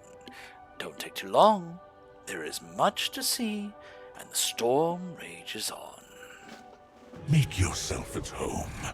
Then we can discuss weakening the storm. Keep your weapons close. Trust nothing the Void offers. I am aware, Lothraxian, I'm aware.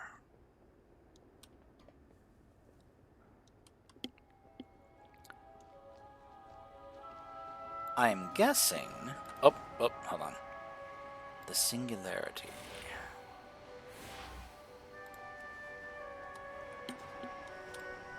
Renowned Quartermaster. Walk your own path. So what do you have for me? Gloves, stuff for the house. Appearances. Okay, cosmetics, of course. He's got a formula. An enchantment. A pattern. That's for tailoring, though. Alchemy recipe. Inscription. There's the Singularity contract. Alchemy, blacksmithing, engineering. A tabard.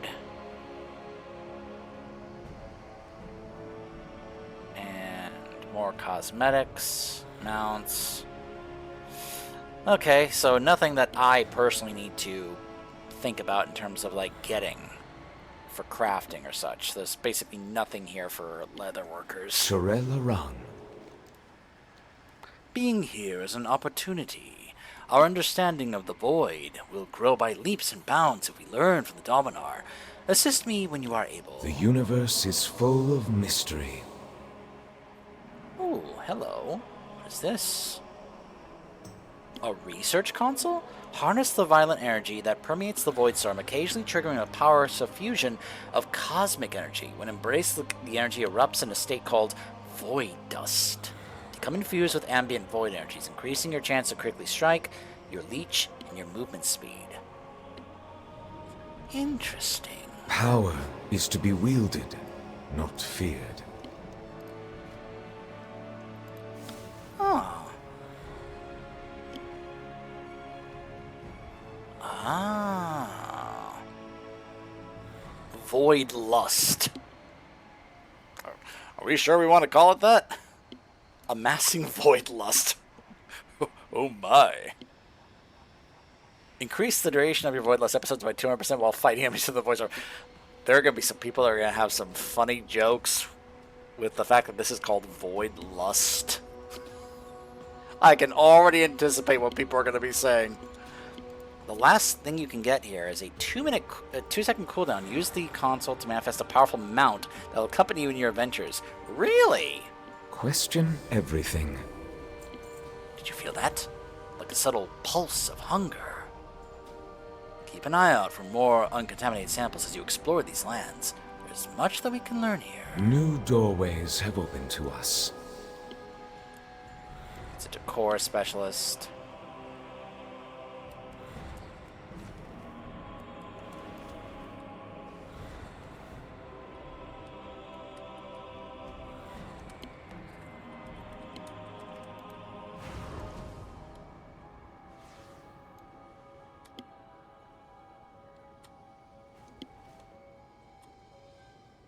This is the most stable place for a portal, but Decimus's beast is in the way.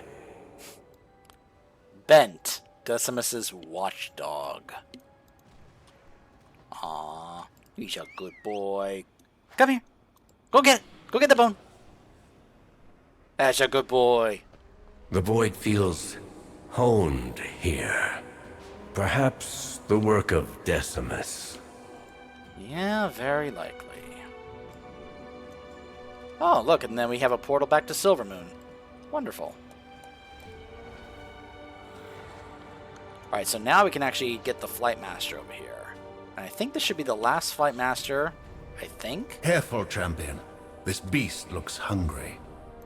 Mincer, Decimus's Shrike. Fresh meat. Go get it!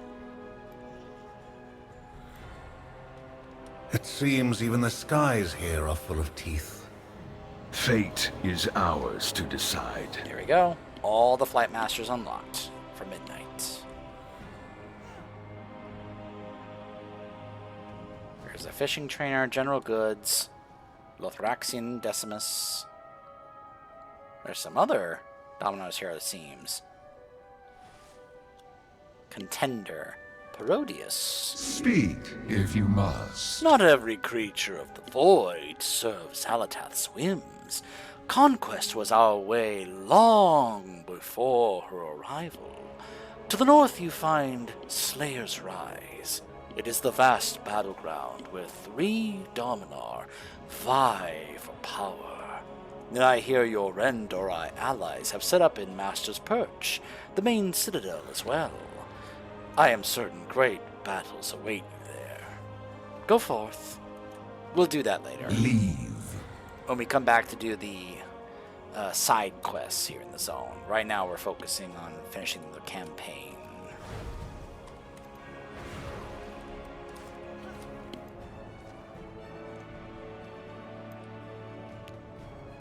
Ah, there's the innkeeper, Dusk's Repose. I thought you and Lothraxian were friends. We were. We are. He's not wrong to distrust the Void. I only wish he would trust me. Now, hold on a second before we talk to this innkeeper. An unpublished manuscript? Oh my gosh, guys.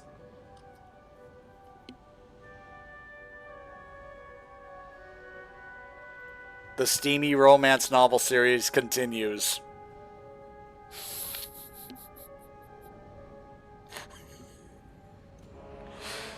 Oh. And of course, it's called Void Lust.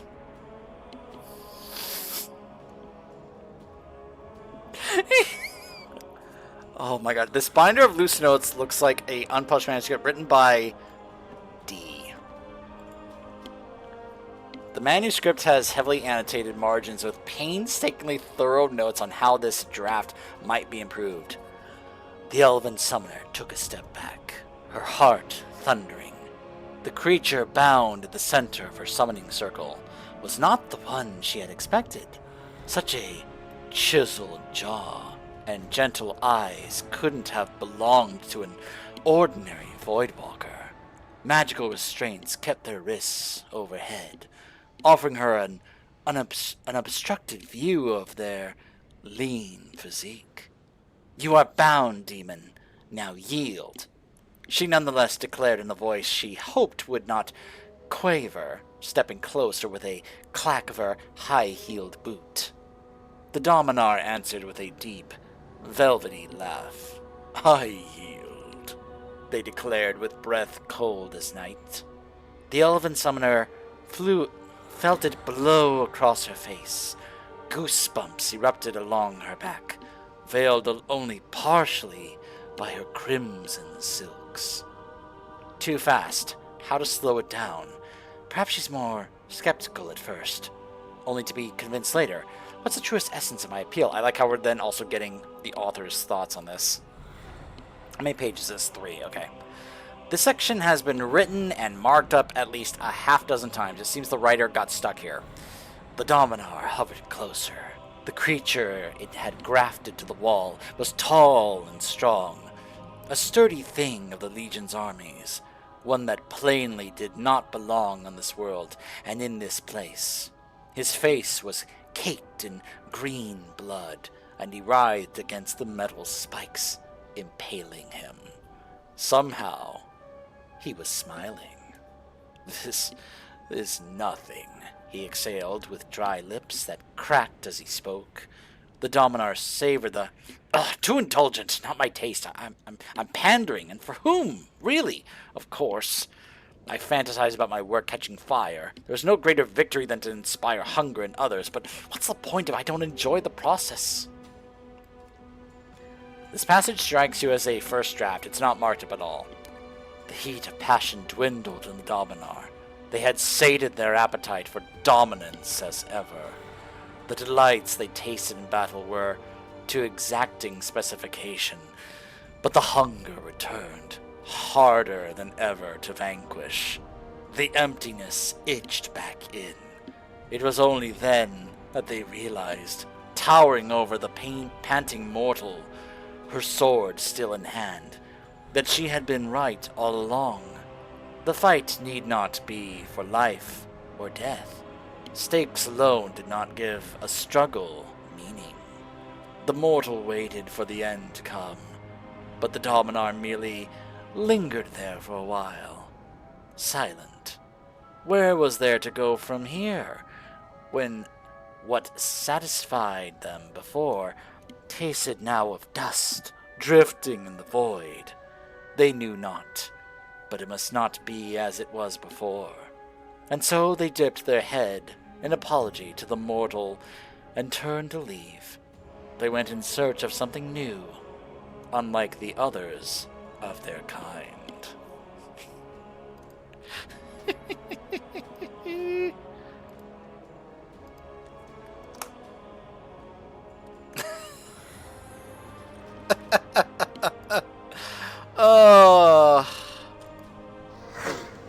Rest, fleshling. Find succor. I think it's actually a better idea that I keep my Hearthstone bound to Silvermoon.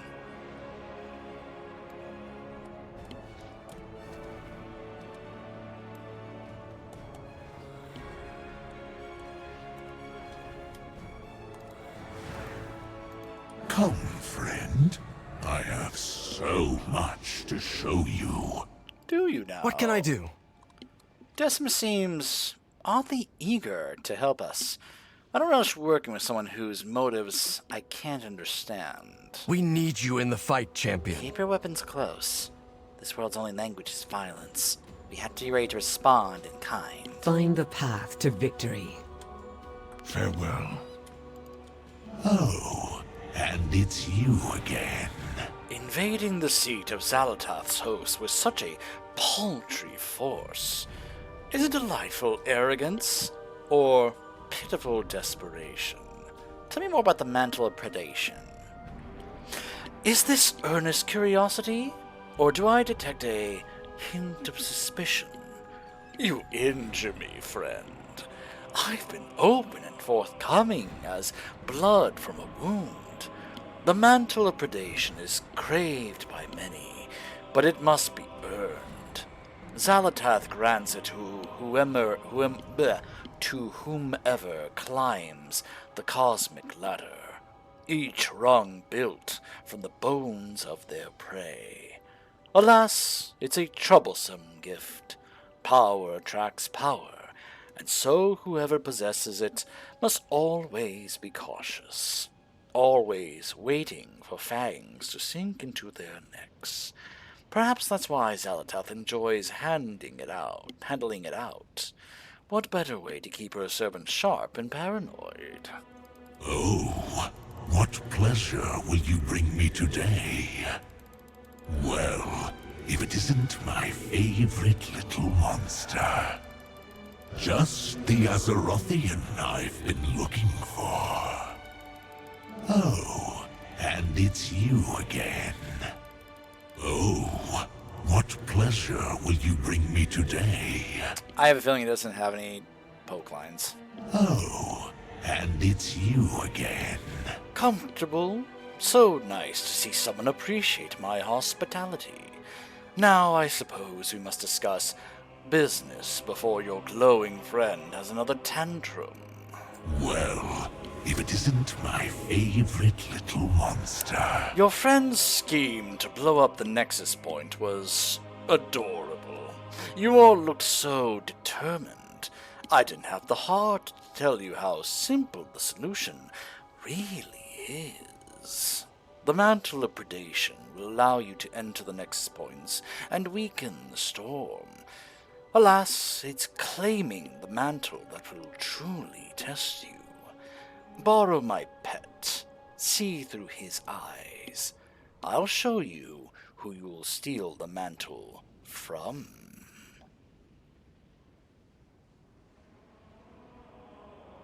I'll borrow my pet's sight. I'll tell you how to weaken the storm.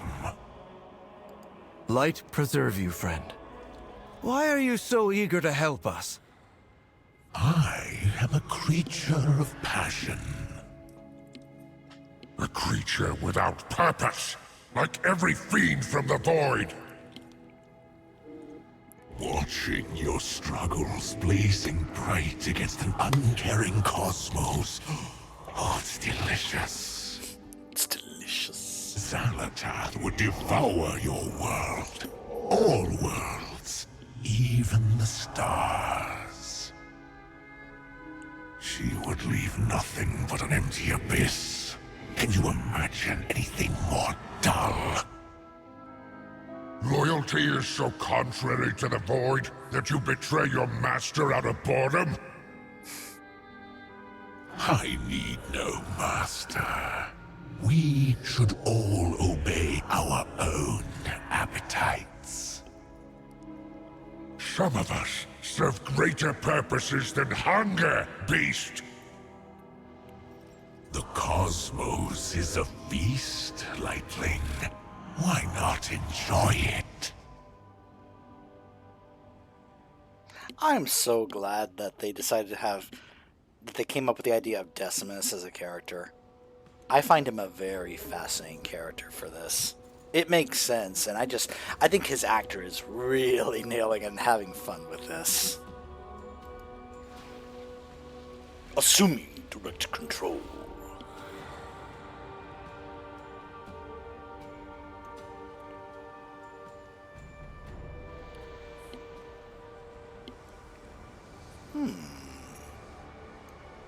So we have Scry to learn about the mantle. Void Rush, dash forward to the burst of void, increasing your flight speed by 600% for 3 seconds. Vanish in a cloud or avoiding to hide from void sights. And heal by absorbing ambient void energies.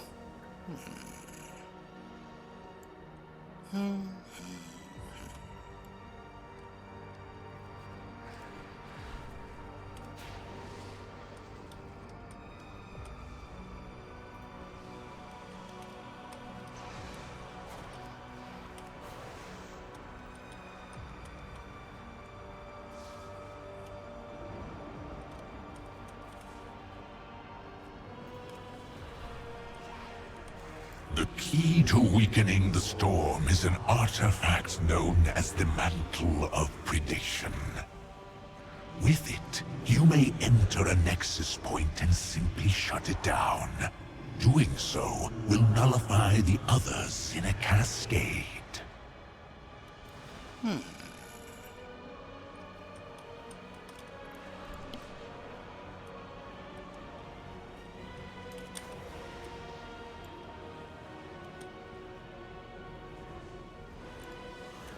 Why merely shut down the Nexus points? We should raise them from within. And cause an energy surge that would obliterate precious Silvermoon? Shut them down safely. Spare your poor city. It, of course, also is quite telling when the Void guy is being more reasonable and such about this than Lothraxion, the light guy. Terminus, Obscurian Imperator. I'm pretty sure this is the guy we saw when we found out about the cult in Eversong.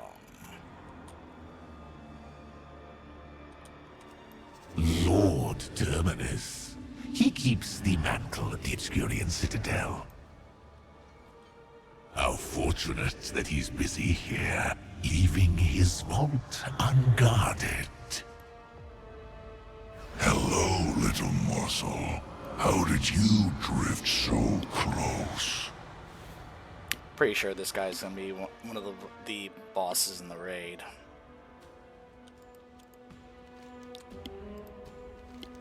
There you have it. Simply steal the mantle from Terminus. I'd recommend acting quickly. Who knows when Terminus will return to the Obscurian Citadel? A shame about Cyphus. I was planning to devour him myself once I had fattened him up. Sorry.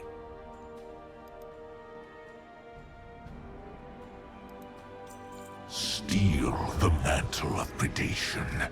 Enter a Nexus point and weaken the storm. Oh, Terminus will be humiliated.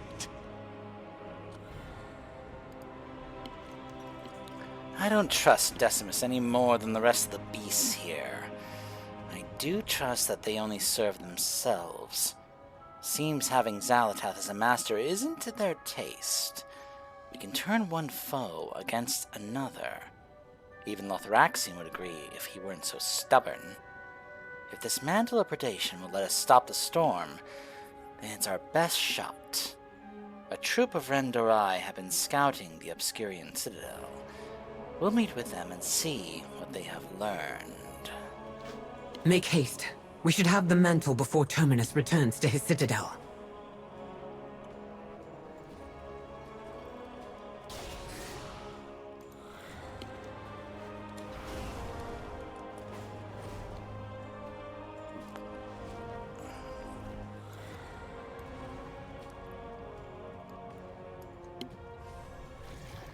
In his absence, Terminus's lieutenants control access to his vault.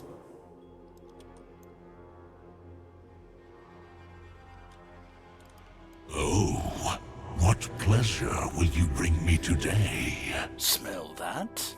The delicious charnel house stench of Obscurian Citadel. A bit unrefined for my taste, but it has a certain violent charm. Tell me about Terentia. Dear Terentia, a sad excuse for a Dominar. You know, she once tried to claim the mantle herself. Terminus found the attempt so amusing that he allowed her to live and made her one of his lieutenants. Terentia must forever guard that which she's too weak to possess. Now, survey her domain. A pit of blood, starved beasts, and weak voidlings, easily dissipated, yet she clings to it, like a dying mortal clings to life. What about Severum? A Dominar of disturbing hunger, Don't misunderstand me, friend. Hunger is Severum's right. However, one needs a mind to savor each unique delicacy. Severum is a yawning pit, nothing more.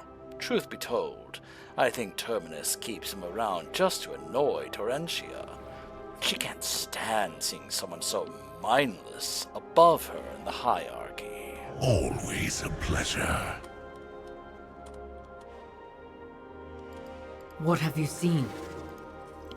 Terentia controls the trench. Severum guards the upper citadel.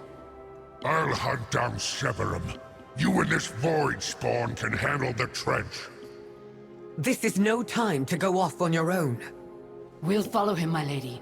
Rendorai with me! Danger lurks. I don't like dividing our forces, not when this much is at stake. It's not Russian. Excuse me. Let's not rush in like Lothraxian. See what Decimus knows. I'd rather not hunt a Dominar unprepared. She will not escape me. I expected an army, but this is chaos.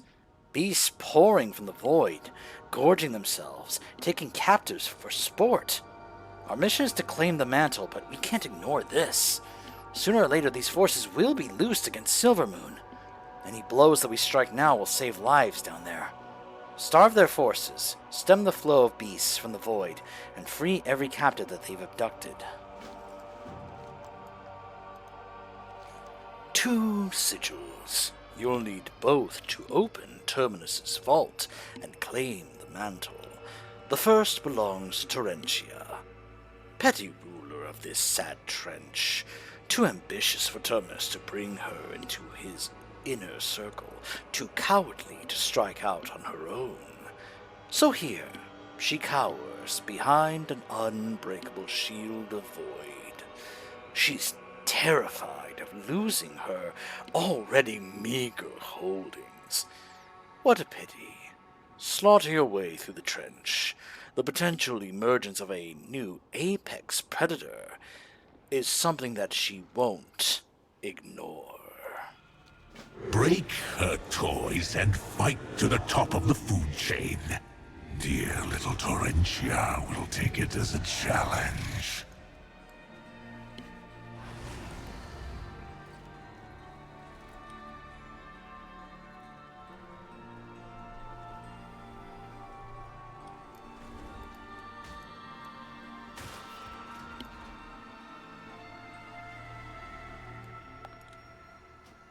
Okay, hold on.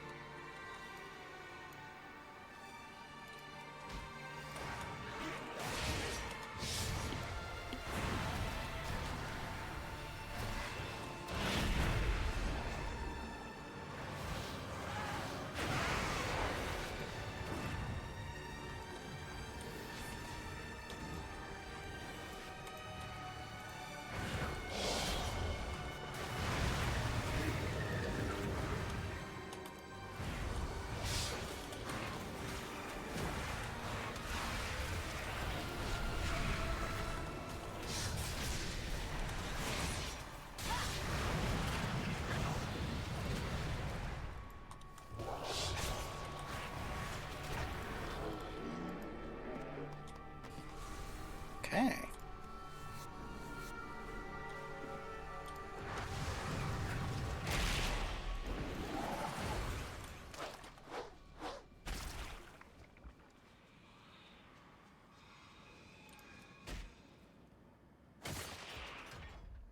Oh, it doesn't work on NPCs? Really? I guess only players, I guess. That's a shame. Because I was like, wait a minute, why is it doing this thing where I can't understand them? You know? It's like, what?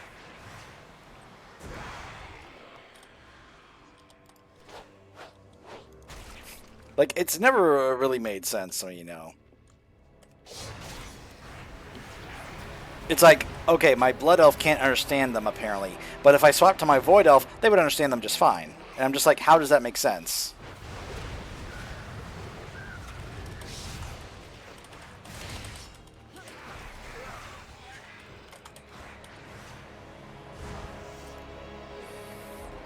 Like, dude, you're a prop pally. What are you doing kind of running away from that thing?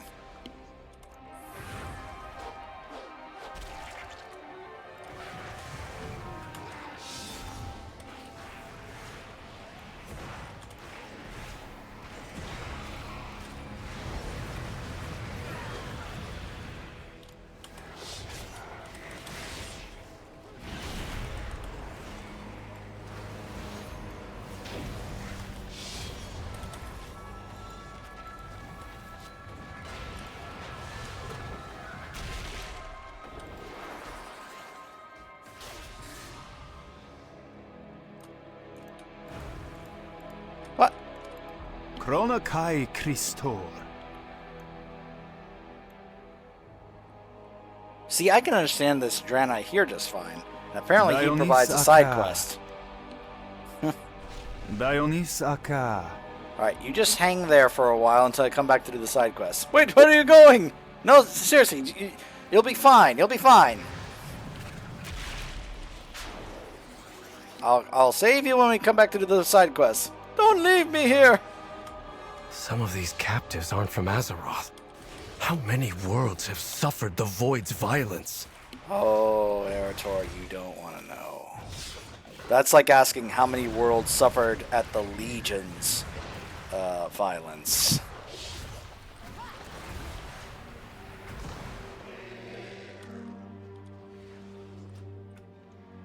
After all, the Void was the reason Sargeras made the Legion.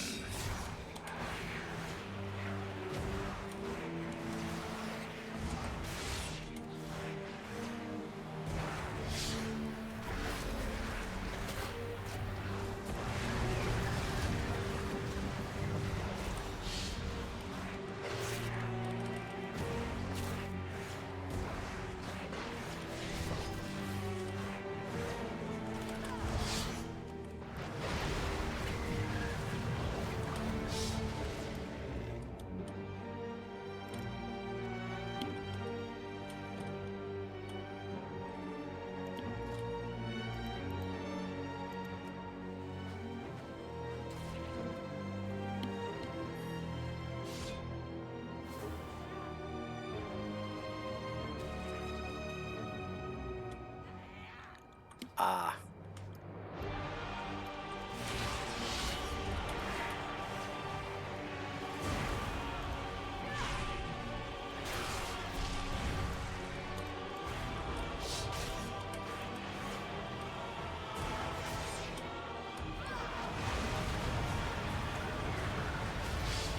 Filthy upstart. You'll bleed out like the rest.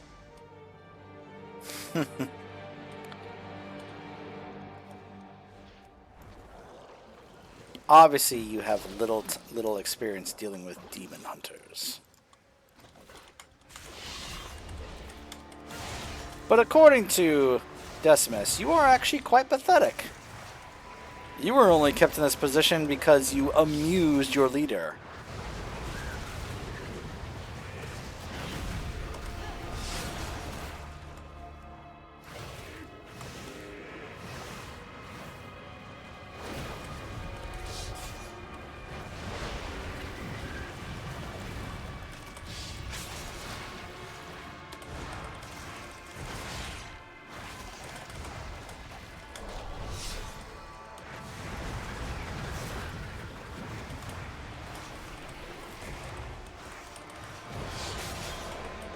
Oh, these guys respawn fast.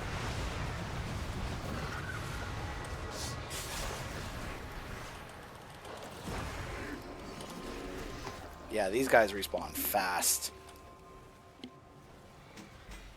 Ooh.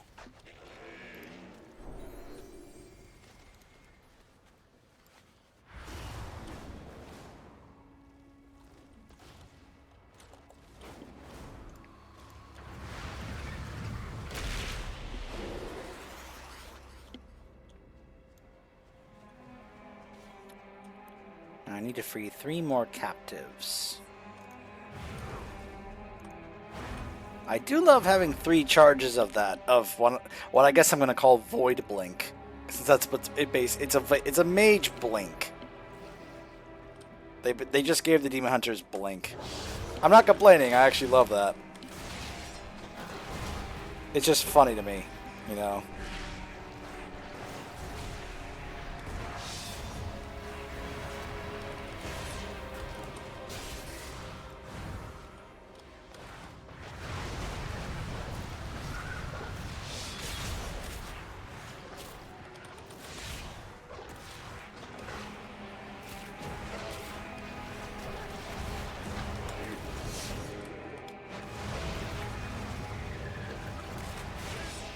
Jeez Louise. You guys see what I mean? About the lack of sustain and survivability that I'm feeling from Devour? Like, I feel like I don't have that issue when I'm playing Havoc. At all. In fact, I'm just going to go ahead and demonstrate that now.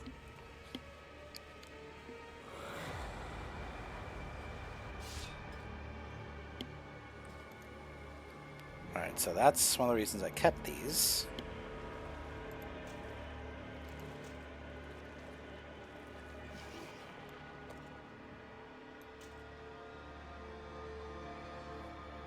There we go.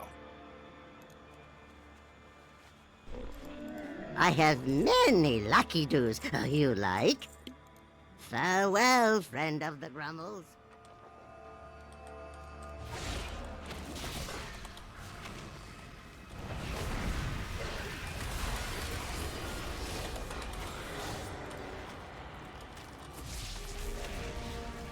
Like, for one thing, I feel like I'm just doing more damage. The other is that it just feels like I have more survivability. I'm not nearly as squishy.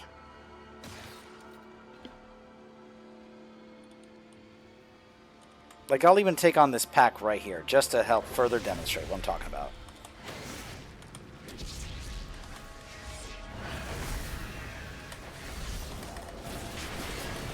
Like, the Fell Eruption damage already just feels so much stronger.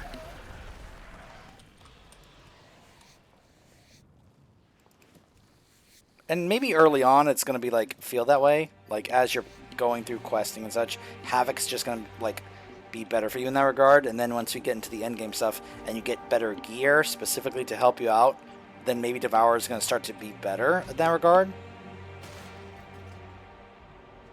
But I'm just already just continuing to, like, feel that, you know, like, I just don't feel like I would be dying like that if I had someone playing Havoc, you know?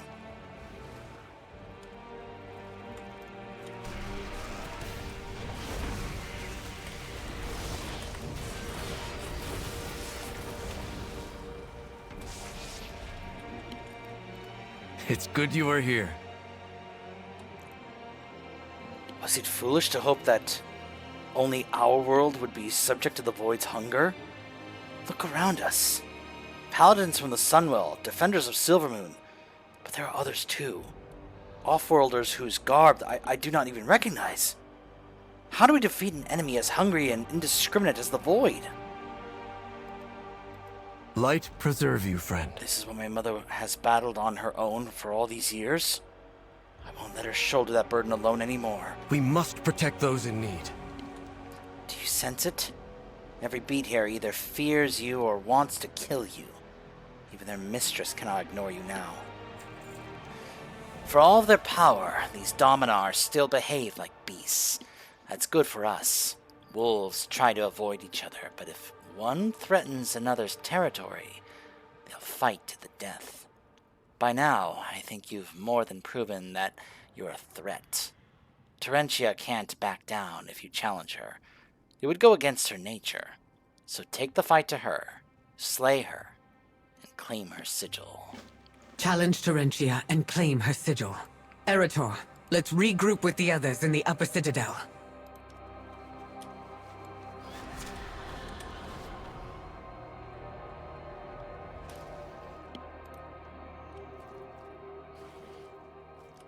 I challenge you. I'll feed you to the beasts. Really?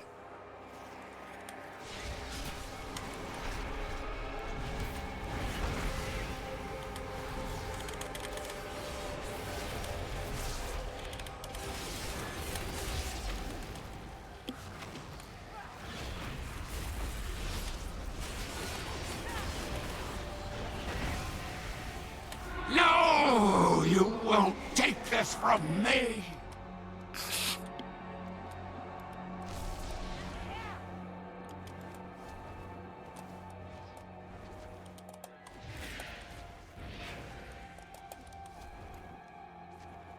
Wait!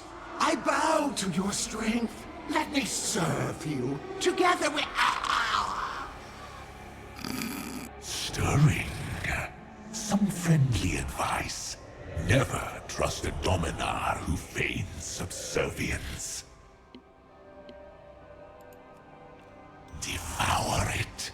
Feel her authority become yours. Nom nom nom nom nom nom nom. Delicious.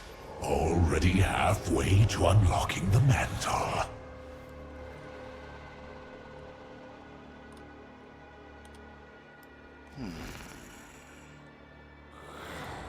Yes, I feel it. The power. The absolute sorry.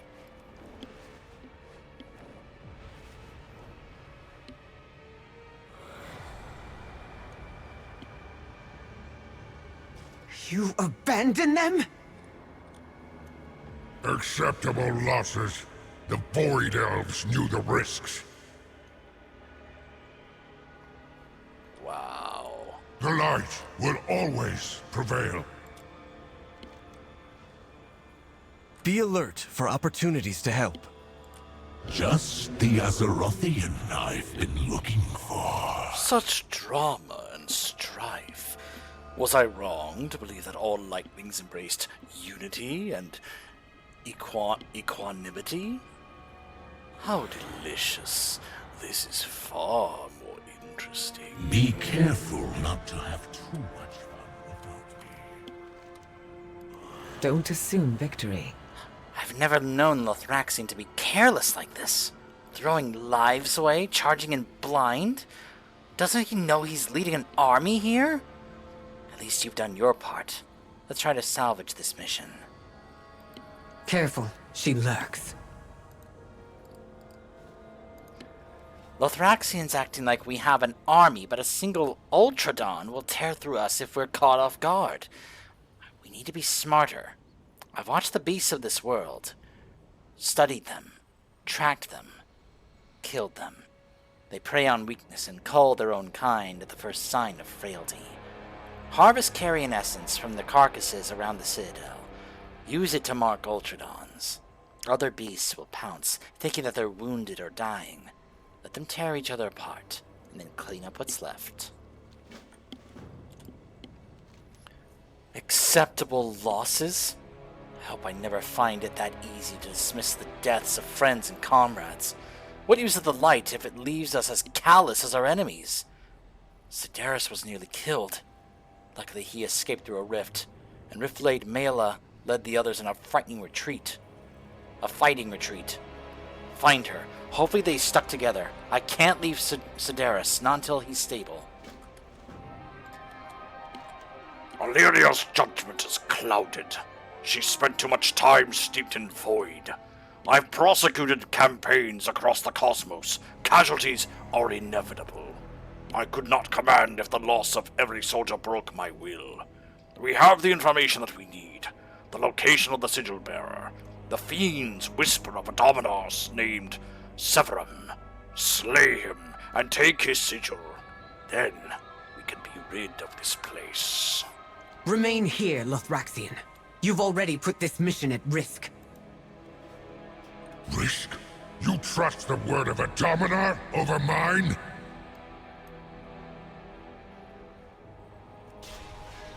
Right now?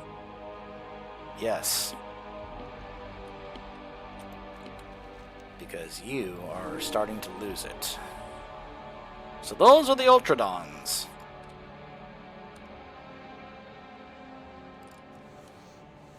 Hey, I get to skin the ones that were killed by other players.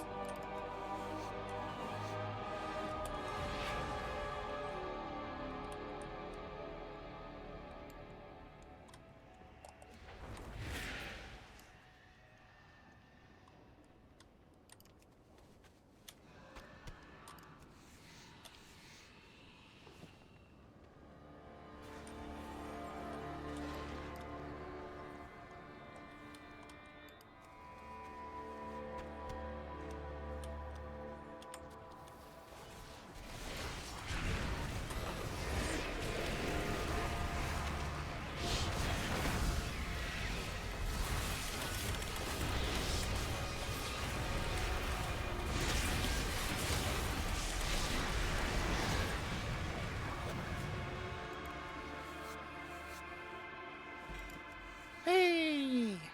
Another one!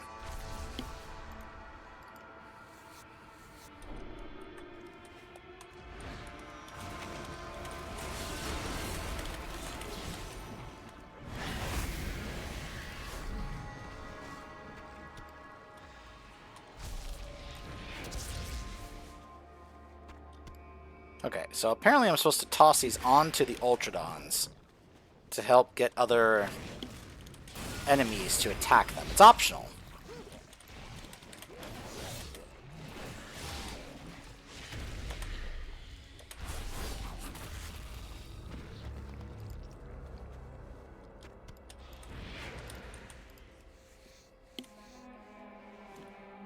Okay, alright, so it looks like Mela is up there. Alright.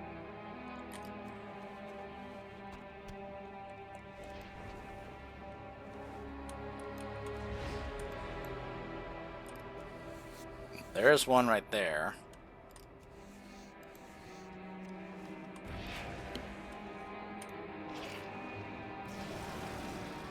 Ha! All these other creatures help attack it. That's great.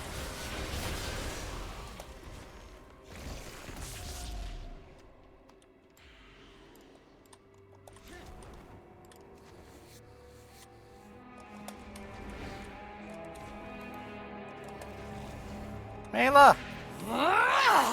Stop wasting my time! I love that she's using those swords, by the way. I have those. I was tempted to use them myself.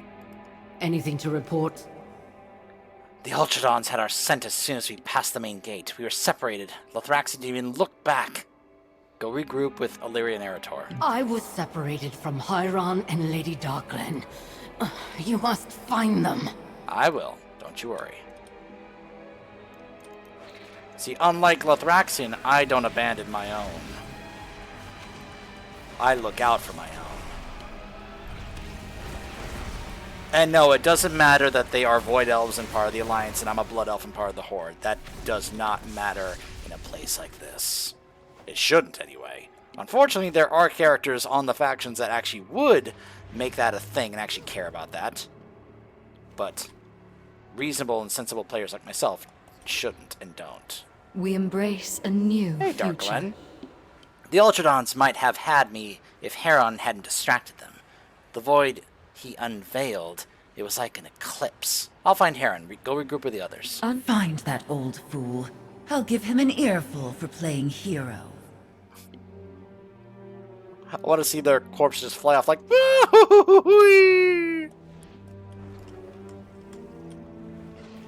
That's a feral Ultradon. That doesn't count.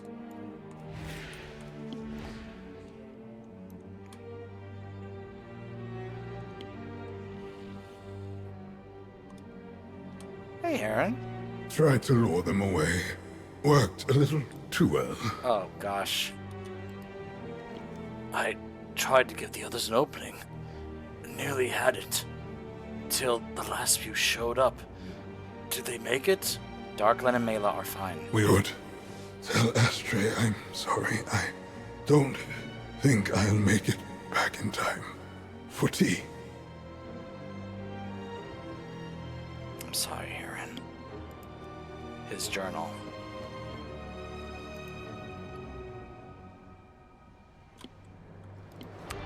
A battered journal carried by Riftwalker Heron. Yeah. You also saw a glimpse there. That's unfortunately the death that awaits creatures of the void, even void elves.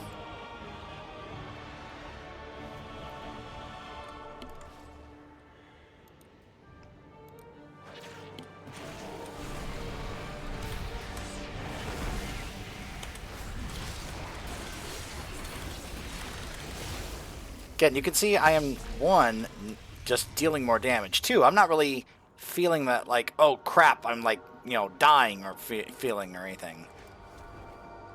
It's a completely different feel on Havoc compared to Devourer. At least right now for me. Now, why is that thing cowering?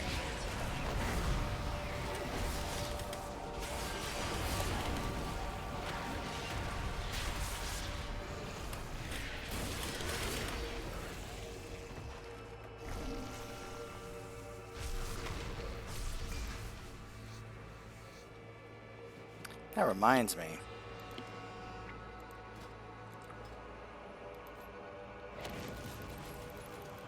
One more point and I can get my third charge of Sharpen Your Knife. Now, as for this, though, I'm actually going to start putting in some points into these. Because for one thing, that teaches me that recipe, and I saw that as an order. So, I probably need to start working on getting this unlocked just so I can also get some of these recipes unlocked in case somebody needs it crafted. Because I recall that actually was a thing. See?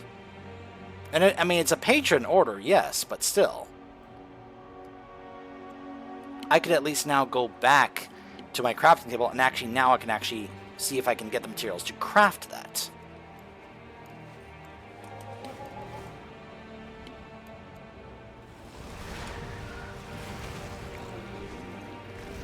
Aw.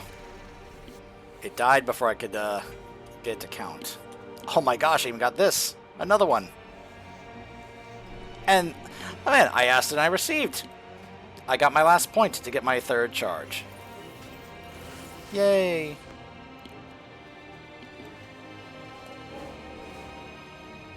Oh, there it is.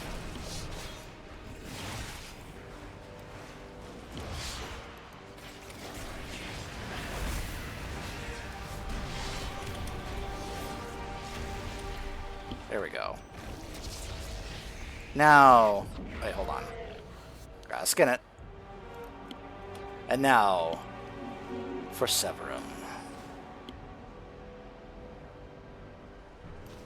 Once he respawns, because other players...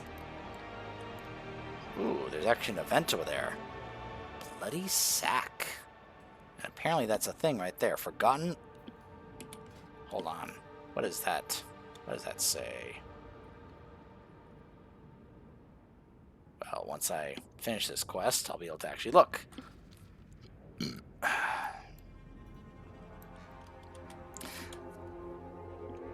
At least I have a pretty decent idea now on how Devourer and its builds and such and Annihilator kind of works in terms of what the builds are kind of going for.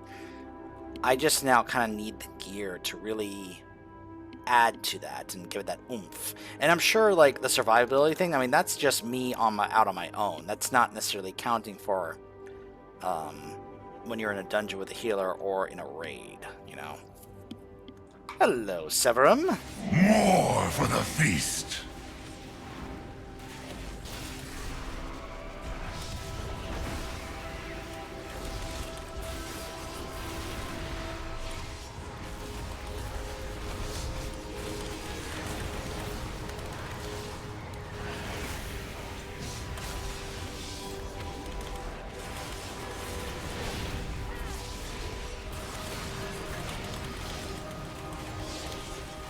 Hungry. So hungry. Down the hatch. Nom nom nom nom nom nom nom.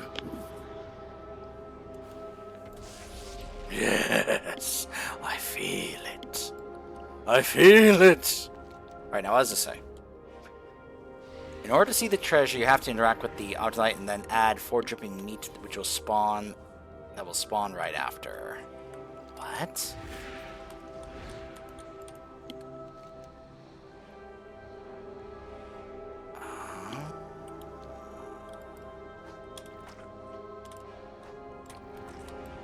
More.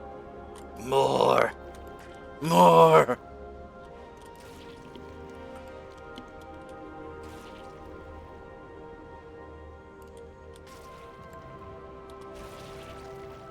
Ew. A toy. A hungry black hole.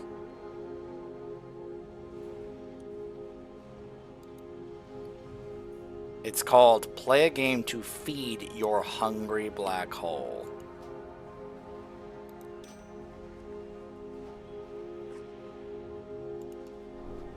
More for the feast. What in the world?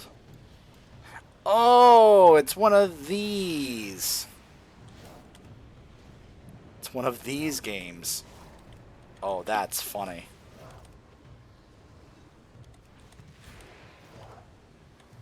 If you hit a light, you lose a life.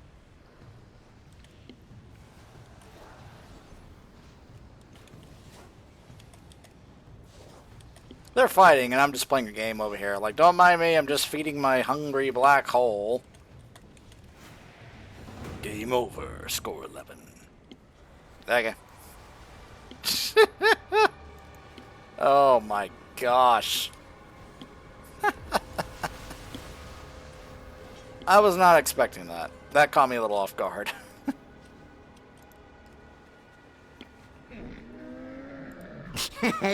Many deals for a friend of the Grummles, like you. Hungry. So hungry. Oh, please don't. Oh my gosh.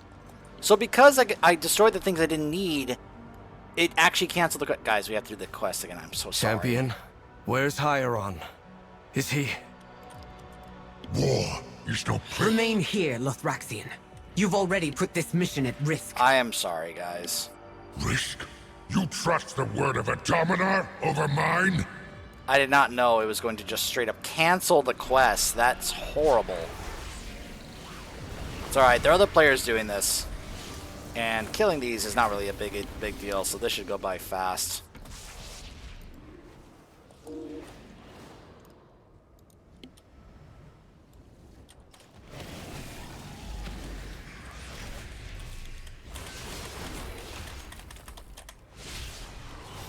Although I can't see why they recommend using the thing, because it definitely weakens them.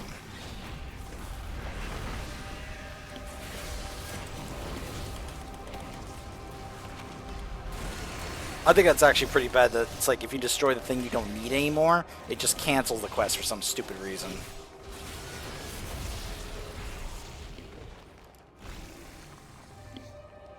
Void armor?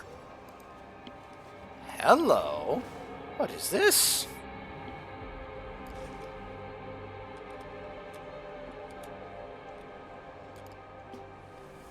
This regal Dominar armor sits in a heavy silence. Despite its expert make, an aura of malice warps the breastplate's perfection. It is displayed alongside the following inscription. Varus, whose greatest delight was martial prowess, raised Obscuron Citadel from nothing. He donned the impenetrable Lorica Umbra in battle. It turned away every blade or spell that sought to harm its wearer. When the devouring host demanded he surrender, Varus refused. With his armor he could not be defeated. But then Xal'atath came to Varus alone. She whispered words into his ear that are known only between them. After a pause, Varus removed the Lorica Umbra. Then, at Xal'atath's command, he was killed. She is the Void. Think to stand above her. This fate too shall be yours. Lord Terminus. The Lorica Umbra has no chance of fitting you. That's a shame. And quite an interesting story.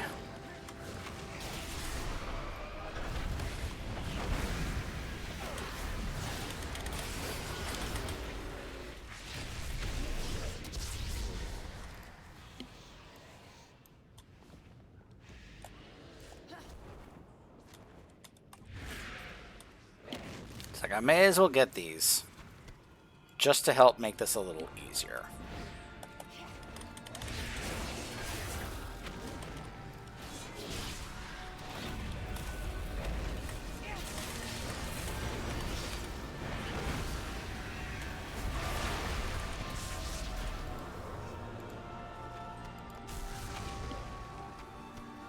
Okay.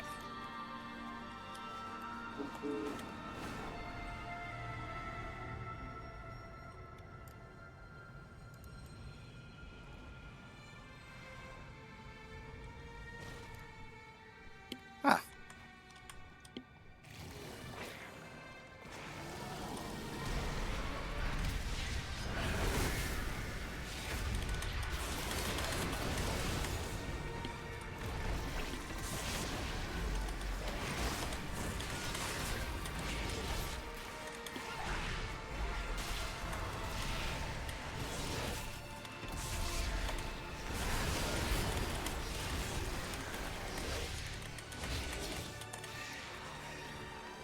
There we go.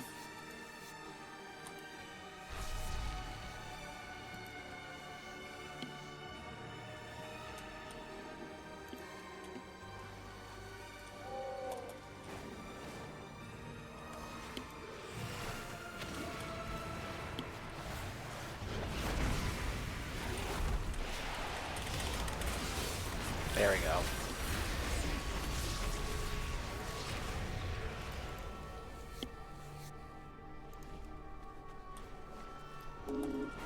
Alright, now let's go turn them in. Also, I am curious about something.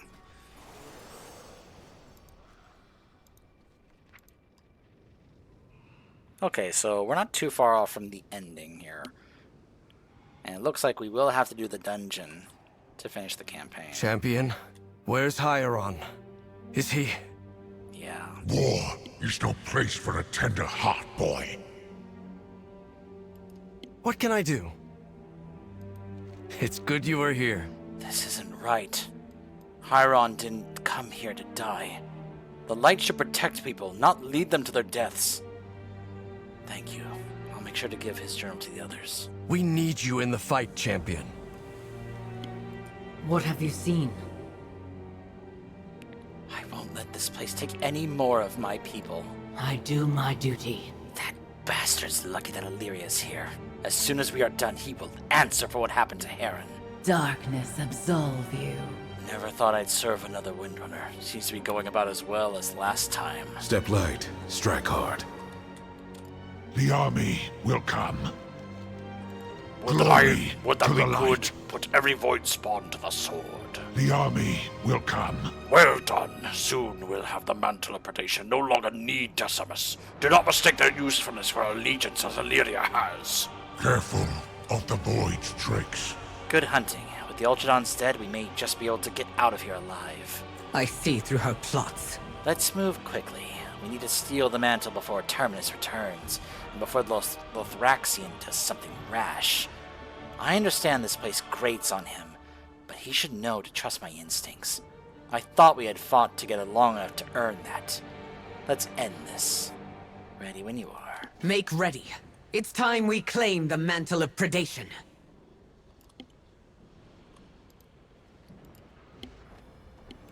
The light will soon we'll have all we need. We should strike down this wretch before their hunger turns on us. Don't you think we have enough enemies ahead of us? I'll take allies where I can get them. The void holds allegiance to none. It corrupts and confounds, makes enemies of friends, twists right into wrong. The light isn't harmless either. I felt its fury, seen the sacrifices it can compel us to make. I have served the light for millennia. I understand sacrifice better than you ever could.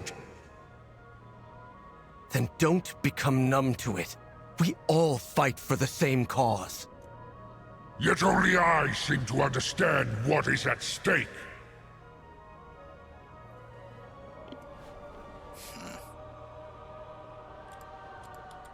There is much left to do. Hold on. Oh, and it's you again. Stay together. No one fights alone. No one gets left behind.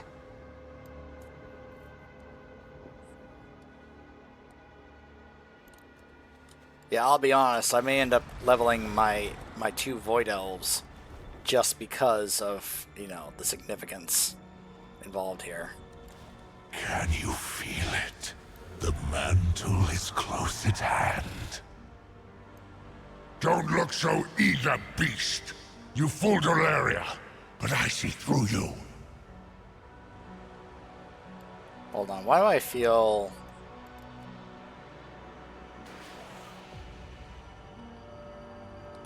like that's because of other players right now?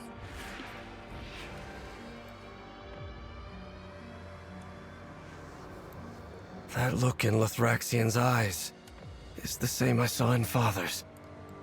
I wish Turallion were here. Lothraxian might listen to him.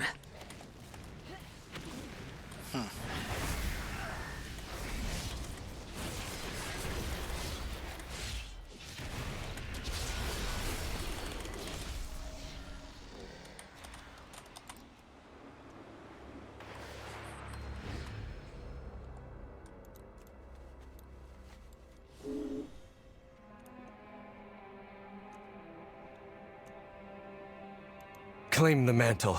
We'll watch your back.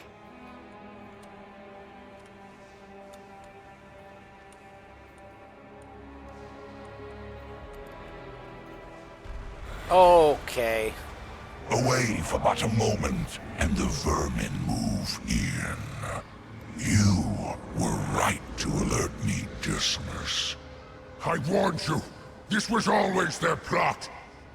To keep our magnificent lord entertained, friends. I'd so hate for him to lose interest. What did I miss? Why wait until now to betray us?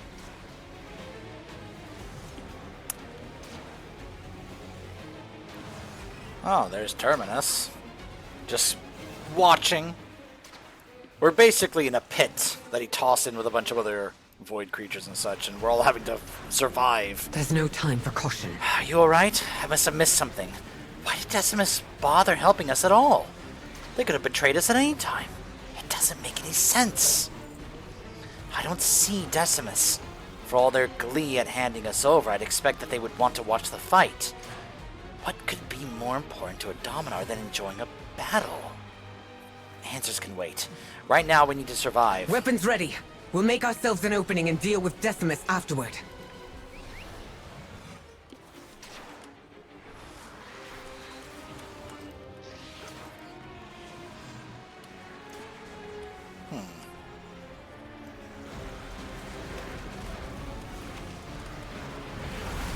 Our goal is mainly to just slaughter some enemies.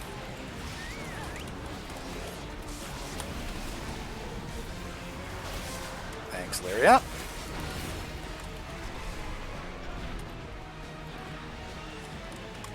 Trusting Decimus was madness! I don't understand. They could have betrayed us at any time.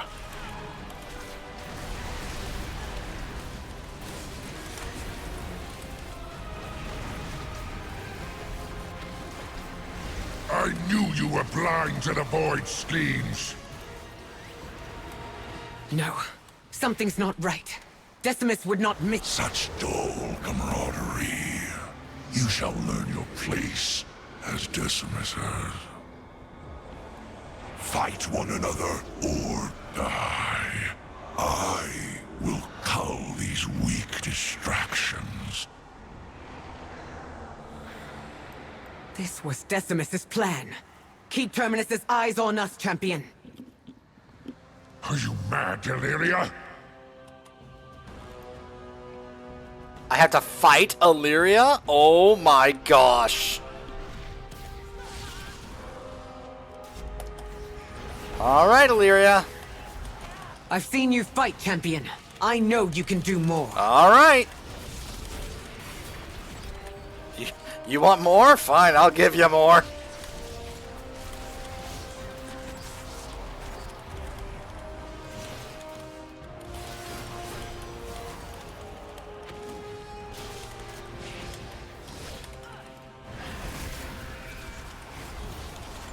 Again, just notice my health bar. It's a complete different feel than what I was feeling on Devour.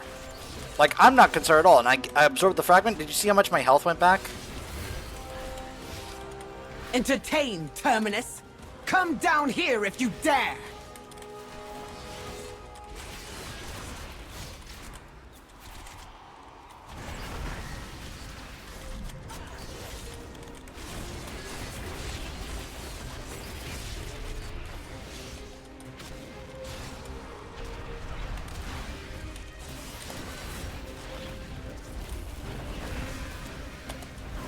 Not bad, but it's time to end this. What? Oh, come on, Illyria, no. Oh, wait, no. She's not aiming at me.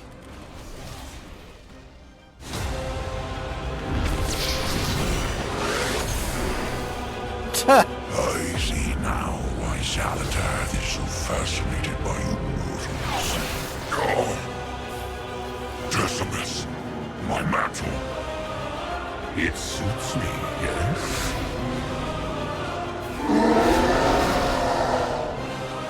Now for the victory feast. As for my dear guests,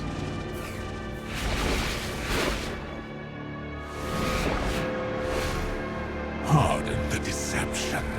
You made an exquisite distraction. A distraction? I will annihilate you! Lothraxian, hold! We have what we need to finish this. And you still need me. Only a Dominar can use the mantle. Surely I mentioned that. How many betrayals before you see the truth? He is playing us for fools! Decimus is not our enemy. You are blind. You are all blind! I will tear the Nexus points apart and end this accursed storm once and for all! And he just became a villain. Well, look at you, Decimus. Hey, you guys alright? What? The Thoraxian's going to tear the Nexus points apart, even if it costs us Silver Moon. There's no time. Lothraxian already has the lead. Get the Nexus points, Zenith. We'll meet you there. If he damages the Nexus point, the resulting energy surge will obliterate your precious Silver Moon. We need to stop him. Mela, get the others back to Howling Ridge. Many farewells.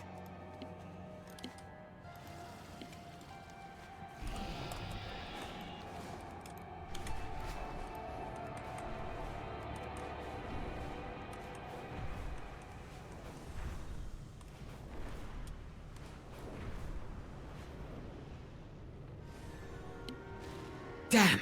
He's already torn his way in! There is much left to do. He's already here. We have to stop him. If he destroys the Nexus point, everyone we're fighting could perish. I'll try to talk him down, but if I can't, if I have to, no hesitation. We end this one way or another. Stop that light-addled fool. Then I will join you and use the mantle to weaken the storm. Danger lurks. All this time, Lothraxion thought that my judgment had been compromised by the Void. Now his zealotry threatens all of Silvermoon. I've seen this before. In the Scarlet Crusade, in Father, even in myself. Given who Lothraxion was before he embraced the light, maybe his conviction was the only thing that could anchor him in a place like this. Perhaps. For 1,000 years, I saw the light bolster the resolve of its champions. But it also changed them. Lothraxion was obviously no exception, and neither was Terralion. More than anything, that was what I feared for you, Arator. Not that you would come to harm, but that the light would alter you forever. That in the face of peril, you, like Lothraxion, would lose yourself to wrath, like I risk losing myself to the Void.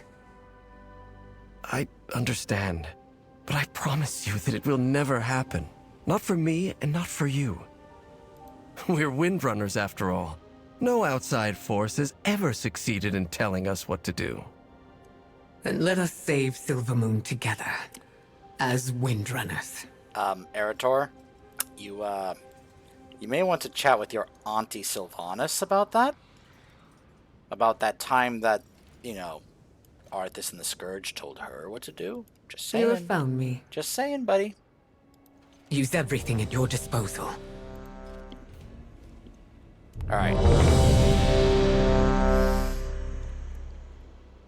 We do this dungeon, I think we'll be able to finish the campaign.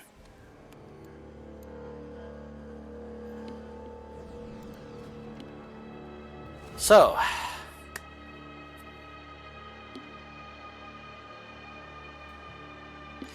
a fractured facility teetering on the edge of collapse, once a hub of innovation. Its core now pulses with unstable void and arcane energy.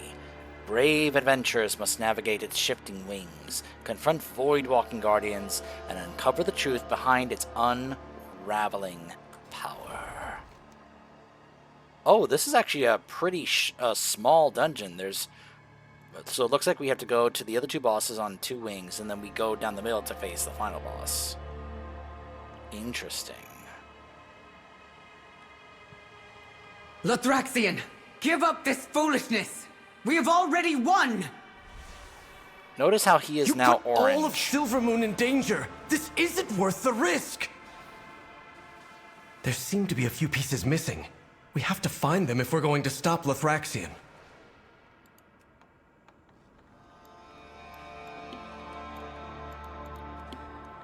Alright, Garrick, go ahead and lead the way.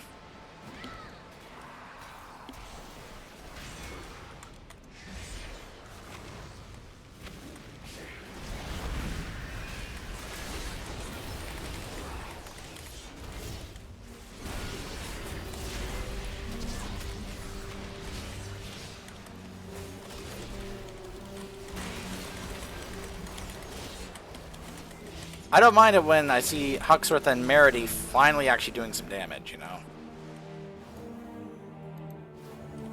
That is a lingering image of Lothraxion.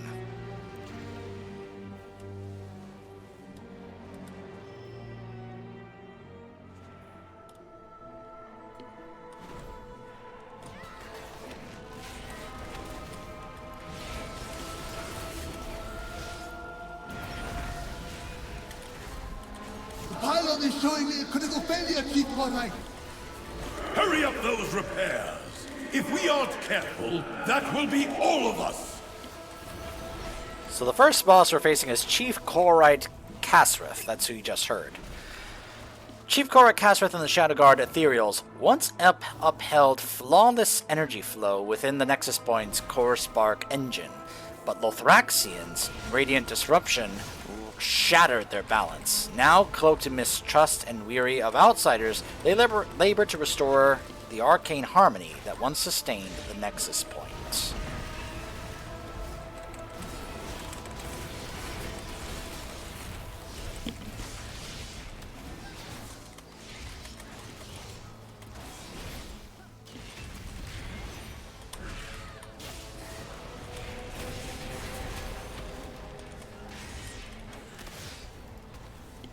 Well, in terms of real estate, the dungeon isn't that big compared to other dungeons, but once again, there's quite a bit of trash in each wing that we're going to have to fight through. And I just keep continuing to think that, oh man, I wouldn't be surprised if a lot of players have voiced their displeasure at the sheer amount of trash in some of these dungeons here. Because we're also thinking about this not just from a regular dungeon standpoint, but from a Mythic Plus standpoint. Because imagine doing the dungeons like these with this tons of trash in a... what's it called? The affix where they buff the trash in the dungeon. In a Mythic Plus dungeon.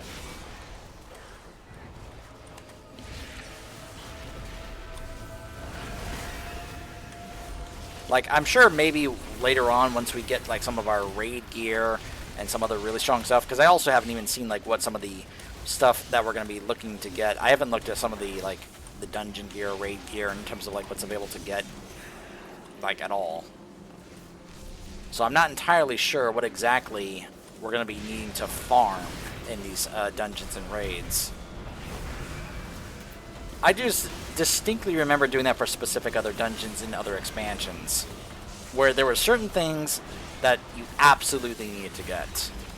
I'll never forget having to spend so much time at the Plaguefall dungeon in the Shadowlands because not only one of my best weapons dropped from there, but also one of my best trinkets dropped from there. So I had to basically keep farming, and this was also the case with the Dawn of Time dungeon in Dragonflight, because my BIS weapon dropped from that. So I did that dungeon in Mythic Plus over and over and over. Not just trying to get it to drop from the dungeon, but to hopefully get it in the vault. So that, like, the best possible version of it could hopefully show up in the vault. It eventually finally did, and I was so happy when it did. I was like, oh my gosh, yes, finally! I finally got it! But I do know and understand, and you know what that grind is like. What that whole, like, trying to farm heavily for your BIS gear is like. I just have to now do some research once we're done with the campaign to find out what that is. And keep in mind, it's not just for my one spec, because it used to be rather simple for me, because I only played the one spec, Havoc. Now, I have to consider doing so for two specs, Havoc and Devourer. Especially since, even though I am enjoying Havoc much more right now, and I feel like it's in a better spot because I have more damage and more survivability with this spec compared to Devourer. But from all I'm seeing on the the tier lists and such, they're all saying that Devourer is a higher ranked DPS spec for this season than Havoc is. And as much as I want to you know, not want to have to follow that, there are times where I'm gonna have to, you know, where I've had to have that realization of, yeah, no, I actually do need to go ahead and do that. Not just for my own personal accomplishments in terms of pushing for rewards like Keystone Master and such, but also for when we are doing our heroic progression. Now, it may end up also being dependent on the matchups in terms of bosses and such that we face in the raid. Because, there are certain fights, and this was the case I learned in Manaforge Omega this past expansion, where certain fights, would recommend specific builds. One was okay, this fight you do your single target build, this fight you do your AoE build because it's a council fight. But now... More of you mindless intruders! Now, are they going to have that for the two specs of, okay, for this fight you probably should do Havoc, or this fight you should do Devourer? I don't know. Stay away from my work! Alright, that looks bad. A good Korite always has his tool! You can overload that with the Leyline Array. Interesting.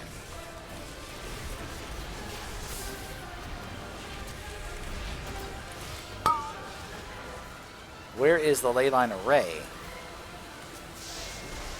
A good Korite always has his tools. Oh, okay, so you get picked, and then you have to go break the array with that. My power output is peaking! I gotcha.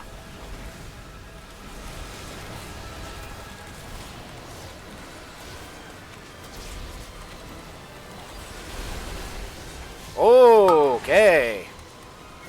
A good Korite always has his tools.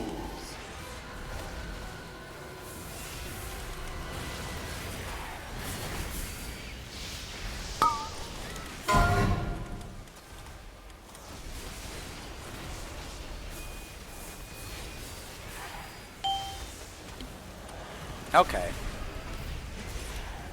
A good Korite Always has his tools.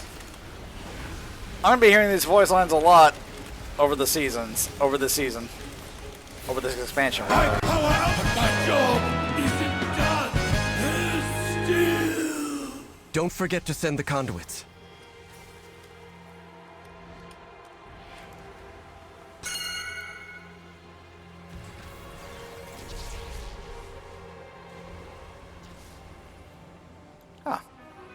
And then it's going to send us back.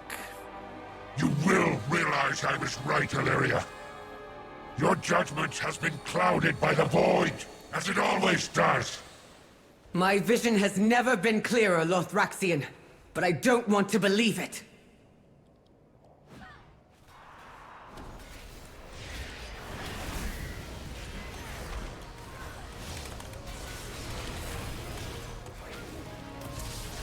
See, now this starts to feel a bit more like, okay.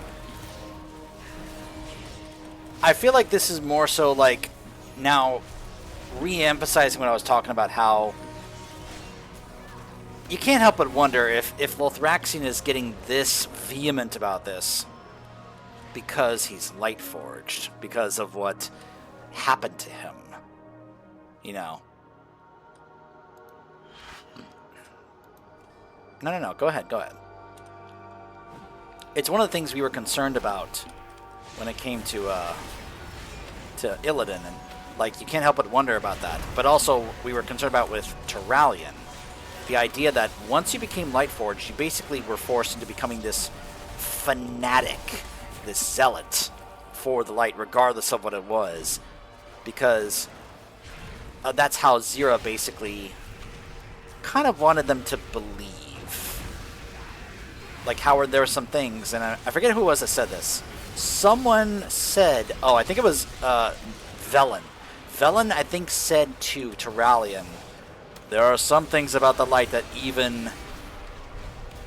Yeah, because Velen was telling him about the Naru that we find in Legion that Illyria has inside her now, where he was talking about what happened, about how it became a being of the void, and Turalyon's like, impossible!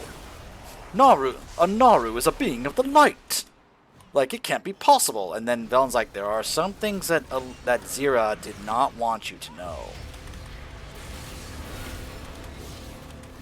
Just once again, and it was just one of those, like, confirmation things about, like, how she very much wanted her followers to think and believe certain things.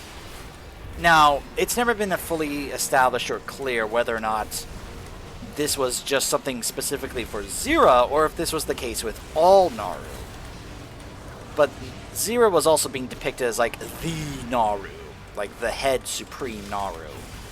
But someone who could also, be able to cause something such as Lightforged. It's what she wanted to do with Illidan, and what we believed she did to Lothraxian.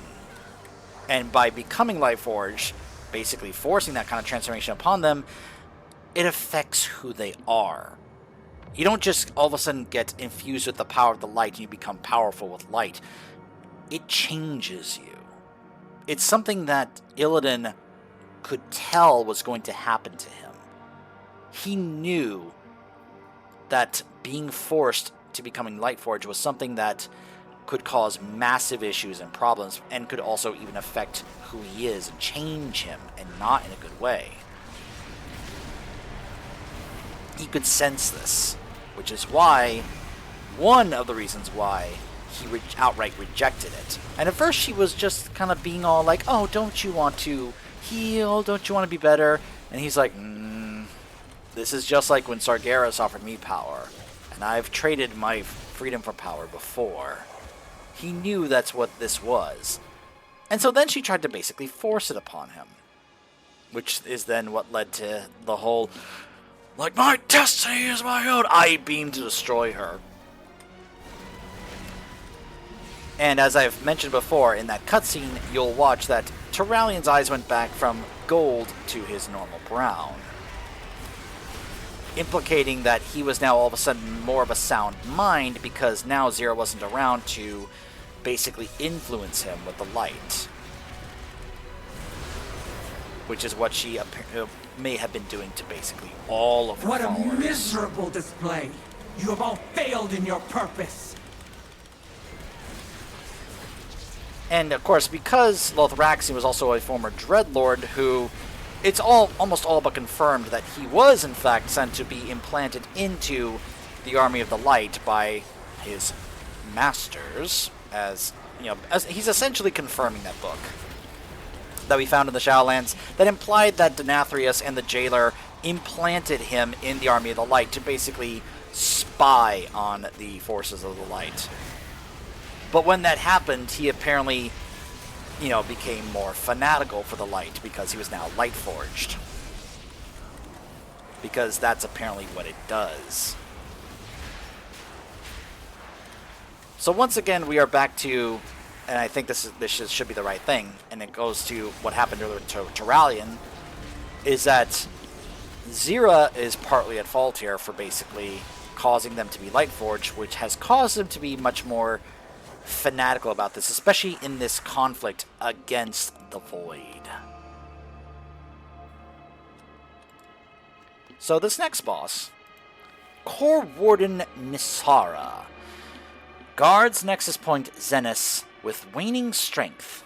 Light scarred by the Thoraxian's assault, she broods in her wing, wounded and waiting. The Null Ward stirs with battle, and her wrath sharpens for any who dare approach. Is there no end to you intruders? Do us all a favor and die before I have to kill you myself. Yeah, how about no? You're not the first to say that, and you won't be the last.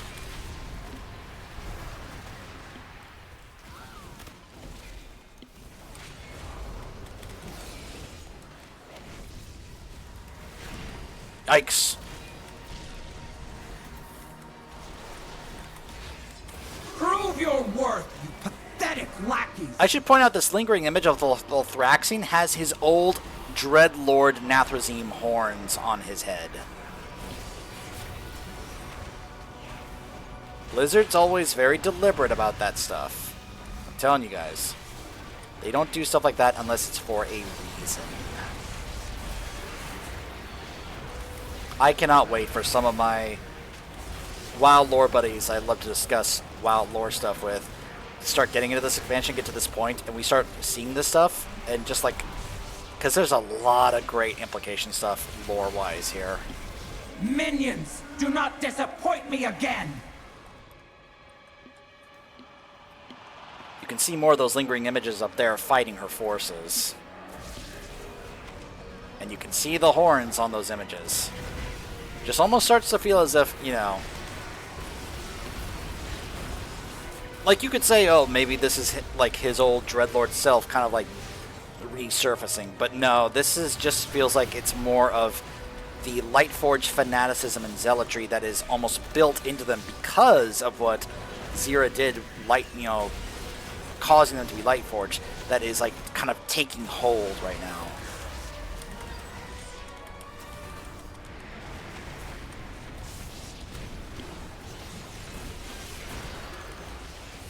Love that, but there are times where Krenna just stands there, almost like she's AFK. Also, Huxworth keeps going into that area. That's funny. Must I do everything myself?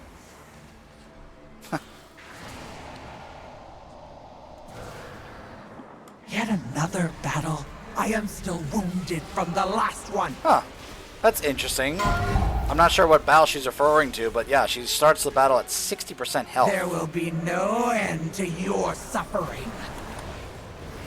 Minions, do not disappoint me again!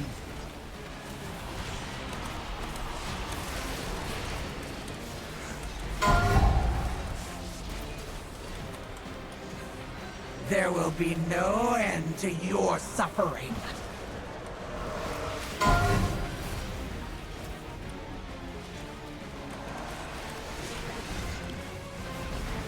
Ah. The light still burns. Oh, okay. Damn Nathrezim! So when she gets that, that's when she is like gonna take extra damage, right? Or it just kind of stuns her. I noticed that's when Merity popped Time Warp, right there.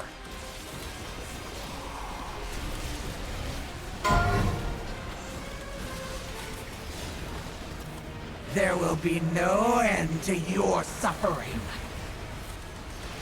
Eliminate these intruders or be devoured!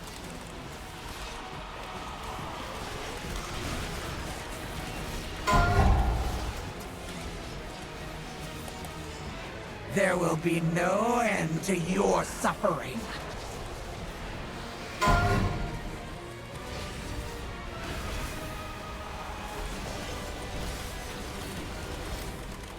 The light still burns!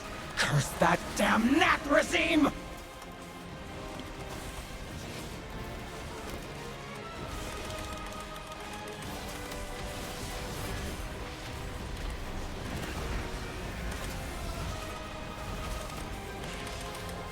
I like how she keeps calling him a Nathrezim.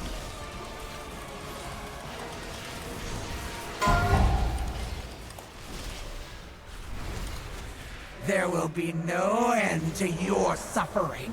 All this for that wretched Zaltat. You got the last conduit. Make sure to send them over.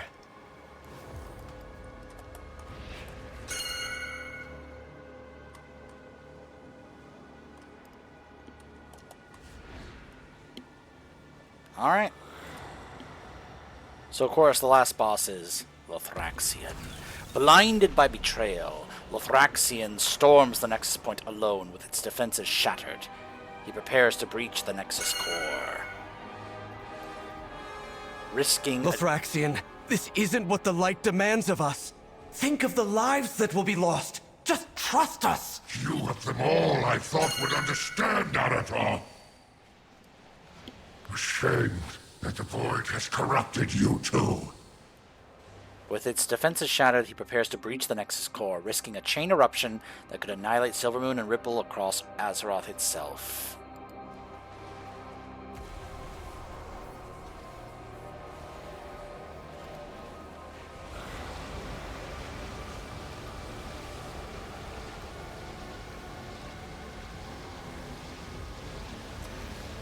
Look like Krenna and Huxworth are just standing there AFK, and Merity as well. Garrick is the only one helping me. The console is working. Starting the bridge now.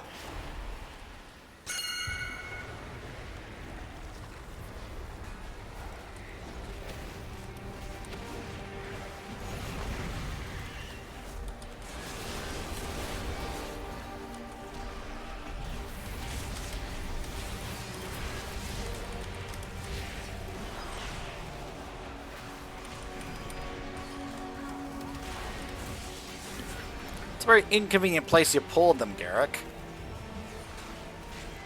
Jeez Louise.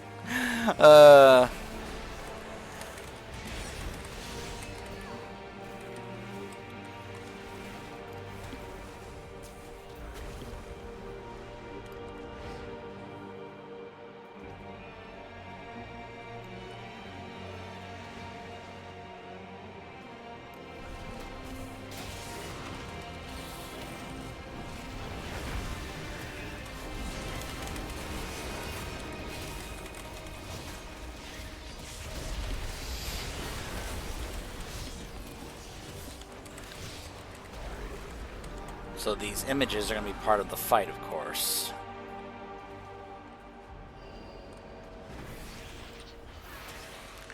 hiding. Ooh. Interesting. I wonder if I can actually use my spectral sight to help out with this part of the fight.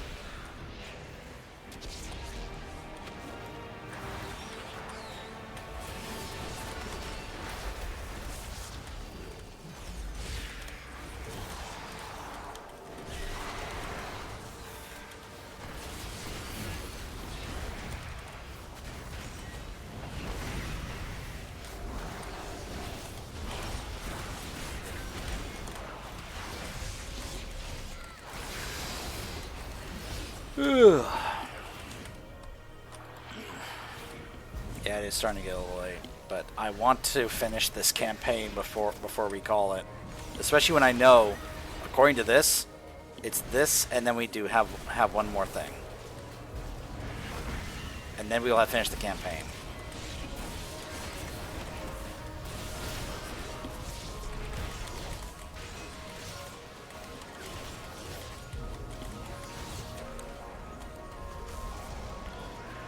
And I want to do some other stuff off camera, but I may end up honestly just waiting until maybe tomorrow. Because I'm probably also going to want to just swap on over to Overwatch and get my Conquest dailies done.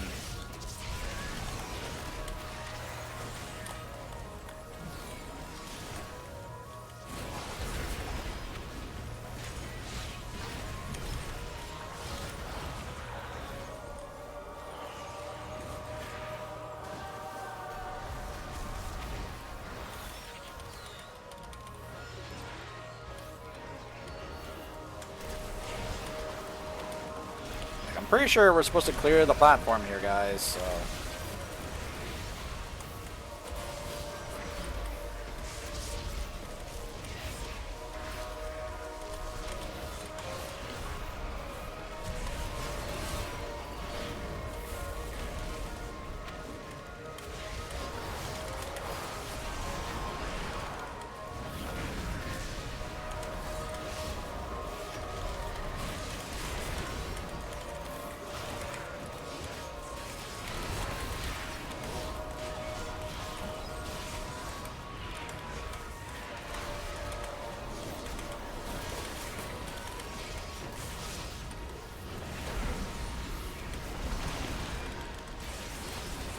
Alright, so once we take out the images, that's when Lothraxion is able to be fought. Alright. You willingly choose to go against the light's will. You are not the light. But of course, I wouldn't expect somebody who is so, like, has the light so forced upon him to understand.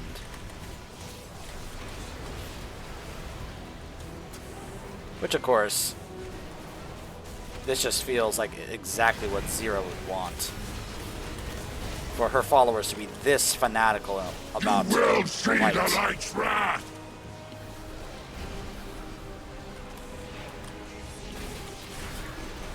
Well, this fight I'm probably going to be wanting to do as a Devourer instead, because this feels like a pain to do as a melee. The light will cleanse. Oh gosh.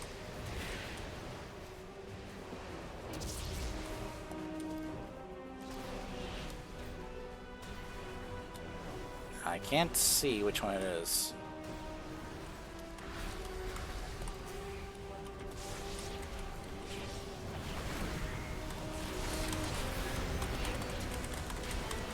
So then you have to try and figure out, and I'm wondering, how do you tell? What's the tell here?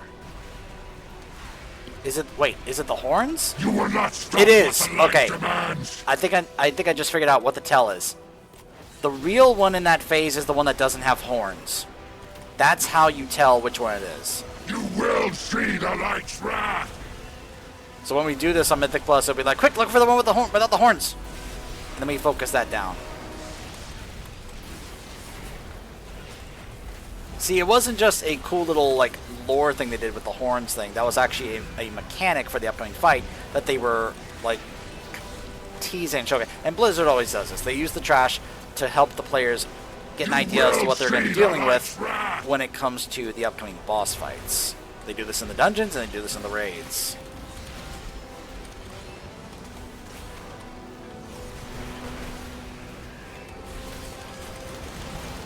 The light will cleanse!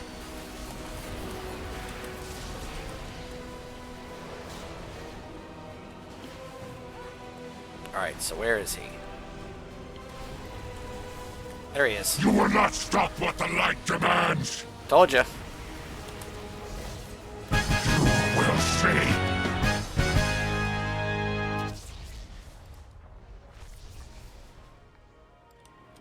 Farewell, old friend.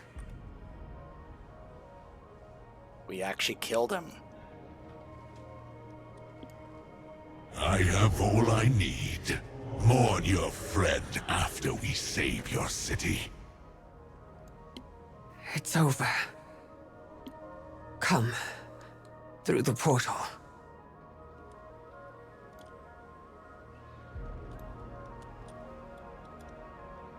Note the Decimus is orange again. Interesting. As Captain Jack Sparrow would say, that's very interesting. Oh, now he's green again. Just the Azerothian I've been looking Hello, for. Ulrich. We aren't safe here. Well done. Watching you fight is exhilarating as always. Pity about your friend. Why are lightlings always so eager to throw their lives away? Shut it down. We've destabilized the pylon network, Decimus. Time to make good on your promise. I am as good as my word, mortal.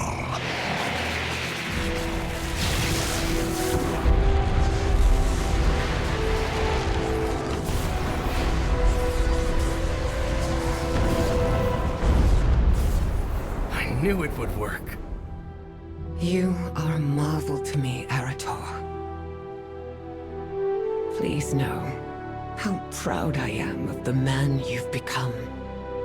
Mother, I feared that you coming to this place, fighting these horrors, would wear you down, harden your heart, as it has mine.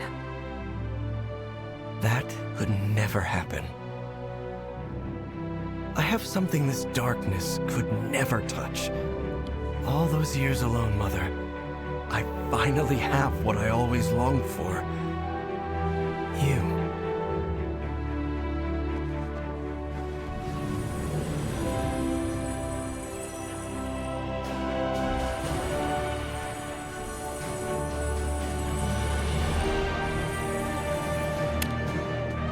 You have your orders. Move out! Hi, Turalian.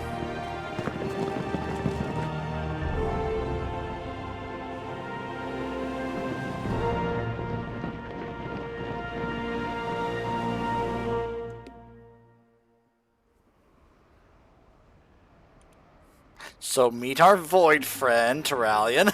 Well, if it isn't my favorite little monster. Ah, an army of lightlings against an endless swarm of void.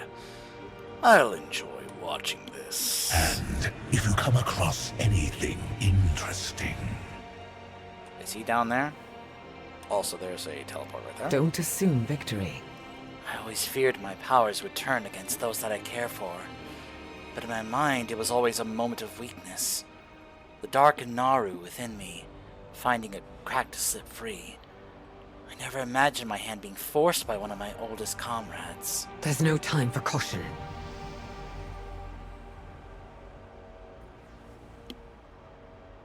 Crit and haste, haste and mastery. Interesting.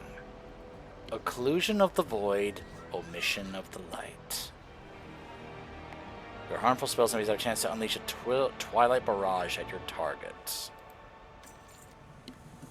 Turalian is busying himself with the troops, only to let him know what they'll face here. Tell him about Lothraxion. Thank you. Even when my thoughts felt clouded. You never seem to waver. Go. Give Lorthamar my report. Eretor and I will brief Terralion. I mean, I've been through it, Illyria. If all the stuff we have faced in the past hasn't caused me to waver, now I doubt anything will. So you can see World Quest and Adventure Mode, Midnight Endgame. Give Lorthamar my report.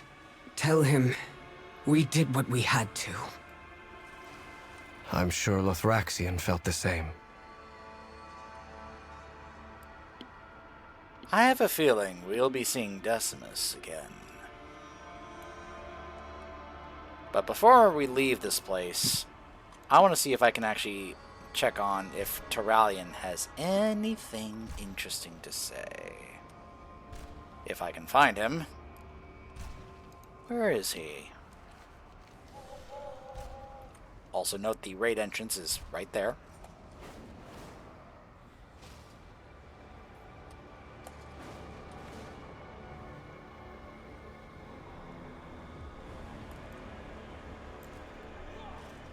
No, those are just more Guardians of the Light. Where is Terralion?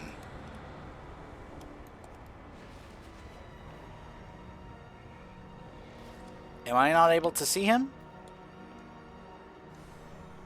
For some reason? So that'd be very disappointing if I can't find him. We, of course, are going to be using the portal that Decimus has at his estate. And maybe that's where it's like he'll be here just kind of like, alright, I'm just here to watch. You can make yourselves at home, and I think this should be quite entertaining for me to watch. I have many lucky doos you like.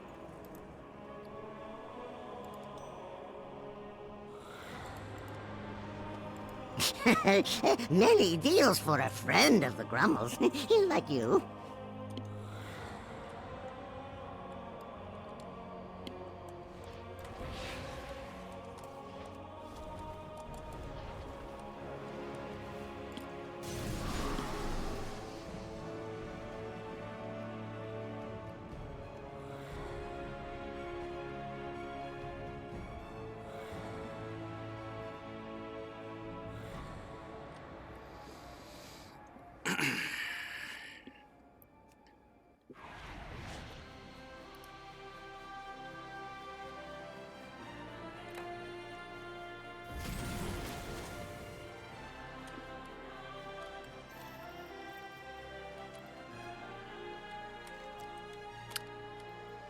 Okay.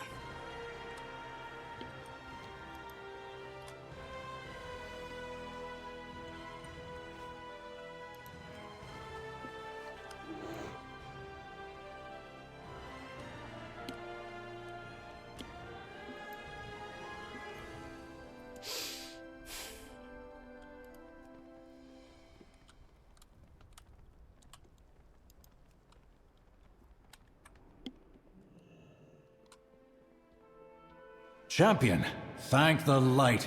With the storm breaking, we just might win this. Actually, hold on a second. Huh. Nothing's changed visually, it looks like. Unless it's about to once I turn this in.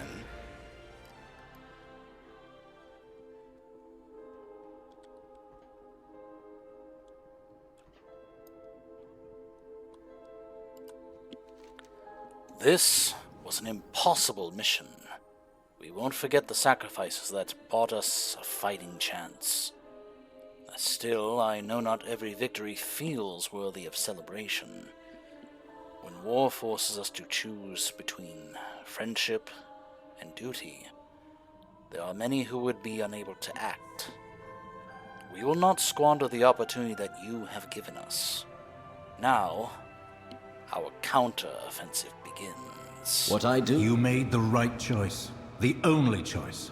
Now, we can truly begin to fight back. Campaign complete. prey, hunt or be hunted. Astalor needs your assistance in tracking down deadly threats across Azeroth. Faction events unlocked. Explore each Midnight faction by joining their featured events. Adventure mode unlocked. Your future characters can complete zones in any order and access faction events and world quests immediately. Breaching the Void Storm. Midnight. Midnight Pathfinder. And Midnight Delves Endgame. Our strength lies in our people. Tier 4 Delves unlocked. Just checking if there were any awards attached to these. Steady Flight now unlocked within Midnight, along with Finery Funds. Basically meaning I can now swap to the old flight style, if I wanted to for this expansion. I also received Finery Funds. Can be exchanged with Andra at the Bazaar in Silvermoon City for an outfit of your choice. Ooh! The beauty of Eversong endures. The immediate danger has passed, but there is still much to be done. Go out and work with our allies to secure what ground we have made against the darkness. Whether it is in Azeroth or beyond, there is still much to be done. Complete faction features in Midnight Zones, which will also unlock Spark of Radiance. Completing this quest will reward you with a Spark of Radiance. These sparks are usable for progression to create... Alright, so these are the sparks for this season for crafting our pieces of gear. The light of the Sunwell be with you. We have made many sacrifices. So what do you need me to do, Lorthamar? Go out into the world and combat our foes wherever you find them. Our enemies are uncountable, but our allies are many. Help them where you can, however you can, and then report back to me, of course. Well, tell me about this Saltheral soiree? It's a complicated affair. High society, high drama. That being said, they do their part to keep Eversong orderly and serene. Go help them tend to their defenses. What about abundance? The Armani have discovered a means by which we can extract all kinds of resources from the natural world. As much as I prefer our city and its comforts, it would be a waste not to see what our allies have to offer, even if it does mean getting your hands a bit dirty. And what about this Legends of the Heronir? Your efforts in Herondar have earned you the rare chance to walk amongst the Heronir without fear of reprisal. I suspect that we have much to learn from their stories and traditions. Go and learn, and then return to me. And this Storm Marian Assault? Our Void Elf colleagues are maintaining a tenuous hold within the Void Storm. Go and see if you can help them strengthen their position against our endless enemy. We shall not falter. Alright. In fact, it looks like there's one over here right now.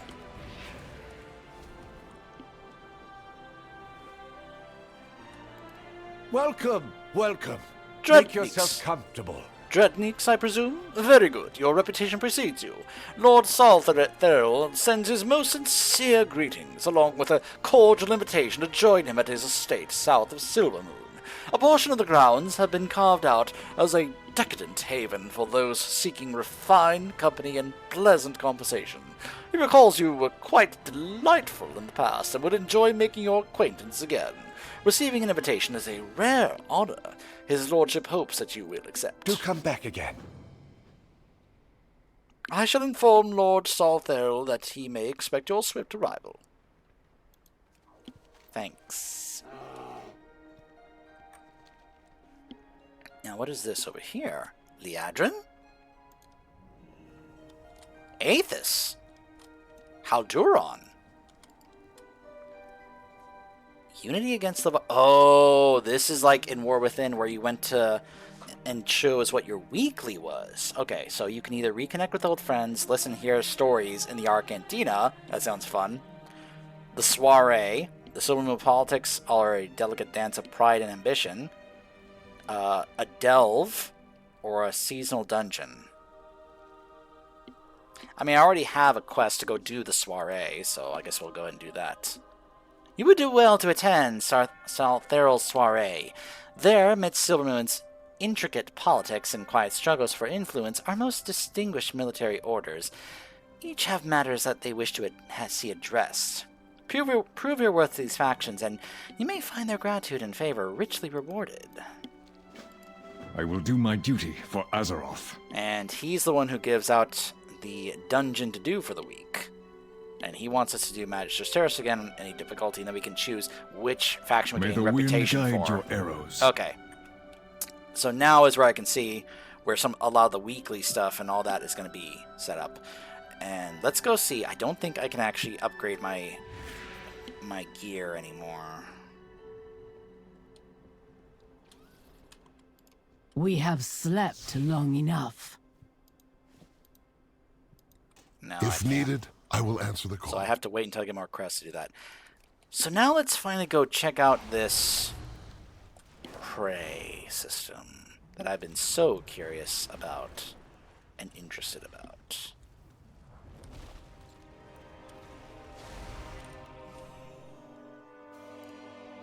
Hello, Astalor Bloodsworn. It's been a long time. I'm glad to see you here in our city, even if the times are trying. We are once again beset on all sides by uncertain friends and dangerous foes, but I'm not unprepared. I have a guest house nearby. They may hold the key to our city's survival. Meet me near the harbor if you have the strength to do what must be done. My colleagues are searching for methods to protect our city. I have my own solution. Meet me near the harbor, and I will reveal to you another path. Really?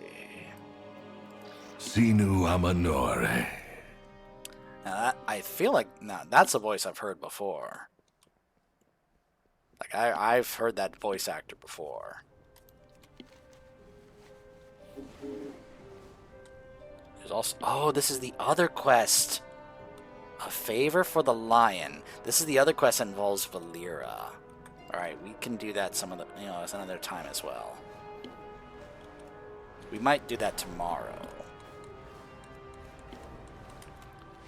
And let me see. Yep, world quests are now up. Ah, okay. You do those, you get a chance for that. The Abundant Lands. Of course, we're going to have a quest to go check out each of these. I'm curious, though, about where the world boss is right now.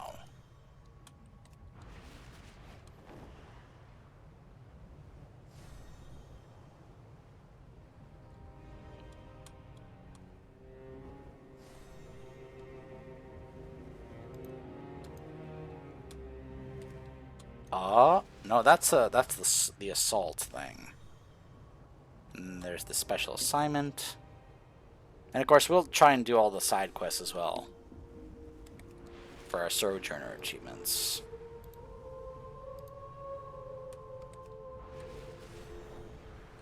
I'm just curious where the world bosses are.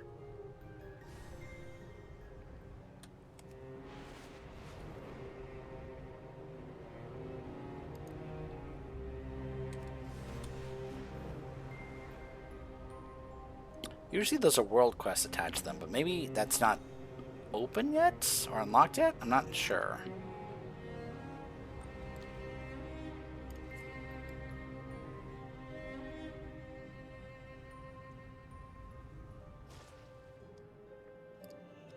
Master Bloodsworn and his guests are waiting for you below.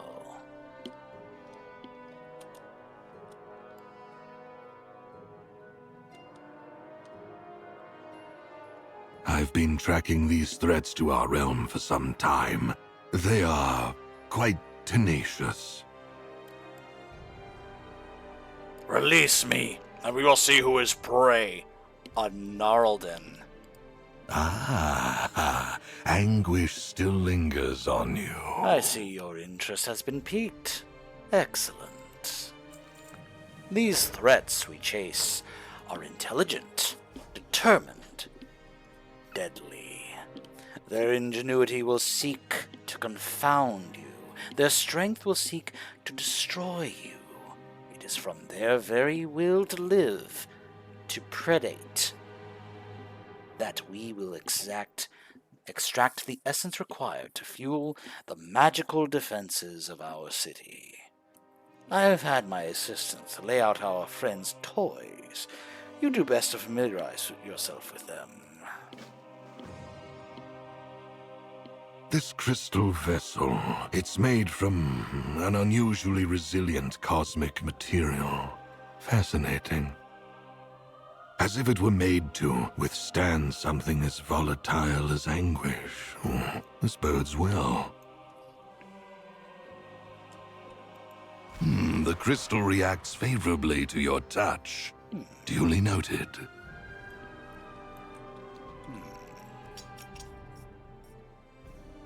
A skilled hunter is capable of disarming any trap placed before them. He's a lucky blood elf. A hasty hunter is oft bitten. What is a remnant of anguish? I am well positioned to turn pain into power.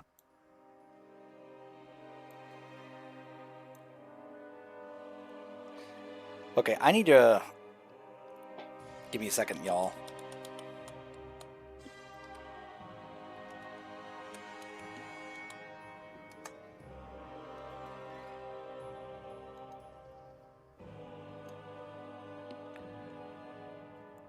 I want to remind myself about him. Because I knew this guy was significant, I just kind of momentarily forgot. Following the Scourge invasion of Quel'Thalas in 20 ADP, after Dark Portal, Astalor accompanied Prince Kael'thas Sunstrider home to Quel'Thalas. Along with Ramath, he served as one of the prince's closest advisors and assisted both of them in the binding of the Tainted Sunwell. Defended by Lorthamar, Halduran, Liadrin, and other volunteers. He was safely away when the well was destroyed. Astalor later identified the moon crystals used to steal the Sunwell as having become corrupted by the blast, but believed that there was still value in the prince keeping them. Ramath was more hesitant, but also agreed. After the capture of Mu'uru, the Naru guardian of Tempest Keep, the Blood Elven Scion, Prince Kael'thas Sunstrider, had the Naru shipped back to Silvermoon City as a gift for his people to feed upon. Astalor, however, was not content with this notion. Instead, he and several of the Magisters worked tirelessly to harness and twist the Naru's energy, and ultimately succeeded in manipulating them. The end result of this was a free method by which the Sindorai could now wield the light again, as many of them had renounced their vows in contempt following the brutal Scourge invasion that sundered their homeland and people. Lady Liadrin, a former priestess, was the first Blood Elf to offer herself to test the powers, thus becoming the first Blood Knight. Astalor assisted her in first communicating with Mu'uru, and remained close to the Blood Knights after their formation, his magi working tirelessly to keep Mu'uru bound in spite of the Naru's apparent recalcitrance. After conspicuous items at Dawnstar Spire were uncovered by the Blood Knights, the contents were sent back to Silvermoon, where Astalor deciphered them and learned that a new enemy in Quel'Thalas, calling himself Thadir, had plans for the Stones of Light, Fire, and what remained of the Stone of Spark. However, this was a ruse. Thadir, a risen Darkon Drathir, they soon realized, had no intention of using the stones, and had only used them as bait to entrap a number of Blood Knights. Magister Astalor, the Royal Guard, and Regent Lord Lorthamar rushed to their aid and confronted the treacherous Magister at Dawnstar. Using the stone's power, Astalor was able to ward off the gathered undead and immobilized Darkon, rendering the traitor defenseless and unable to avoid Lorthamar's killing blow. Fast forward to the Burning Crusade. By the time the investigation the invasion of Outland in 26 ADP happened, Astalor resided in the Hall of Blood with the Blood Knights leader Liadrin, proudly sporting the Blood Knight's tabard. He and his magi kept Mu'uru in check, occasionally requiring Blood Knight assistance to keep them supplied with light energy. He remained there with Lord Solinar Bloodwrath after the betrayal of Kael'thas to the Burning Legion, a chain of events that resulted in the prince briefly attacking the Blood Knight's headquarters with the Fell Blood and spiriting Mu'uru away to the Sunwell Plateau.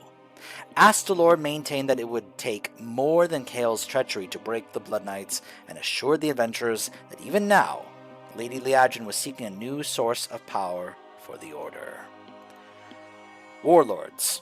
During the war in Draenor, Astalor followed Liadrin and other Blood Knights as part of the Sunsworn. He was in charge of the Amos Golems, magically empowering them with blood magic, and sending them to supplement the Blood Elf and Draenei soldiers battling the Burning Legion forces. He later accompanied Liadrin throughout Exarch's Refuge, Sunsworn Camp, and Retribution Point.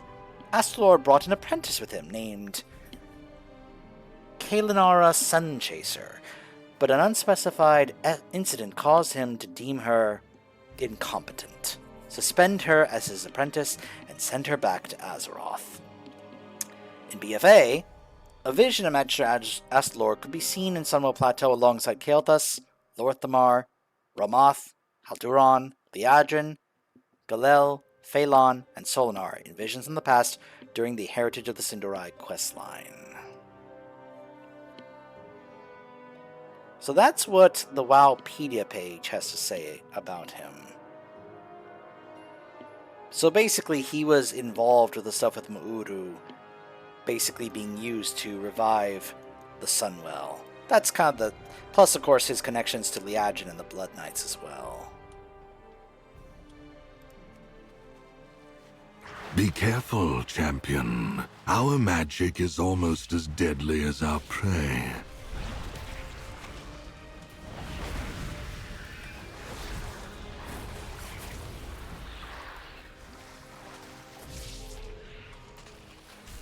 Sinu Amanore.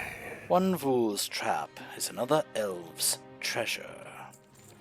Such a strong will to survive, even when trapped in a cage. Do not underestimate your prey. They can strike at any time.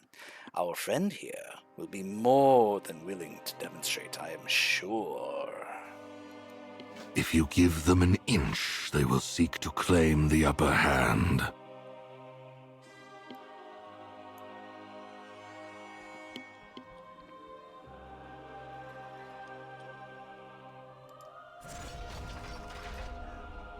I kill you!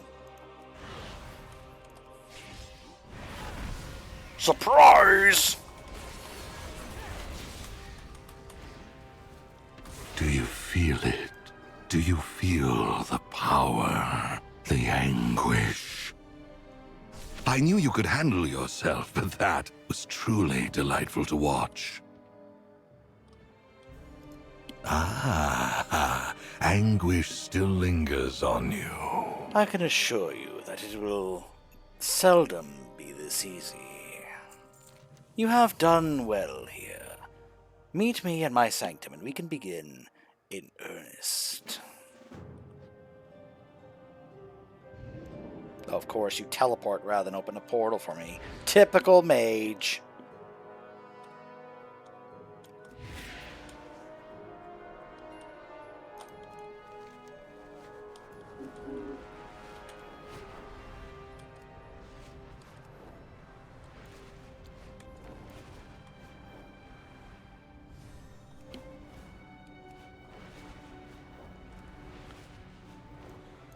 Now, I'm sure there's going to be some quests that happen later on to explain and show us, like, getting ready to prepare for the raids that we're going to have. But, of course, like, I've already kind of, like, peeked at least one of them, right? Like I showed off, like, we're actually going to be going into this area called the Dream Rift in Herondar involving the Rift of Aln and fighting something there. There's also going to be this 2-boss raid involving Quel'Danis. And then, of course, as you can probably guess, the Void Spire. No shock there. And wouldn't you know it, look at that. Also, yeah.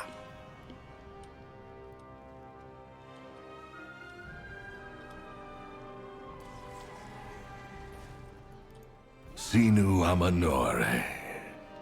Let us begin. The Sunwell will soon be obsolete.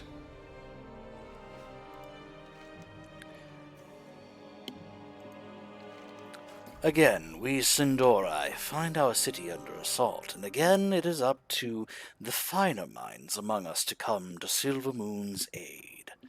Mortal anguish, it seems, is a powerful reflection of the soul. When contained and manipulated, anguish acts as a form of magic that we can wield to protect this great city.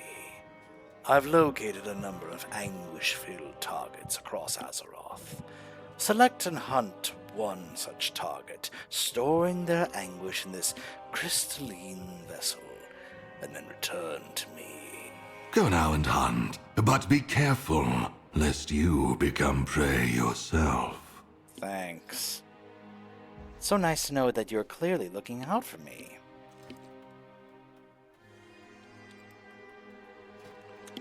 So, Knight Errant Bloodshatter, Magistrix Emberlash, Grothaz the Burning Shadow, LNOR the Recycler. Death Knights are unstable killing machines.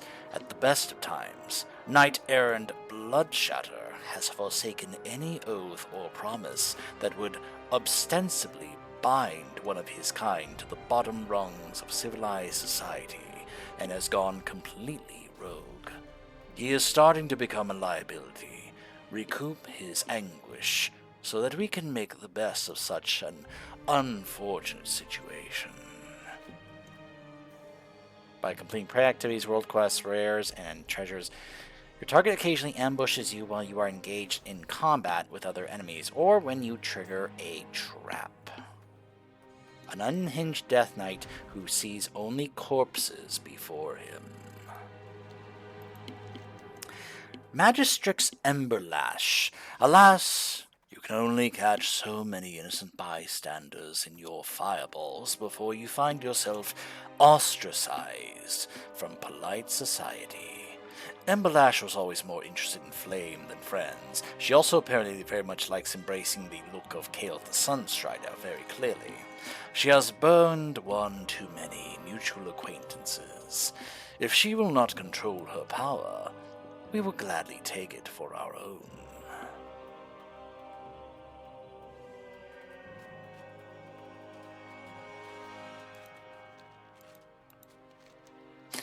The Twilight's Blade are an embarrassing band of mediocre cultists and inspired conspirators.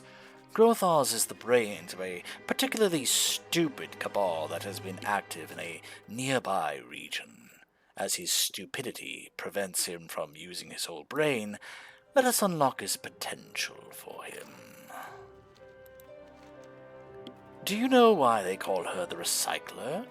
I don't. And given her history of disappearing shop assistants, I'm not really inclined to ask her. That being said, watch your step. I understand that she likes to incorporate her victims into her gadgetry. We wouldn't want you becoming a pocket watch or some such thing. Yeah, let's go after the Twilight's Blade guy. The Twilight's Blade serves Zelatath, but even lackeys wield power. Let us take what's theirs.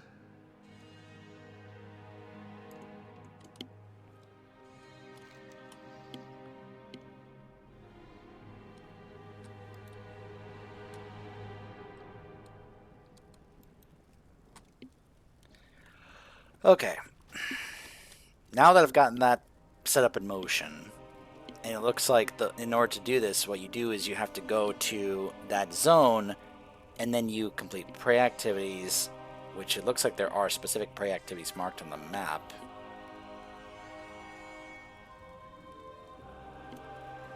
Along with doing world quests, take down rares, find treasures and such, and that will also progress revealing your prey to you. Now, was there another... okay, so the dungeons we did not do. We'll have to do these just to see them. So, let's see.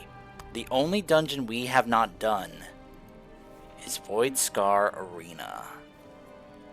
So, my question then becomes, is there a quest to go to the... there is. Okay, so when we do our questing and such, that's when we will also go ahead and prepare to do that. But until then, that will wait. I'm glad we have finally finished this. I hope that y'all enjoyed. See me conclude the campaign, the launch campaign, I should say, for Midnight before we eventually start preparing for the rest of the end game stuff in terms of the raids and such, and also the world bosses, which I don't think are even up right now, because of course the season hasn't actually started yet. That's gonna start later.